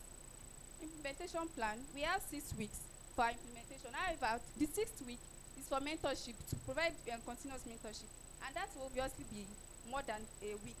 So we'll be doing the continuous mentorship on our WhatsApp community, and we'll be using experts' advices as well.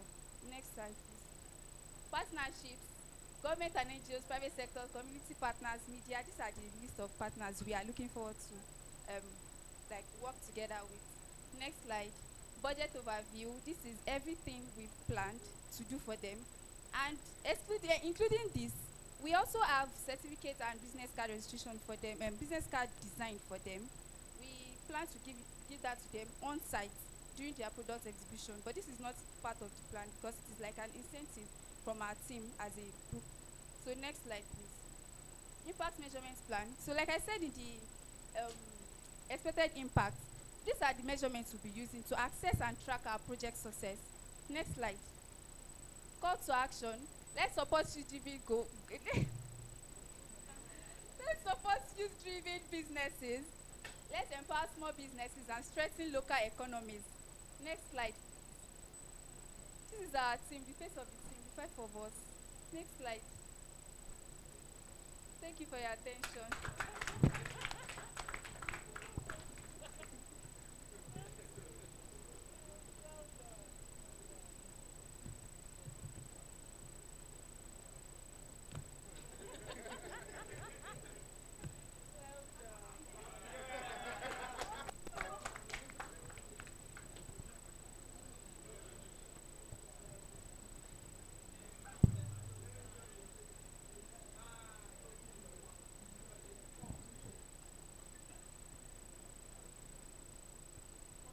Ó ti tó, ẹ má yà wọ́n pa.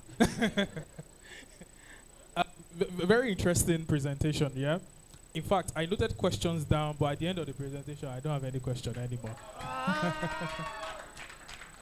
Well Thank done. you very much, sir. Don't be too happy yet. So, first question here is this businesses, right? You mentioned Surulere, Akeke, I don't know, all those very nice places, right? How do you get those businesses? One, because Ya Kamaru Oniso, I don't know, probably she's on WhatsApp group or something like that, right? And she's probably within your target audience. So how do you account for this undigitized sector? Then another question I have is, initially was how do you measure success? You listed that, but I think going forward, let's have numbers so that you can come back and say, oh, in phase 1, our target for phase 1 of this is 10 businesses getting registered. Then also beyond all these metrics that you mentioned, you need to attach some NERA to it. What I mean by NERA is that the goal of every business is to make profits. So if I have visibility, if I have all these things you mentioned, and there's no cha-ching in my account, right? I mean, I'm not getting a lot. It's really not making sense. So I think you also need to think through how people can actually make money through all these things you're doing. Well done. Thank you.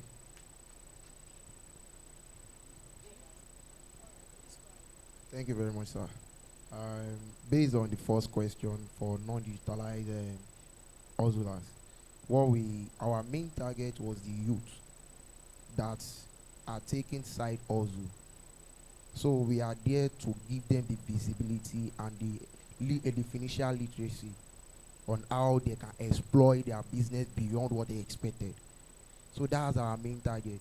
So now talking about this, maybe when we have a margin success from that, we can now go divert to face those one also. Thank you very much, sir.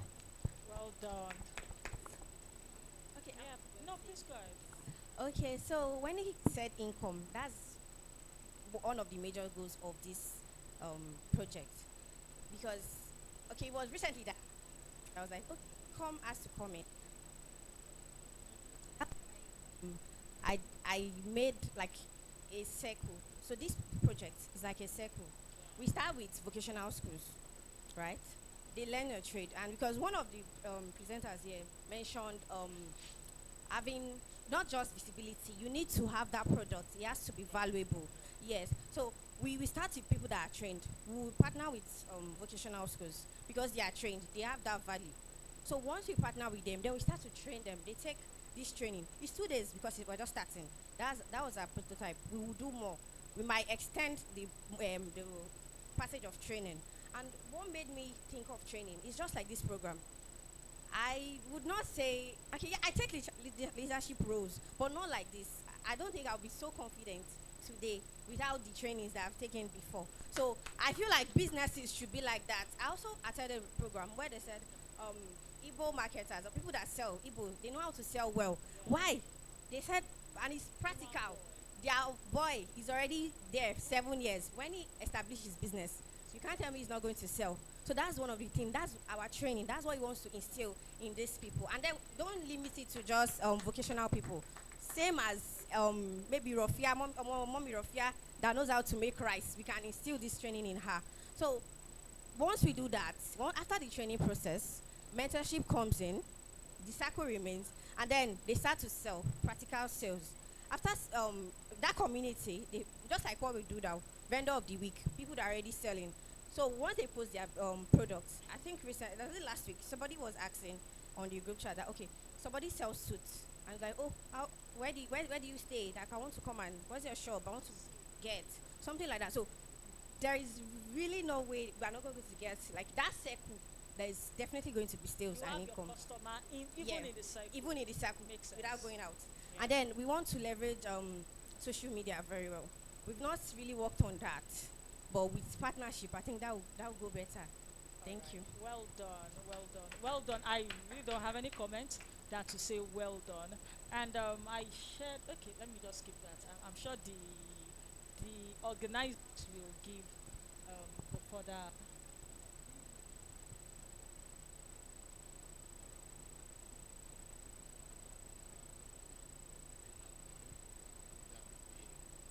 A better name would have been better. Sorry, a different name would have been better in the sense that when you said side also, so my expectations were like you are an architect, but you do painting. So how to strengthen that painting that you do as a side also? Do you understand? But your presentation is equipping young people to start and run a business and be successful in it. Do you understand?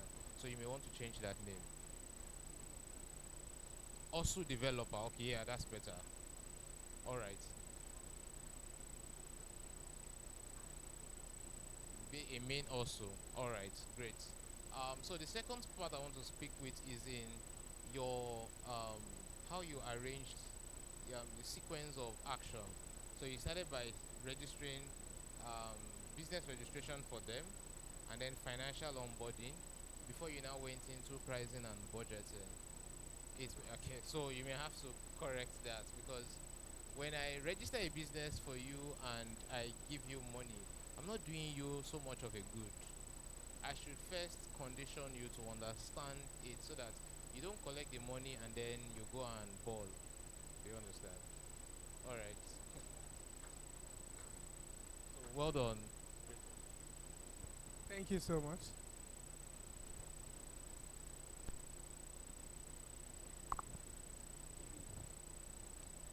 Okay, so we've presented our project, and then we'll be needing funding because in our own little way, we've started this vendor of the week. We actually give them something just to like make the participation better. When there was no like a tip or something for posting, not that they don't do it, but like the energy is not there because a lot of times many of them are looking for money. We know income is the income is the main thing. So once we started adding something for them, there was more participation, and that's very good. And the other thing we would like to do, because we started already, we would want to end with an exhibition. So your fun, yeah, the process people we have in the group, we want them to not just we want it practical. We want that income to to be obvious that yes, this project there was an income for people that we try to empower. It's an empowerment project. So we would want to do an exhibition, and we want to subsidize one or two things. We need funding and everything. So thank you so much. Thank you so much. Thank you so much. Please, photograph before they go. Have you, okay, you have had your present. Thank you so much. Thank you so much. So right now, as much of our time, we are going to go directly into the induction ceremony, which will be taken by Comrade Jamiu Ademosu, Director General, LYDI. Thank you so much. Please, a round of applause. Build the youth. Yeah, well done, everyone. Well done, everyone. We are getting to the wrap of everything.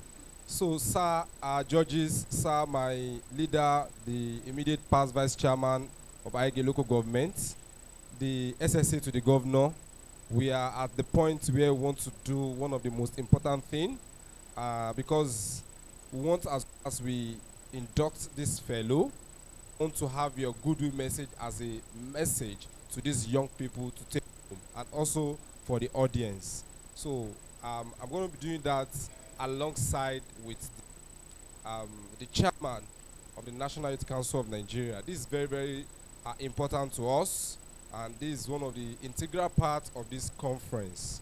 We are proud of these young people to have gone through 3-month training, hybrid learning. Sometimes we call them, you have to attend this, you have to do that. You know, it's not easy. So we want to celebrate them today. The chairman of the Youth Council, please kindly step forward, sir. Please jam your hand for the chairman. He was the one that conceived this idea and took it upon himself to ensure that it comes to life.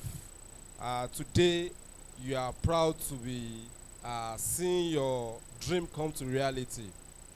Our dream. Thank you very much. So, you can see now the director of programs, Mr. Atitebi. He was the one that handled the students for those period of their training. He has really done so well. That's Mr. Atitebi. So you can see him now, he's on board trying to do all of those things. So this is the modality. You're going to be calling them one after the other. So, but then I'll invite the SSA to the governor and the former vice chairman of Aige local government to please step forward, sir. Please, sir, kindly step forward, sir. Eh? So, please step forward, sir. So, sir, the very first assignment the former vice chairman will be doing is that you want to officially acknowledge, decorate the pioneer of the Lagos Youth Development Institute. And that's no other person, engineer Adigun Ibrahim. Please jam your hands together for him. No. The chairman pioneer. So please kindly help us decorate the chairman as the pioneer of Lagos Youth Development Institute. Are you sure I can decorate you? Do I have the permission to decorate you? Ondewaju Dejo. Thank you very much, sir. So, it will be wrong for me not to say anything because this ideology was also conceptualized in front of me. And this is where you find and fight for people who understand the true concept of vision to get into places of value. Engineer Adigun, I'm so proud of you. You are one that is a true go-getter. And whatever you conceptualize in your mind, to practicalize it in reality. Lagos Youth Development Institute has come to stay. And I say congratulations. So on behalf of the National Youth Council of Nigeria, the Lagos Youth Development Institute, Lagos State Government, the Youth League in general, I hereby decorate you as the pioneer of the strongest and most valuable youth development institute in Nigeria, the Lagos Youth Development Institute. Congratulations.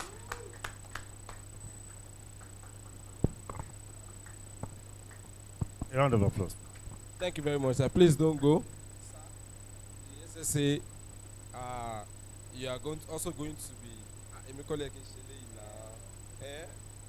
SSA, you're also going to be decorating the man behind the work, the man who has put in his time, the man who has put in his energy, who has put in his vision, purpose, and who has aligned with the ideology of the chairman of the youth of Lagos State. A mathematician, a calculator, and one who understands purpose in its real sense. Comrade, Doctor in the Making, Jamiu Ademosun.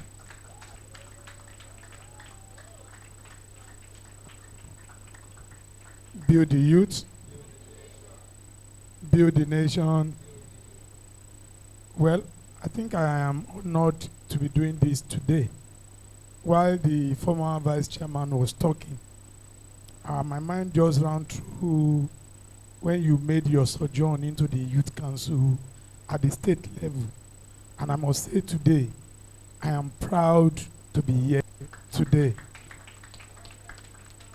To the pioneer, to conceive an idea is one thing.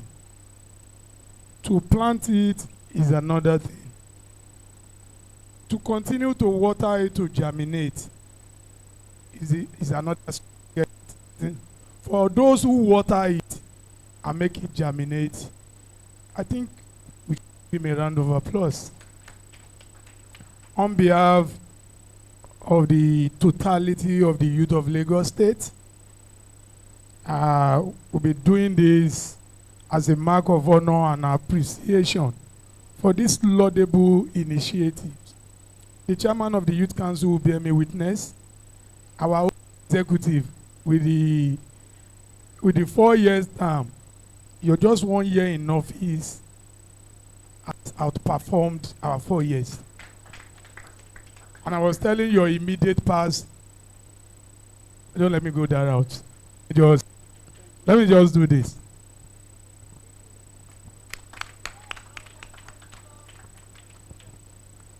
Yes, so thank you very much for giving me that honor. So we'll proceed at this juncture.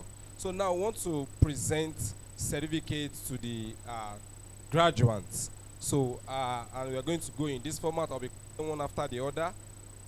Please be handing over the muffler that will be used to decorate them.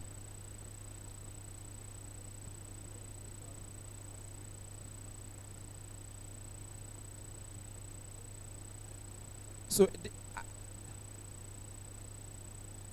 please, I want to also invite the deputy secretary. Yes, the deputy secretary to please step forward. Deputy secretary of the Youth Council, please, where is she? Please kindly step forward. So you can also help in decorating the lapel for the gender part of the female. Thank you very much. So the first person I'll be calling is Rabiu Abiola.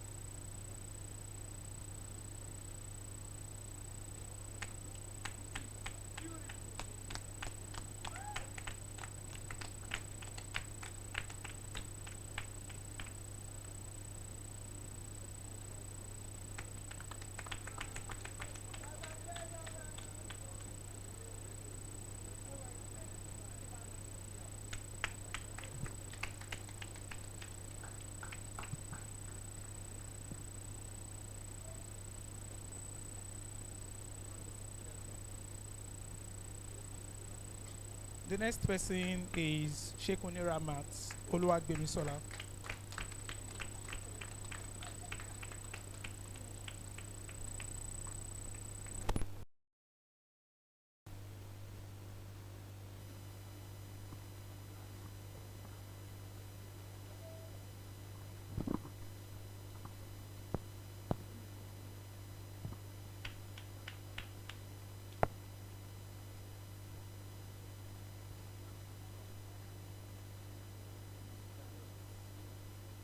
Ramat.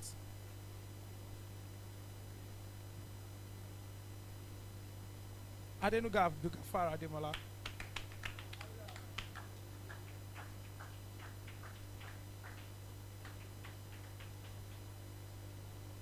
Gafar, hold on.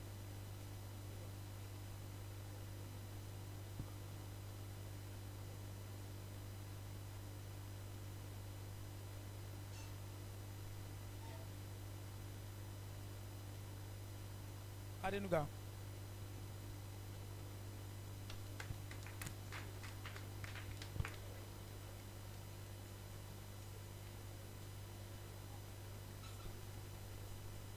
Next person is Adelakun Olaiton Esther.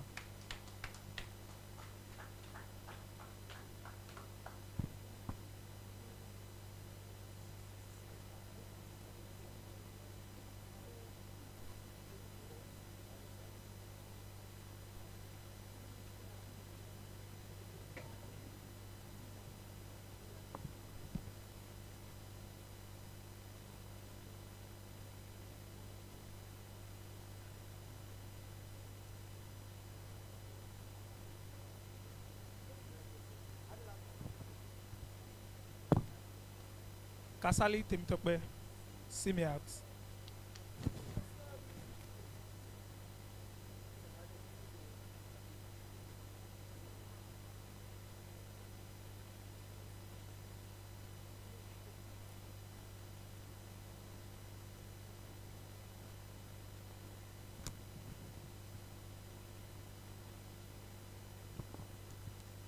Julius Damilare Oyewole, please get prepared.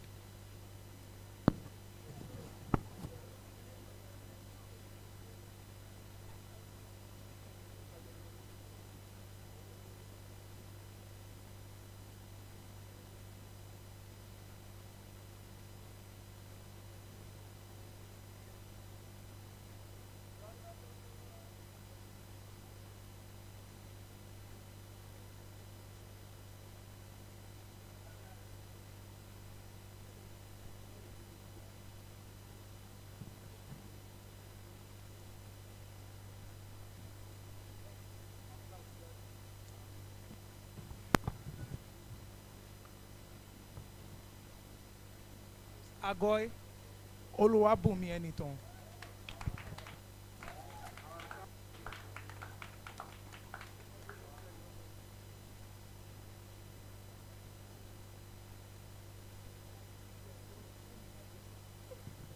Ayongbola Sheiton, please be getting prepared. Ayongbola Sheiton.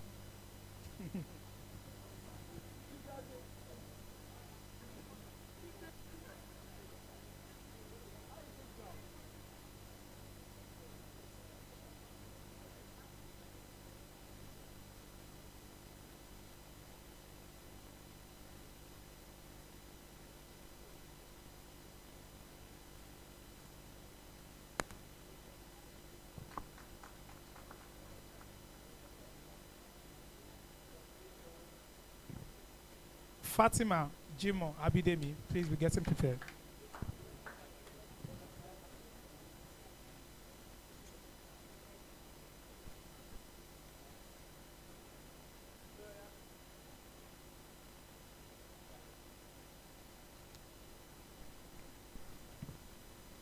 Teslim Ridwan Adebayo.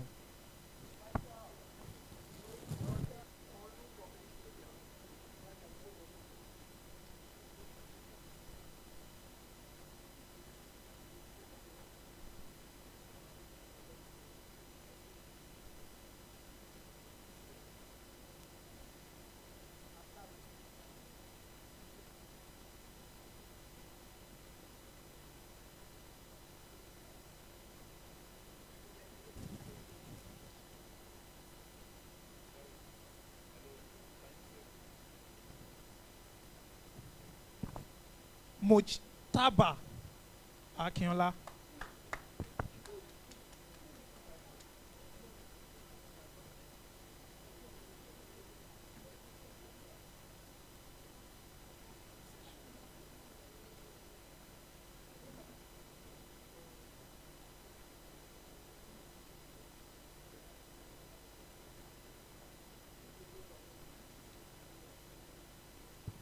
Abubakar, I mean, be getting set.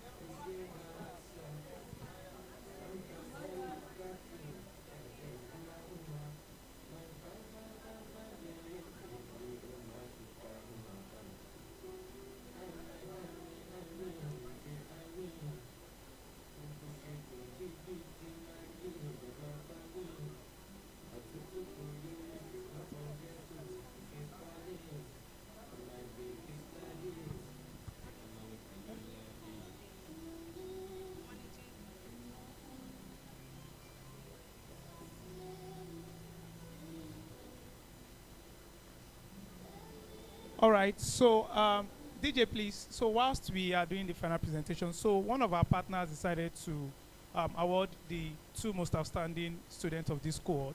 So, may I crave the indulgence of Mr. Oyedeji Oladayo, the Managing Director of Gadgets Plug, to please join us on this side of the hall as we make the pronouncement of the two most outstanding students for this course. Thank you.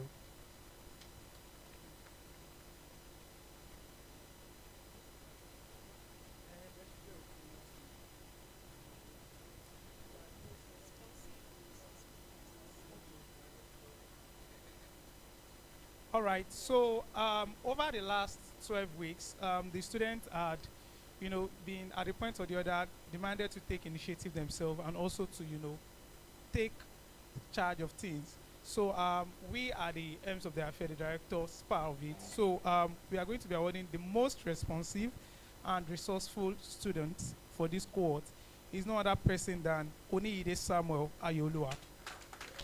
For record's sake, he is also the what's that term? Team lead for this cohort, and he has been so good at it.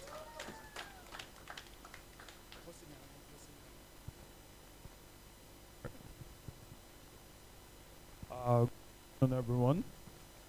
Ms. LYDI Oyedeji, MD Talk Gadget Plug Communications. It's such an honor to be part of this visionary initiative.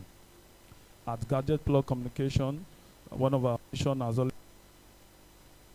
always been to actually serve as a bridge between innovation and opportunities for young persons. And that is why partnering with Lagos State, Lagos Institute, Lagos Youth Development Institute aligns perfectly with our vision to empower young persons in innovation and digital communication. I must say congratulations to you.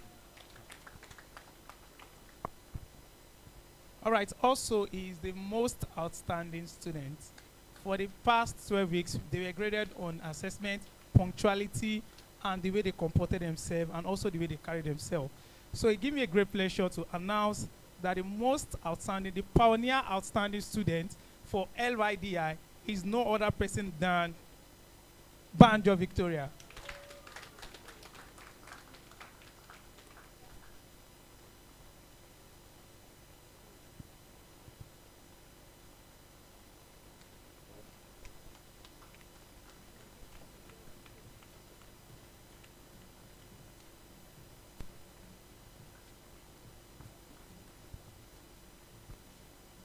Yeah, thank you very much. So at this juncture now, before we want to acknowledge and recognize our two mentors that are here. We want to also decorate them. So these are people that, like when you heard the former vice chairman of IGA talk earlier, he said this idea was conceived in front of him. So he is one of our mentors. Ditto to the SSA, to the governor. He's our leader at the level of the Youth Council. So we want to decorate them as one of the ambassadors for this great institute.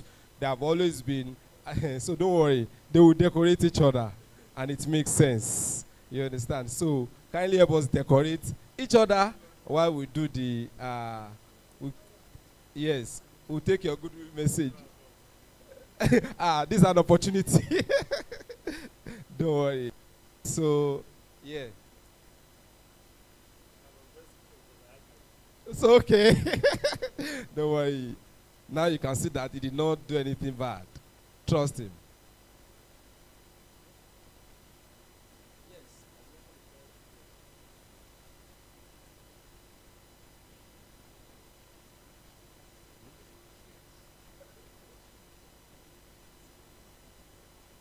All right, so let's first of all take a goodwill message so that we'll take a group picture with the graduates. Then there are some information I also want to pass to everyone. That we got some slots as we're seated here. One of the judges just make some slots available for the Ozu developers among the capstone projects. So yes, so you have that opportunity. So after this time out, you can meet with Miss Ife, the team lead of Project 234, one of our partners for this program. You can see her after now. Very important opportunities for you. Thank you very much. So I'm going to be handing over the mic to the SSC, to the governor, to give a goodwill message briefly before we wrap up everything. Thank you. Build the youth. Build the youth. build the nation. Well, first of all, I want to congratulate all the graduates here. I made it a point of duty to be here despite the tight schedule for today. Even as at when the DG called at the Blue River, I was still asking, can I still meet up? But for the fact that the council is my constituency that has made me who I am today, there is no time the NYCN will invite me for anything that will not create our time. And I must say, I am honored to be here today to be witnessing this. And I'm also wowed. When I came in, I met, I think, the second or the third presentation. So painstakingly, I sat down there, and I didn't want to add anything because I was impressed with what I was listening to. During our days at the youth council level, at the state level, we faced a lot of challenges.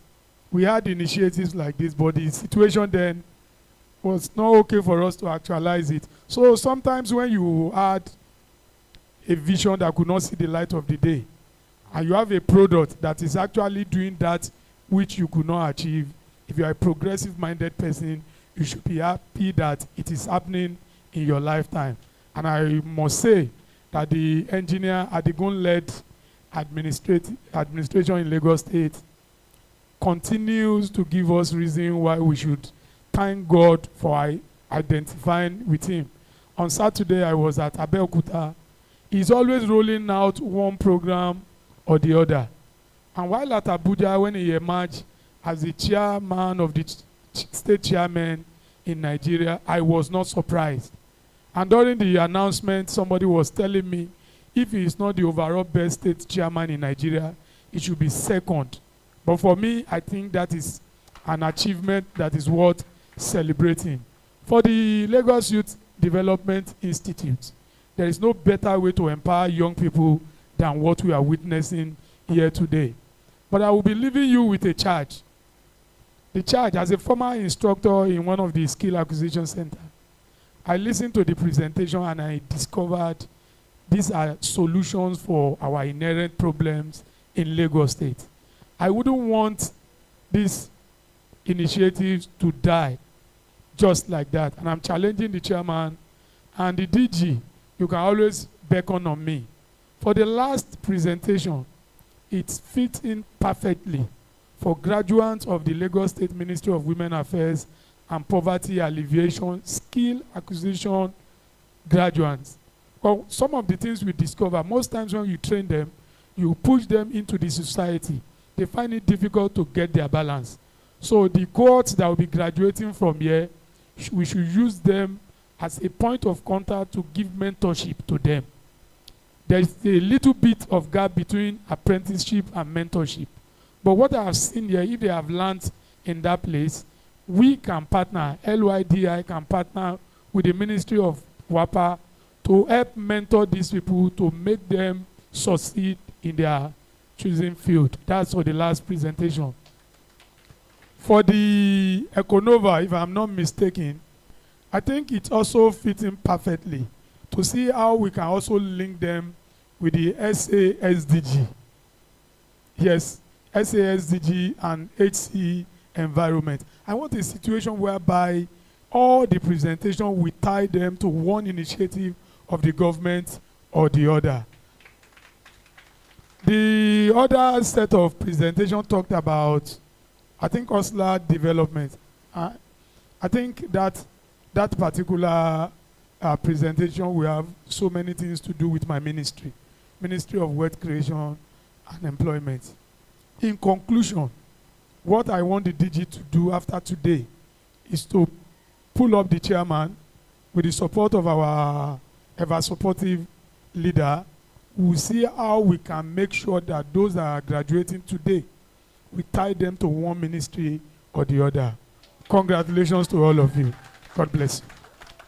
Thank you so much, sir. Thank you so much, sir. So we'll be having the former chairman to also give us a goodwill message. Thank you so much. Build the youth. Build the youth. Sorry, I'm so sorry. My voice is cracked. Thank you so much, SSA. That was an impactful one. I've said a lot before.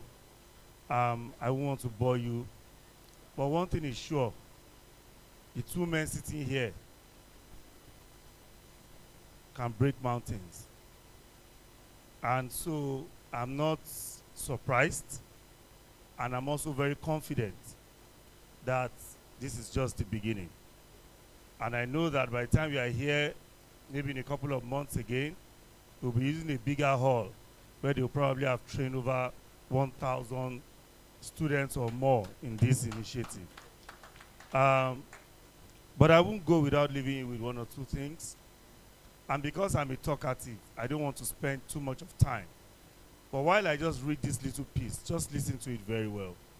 And especially to the graduates, put it at the back of your mind. Don't lose it.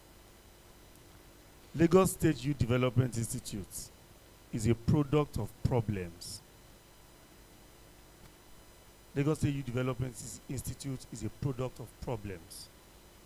Those who conceptualized it sat down and we saw the problem that the Youth League is facing at this moment. And that problem today has created a solution, which is you. Whenever there's problems, wherever there's problems, there's business. Business is a product of problems. Lagos State Youth Development Institute was is a product of problems. Wherever there's business, there's problems. Business is a product of problems. Unemployment has never been the problem. The problem is young people are not able to find problems. You are here because NYCN and LYDI found problems. And this ideology is part of the solutions targeted at solving those problems, not just of unemployment, but also to create leaders. So, graduates, the skills that you have learned is not just for learning's sake. It's for you to go out there and look for. And where there's problems, there's solution. I'll leave you with my very, very, very common principle, which is the principle of seed. Today, you have been planted.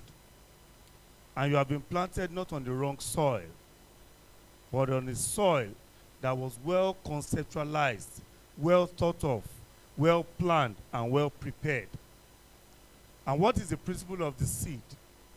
If you put a mango seed on the beach sand, on a white sand, despite the fact that it is a seed, it will not grow. Anytime you look at a seed, any seed, the question is, what do you see?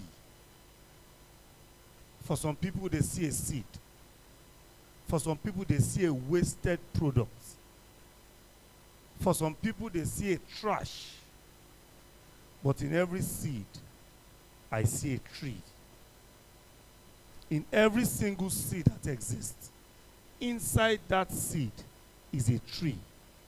And inside that tree is fruits uncountable. Are you listening to me? Now, if you put that seed on a soil, if it is the right soil, it will be buried. First be buried.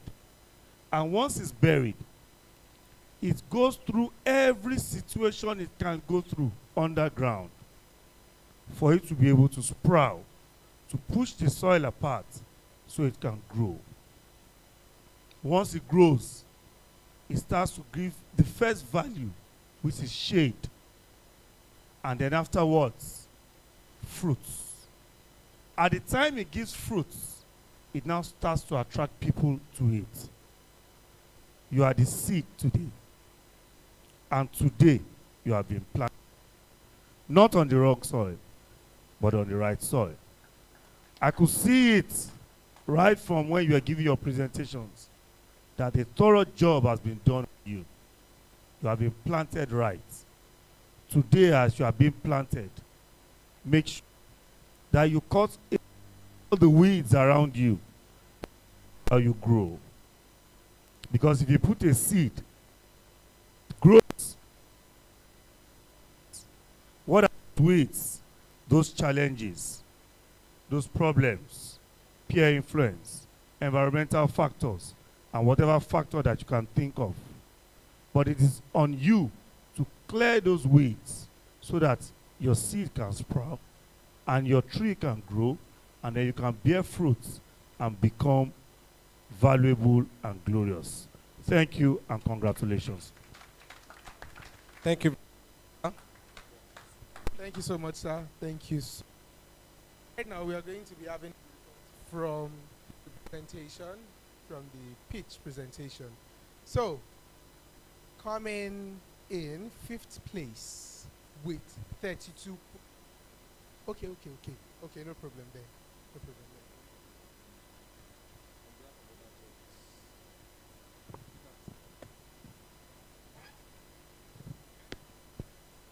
All right.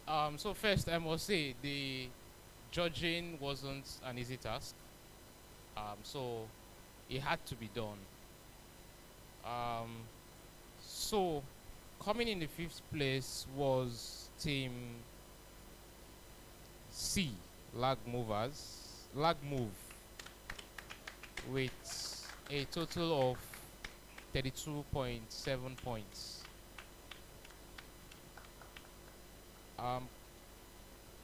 Next is team A, the Street to Clinic team, with a total points of 36.5.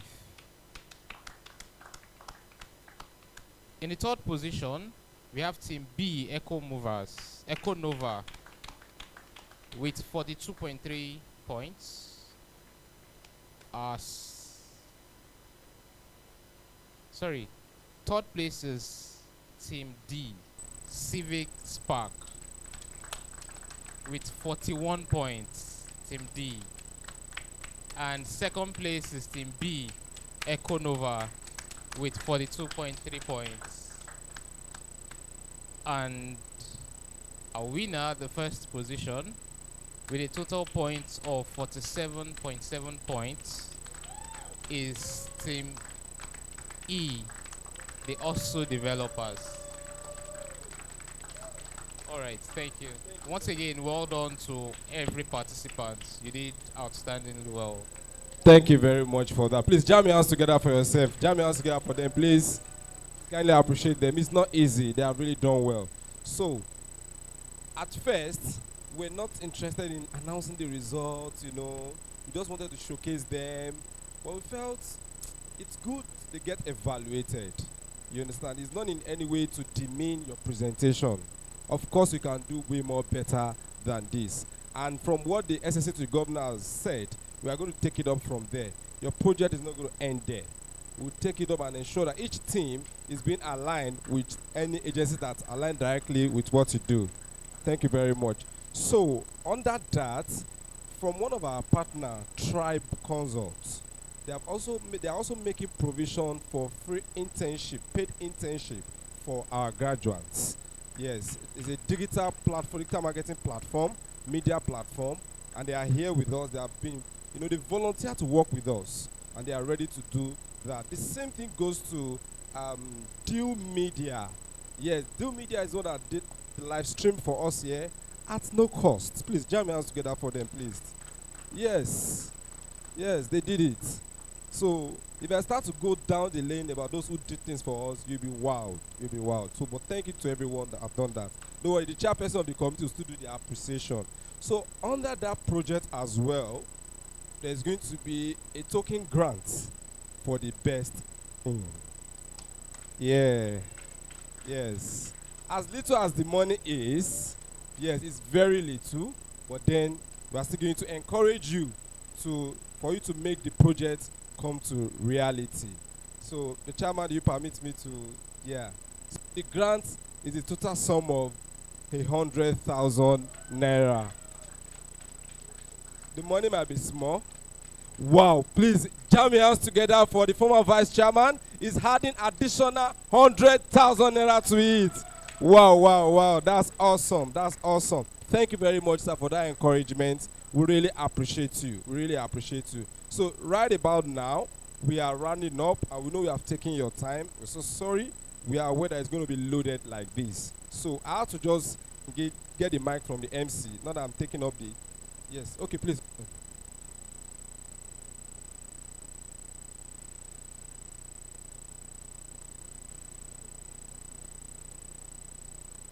All right, thank you very much. He's a leader. You are a leader, sir. Thoughtful and insightful. So, let me just say this for the record. So, as much as, we have given the first position that 100,000 naira grant, so I chat with Honorable Olushola Razak Ajala. So, but then he had an emergency. So, I'll be inviting Miss Arafat to please kindly step forward from Civic Hive to Mr. Salami, please don't go yet. Let's take a group picture, please. Mr. Salami, please. Sorry, just group picture, please. Let me take a group picture with, please. Judges, please kindly step forward, please. Honorable sir, please step forward, sir. Judges, sir. Digital creator and development communicator with a passion for harnessing storytelling and digital tools to drive social impact. She graduated as the best graduating student in the Department of Theatre and Performing Arts from Bayero University, Kano in 2021, where she sharpened her skills in narrative craft, performance, and audience engagement foundations that now inform her work in civic tech and communications. Arafat is also an alumna of the Civic Hive Creative Changemakers Fellowship, graduating in 2023. The fellowship deepened our commitment to using creative approaches to address societal issues and further equipped her with tools to build inclusive civic solutions. Currently serving as a Programs and Communications Associate, Arafat supports in designing and implementing programs that promote civic awareness, active citizenship, and government accountability. She leads the content development for civic education platforms, managing community and stakeholder relations, and supports grant implementation and monitoring. Arafat's work is driven by a commitment to amplifying grassroots voices and bridging the gap between citizens and governance through strategic communication, multimedia content creation, and people-centered programming. She contributes to shaping a more informed and participatory civic space in Nigeria and across West Africa. Her interdisciplinary background allows her to merge creativity with advocacy, creating compelling narratives that inspire civic engagement and democratic action. Distinguished ladies and gentlemen, with a resounding applause, let's make welcome Arafat Hosseini.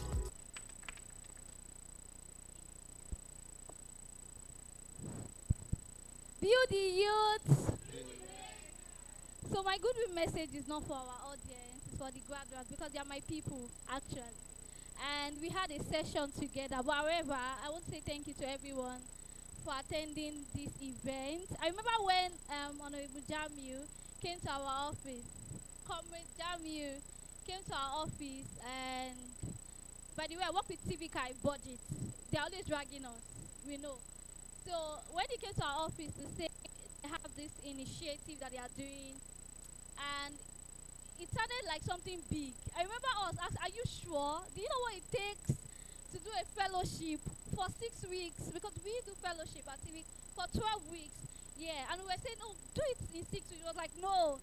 We said, do it in 4 weeks. It was like, no, it's this 12 weeks we want to do it. So, I mean, congratulations to every committee, every brain behind this initiative. I mean, it's an exciting one, and I'm glad that you got to see your dream come to pass. So a round of applause to the brain behind this. And the second congratulations go to the graduating fellows. Say congratulations. And I'm so excited because I remember doing our session when we were talking about civic engagement, and I was asking you, oh, you want to be a leader? Oh, you want to be the next local government chairperson? Oh, you want to be this? Are you aware that, I remember asking someone from Mushin local government, and I said, are you aware that there's also billionaire that is affiliated to solar lights in your local government. And the boy was arguing, he was like, no, which local government? I'm staying in Muslim now. There's nothing. And I'm like, okay, go to me.budget.com, go to tracker.ng, and search for Mushi local government. And you will see the allocated project that is attached to each local government, especially your own local government. I was like, oh, what about this? And we were all laughing in the class, right? And it just brings one thing. It means that you can never be the leader that you want without being aware. So you can never be that leader without being aware of the things that is happening, especially in your local level.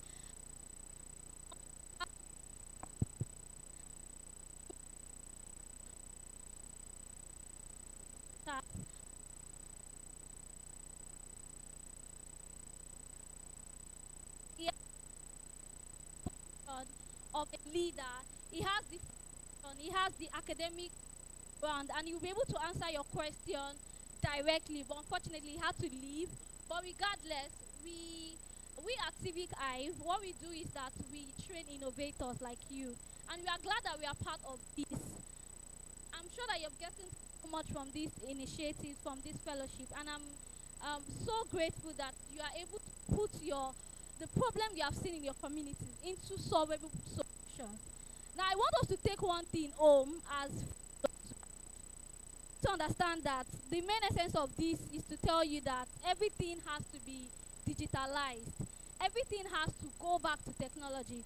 So, for example, in my head, I'm already thinking someone that is for the street for clinic, right? I'm already thinking, oh, I want to collaborate with Ilera Eco. I want to do a street for clinic, a kiosk that will be in every street that will answer immediate healthcare.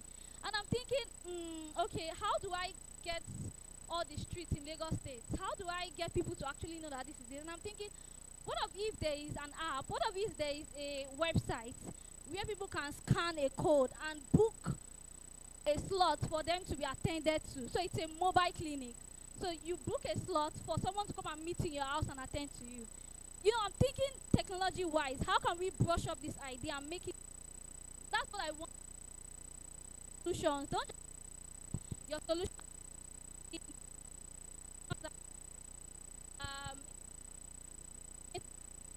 You have to think about how to digitalize it in such a way that internet is accessible to most Lagosians, right?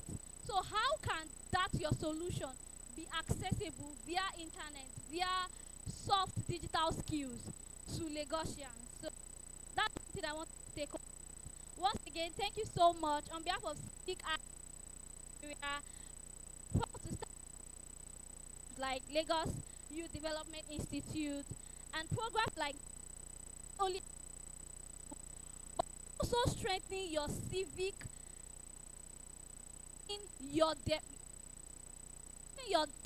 of knowledge in understanding what it takes to be leaders, not just looking, not just things, but actually taking to be leaders of tomorrow. Once again,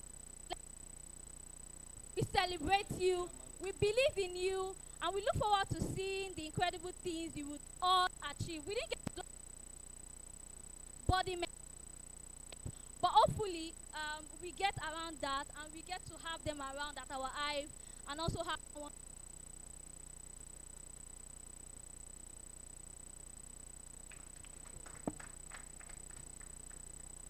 All right, thank you so very much for that one. Very quickly, I want you all to put your hands together for yourself. Appreciate yourself. It's been a long one. I mean, it's been a long one coming here and talking. Please, I want you to appreciate yourself again. Please put your hands together for yourself. You're super amazing people. Now, please permit me to invite the chairperson that's Jennifer, to give us a vote of thanks. Is she here?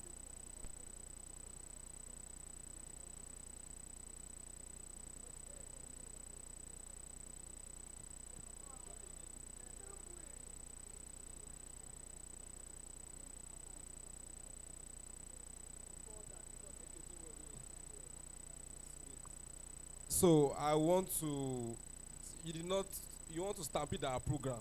And I will not allow the graduate to stampede our program. We are supposed to close everything. All right, so please take the floor.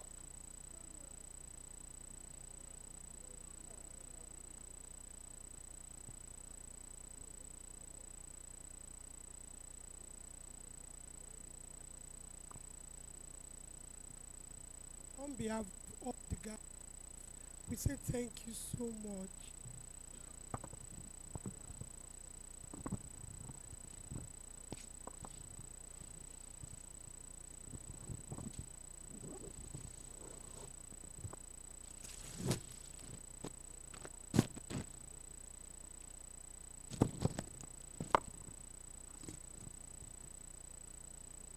On behalf of LYDI Gadon, we say thank you to Engineer Adigun Ibrahim Olalekan.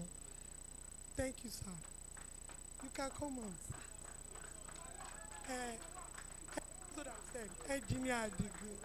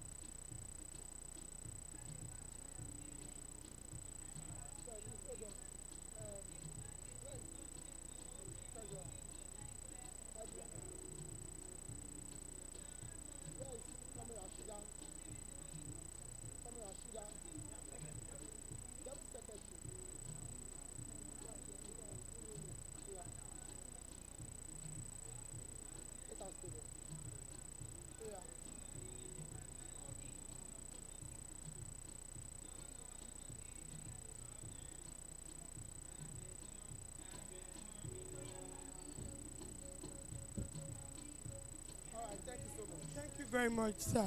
Samuel, come and do the second one.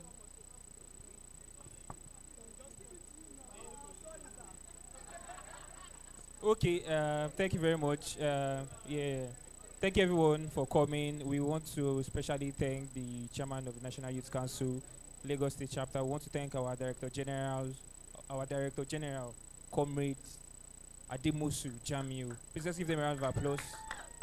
We also have a special gift for him. Thank you very much, sir, for your mentorship, your knowledge, and your father advice to us. Thank you very much, sir.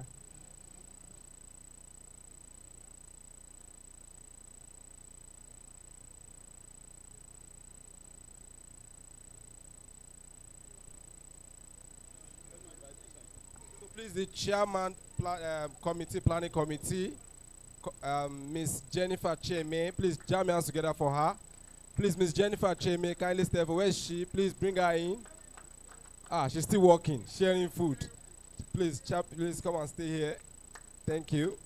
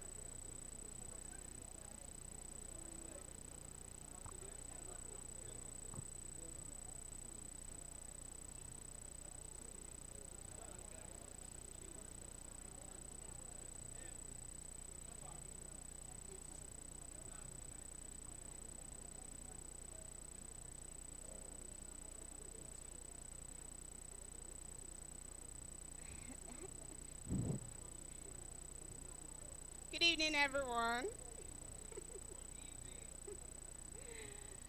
Thank you, thank you, thank you, thank you. So before I give my vote of thanks, I want to sincerely apologize. We actually said this was going to end for 4. We're 20 minutes behind schedule. We sincerely apologize. But I want to believe this was worth your time and it was worth your evening. Thank you very much. Please, I want all the LYLC Planning Committee on stage here, please. LYLC Planning Committee. Oh, mommy. Oh, mommy. Please, can we have all LYLC Planning Committee on stage? Mr. Jafar.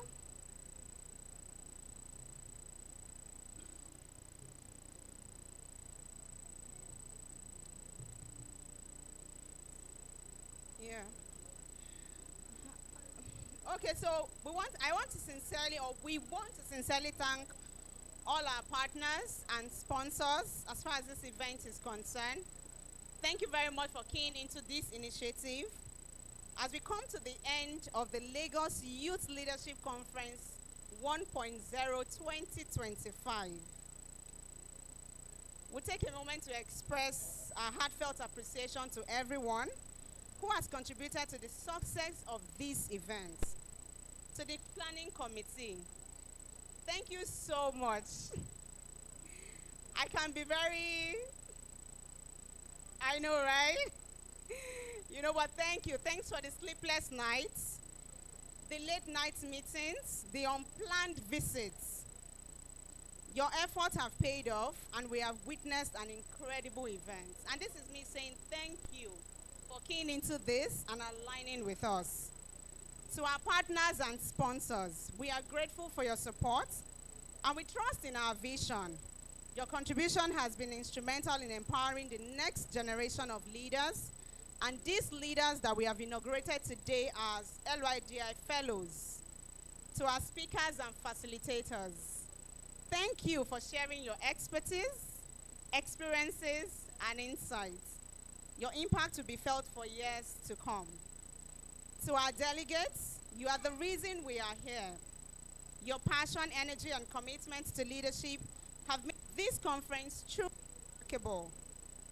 As we close, let us remember the key takeaways from our discussions, the panel sessions, and the goodwill messages that we've heard for all dignitaries present today. Let us continue to inspire, motivate, and support one another as we strive to make a difference in our communities. Let us stay connected, collaborate, and drive positive change in Lagos State and beyond. Thank you and farewell. And it is on this note, I want you to sincerely give this team a round of applause. Thank you very much, and it's been a wonderful evening having you around. Thank you so much. Thank you so much. And with that, we have come to the end of today's event. Yes? Okay, the group pictures for everybody. Yes, please. Wait, the DG for the graduates, please. Graduates. Okay, group pictures, please. You. Yeah.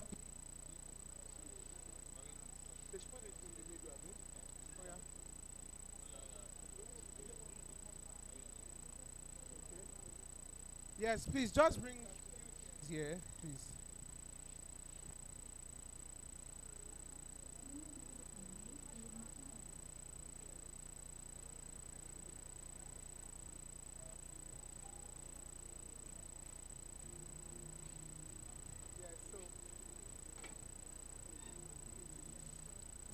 Please, let's have the directors, the DG.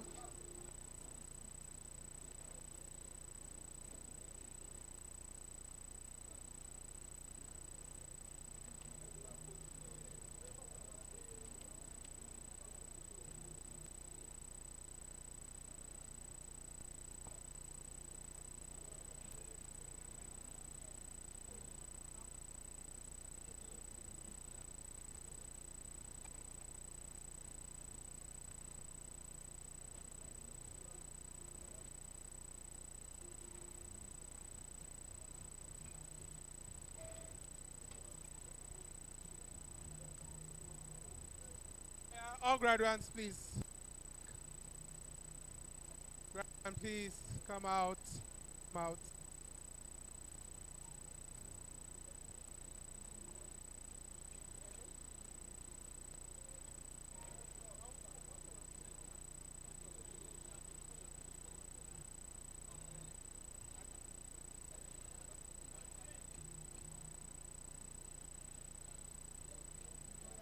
Please, graduates, back.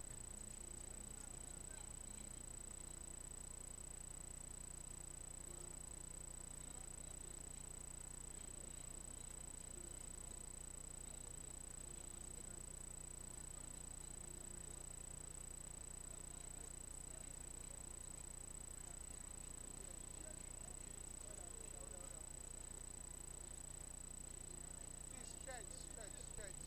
Your certificate. Stretch like.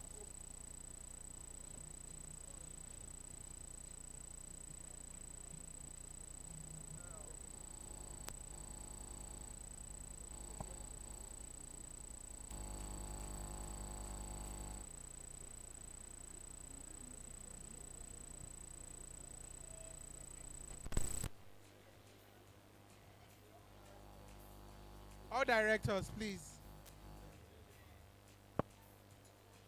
All directors, please move forward. Sorry.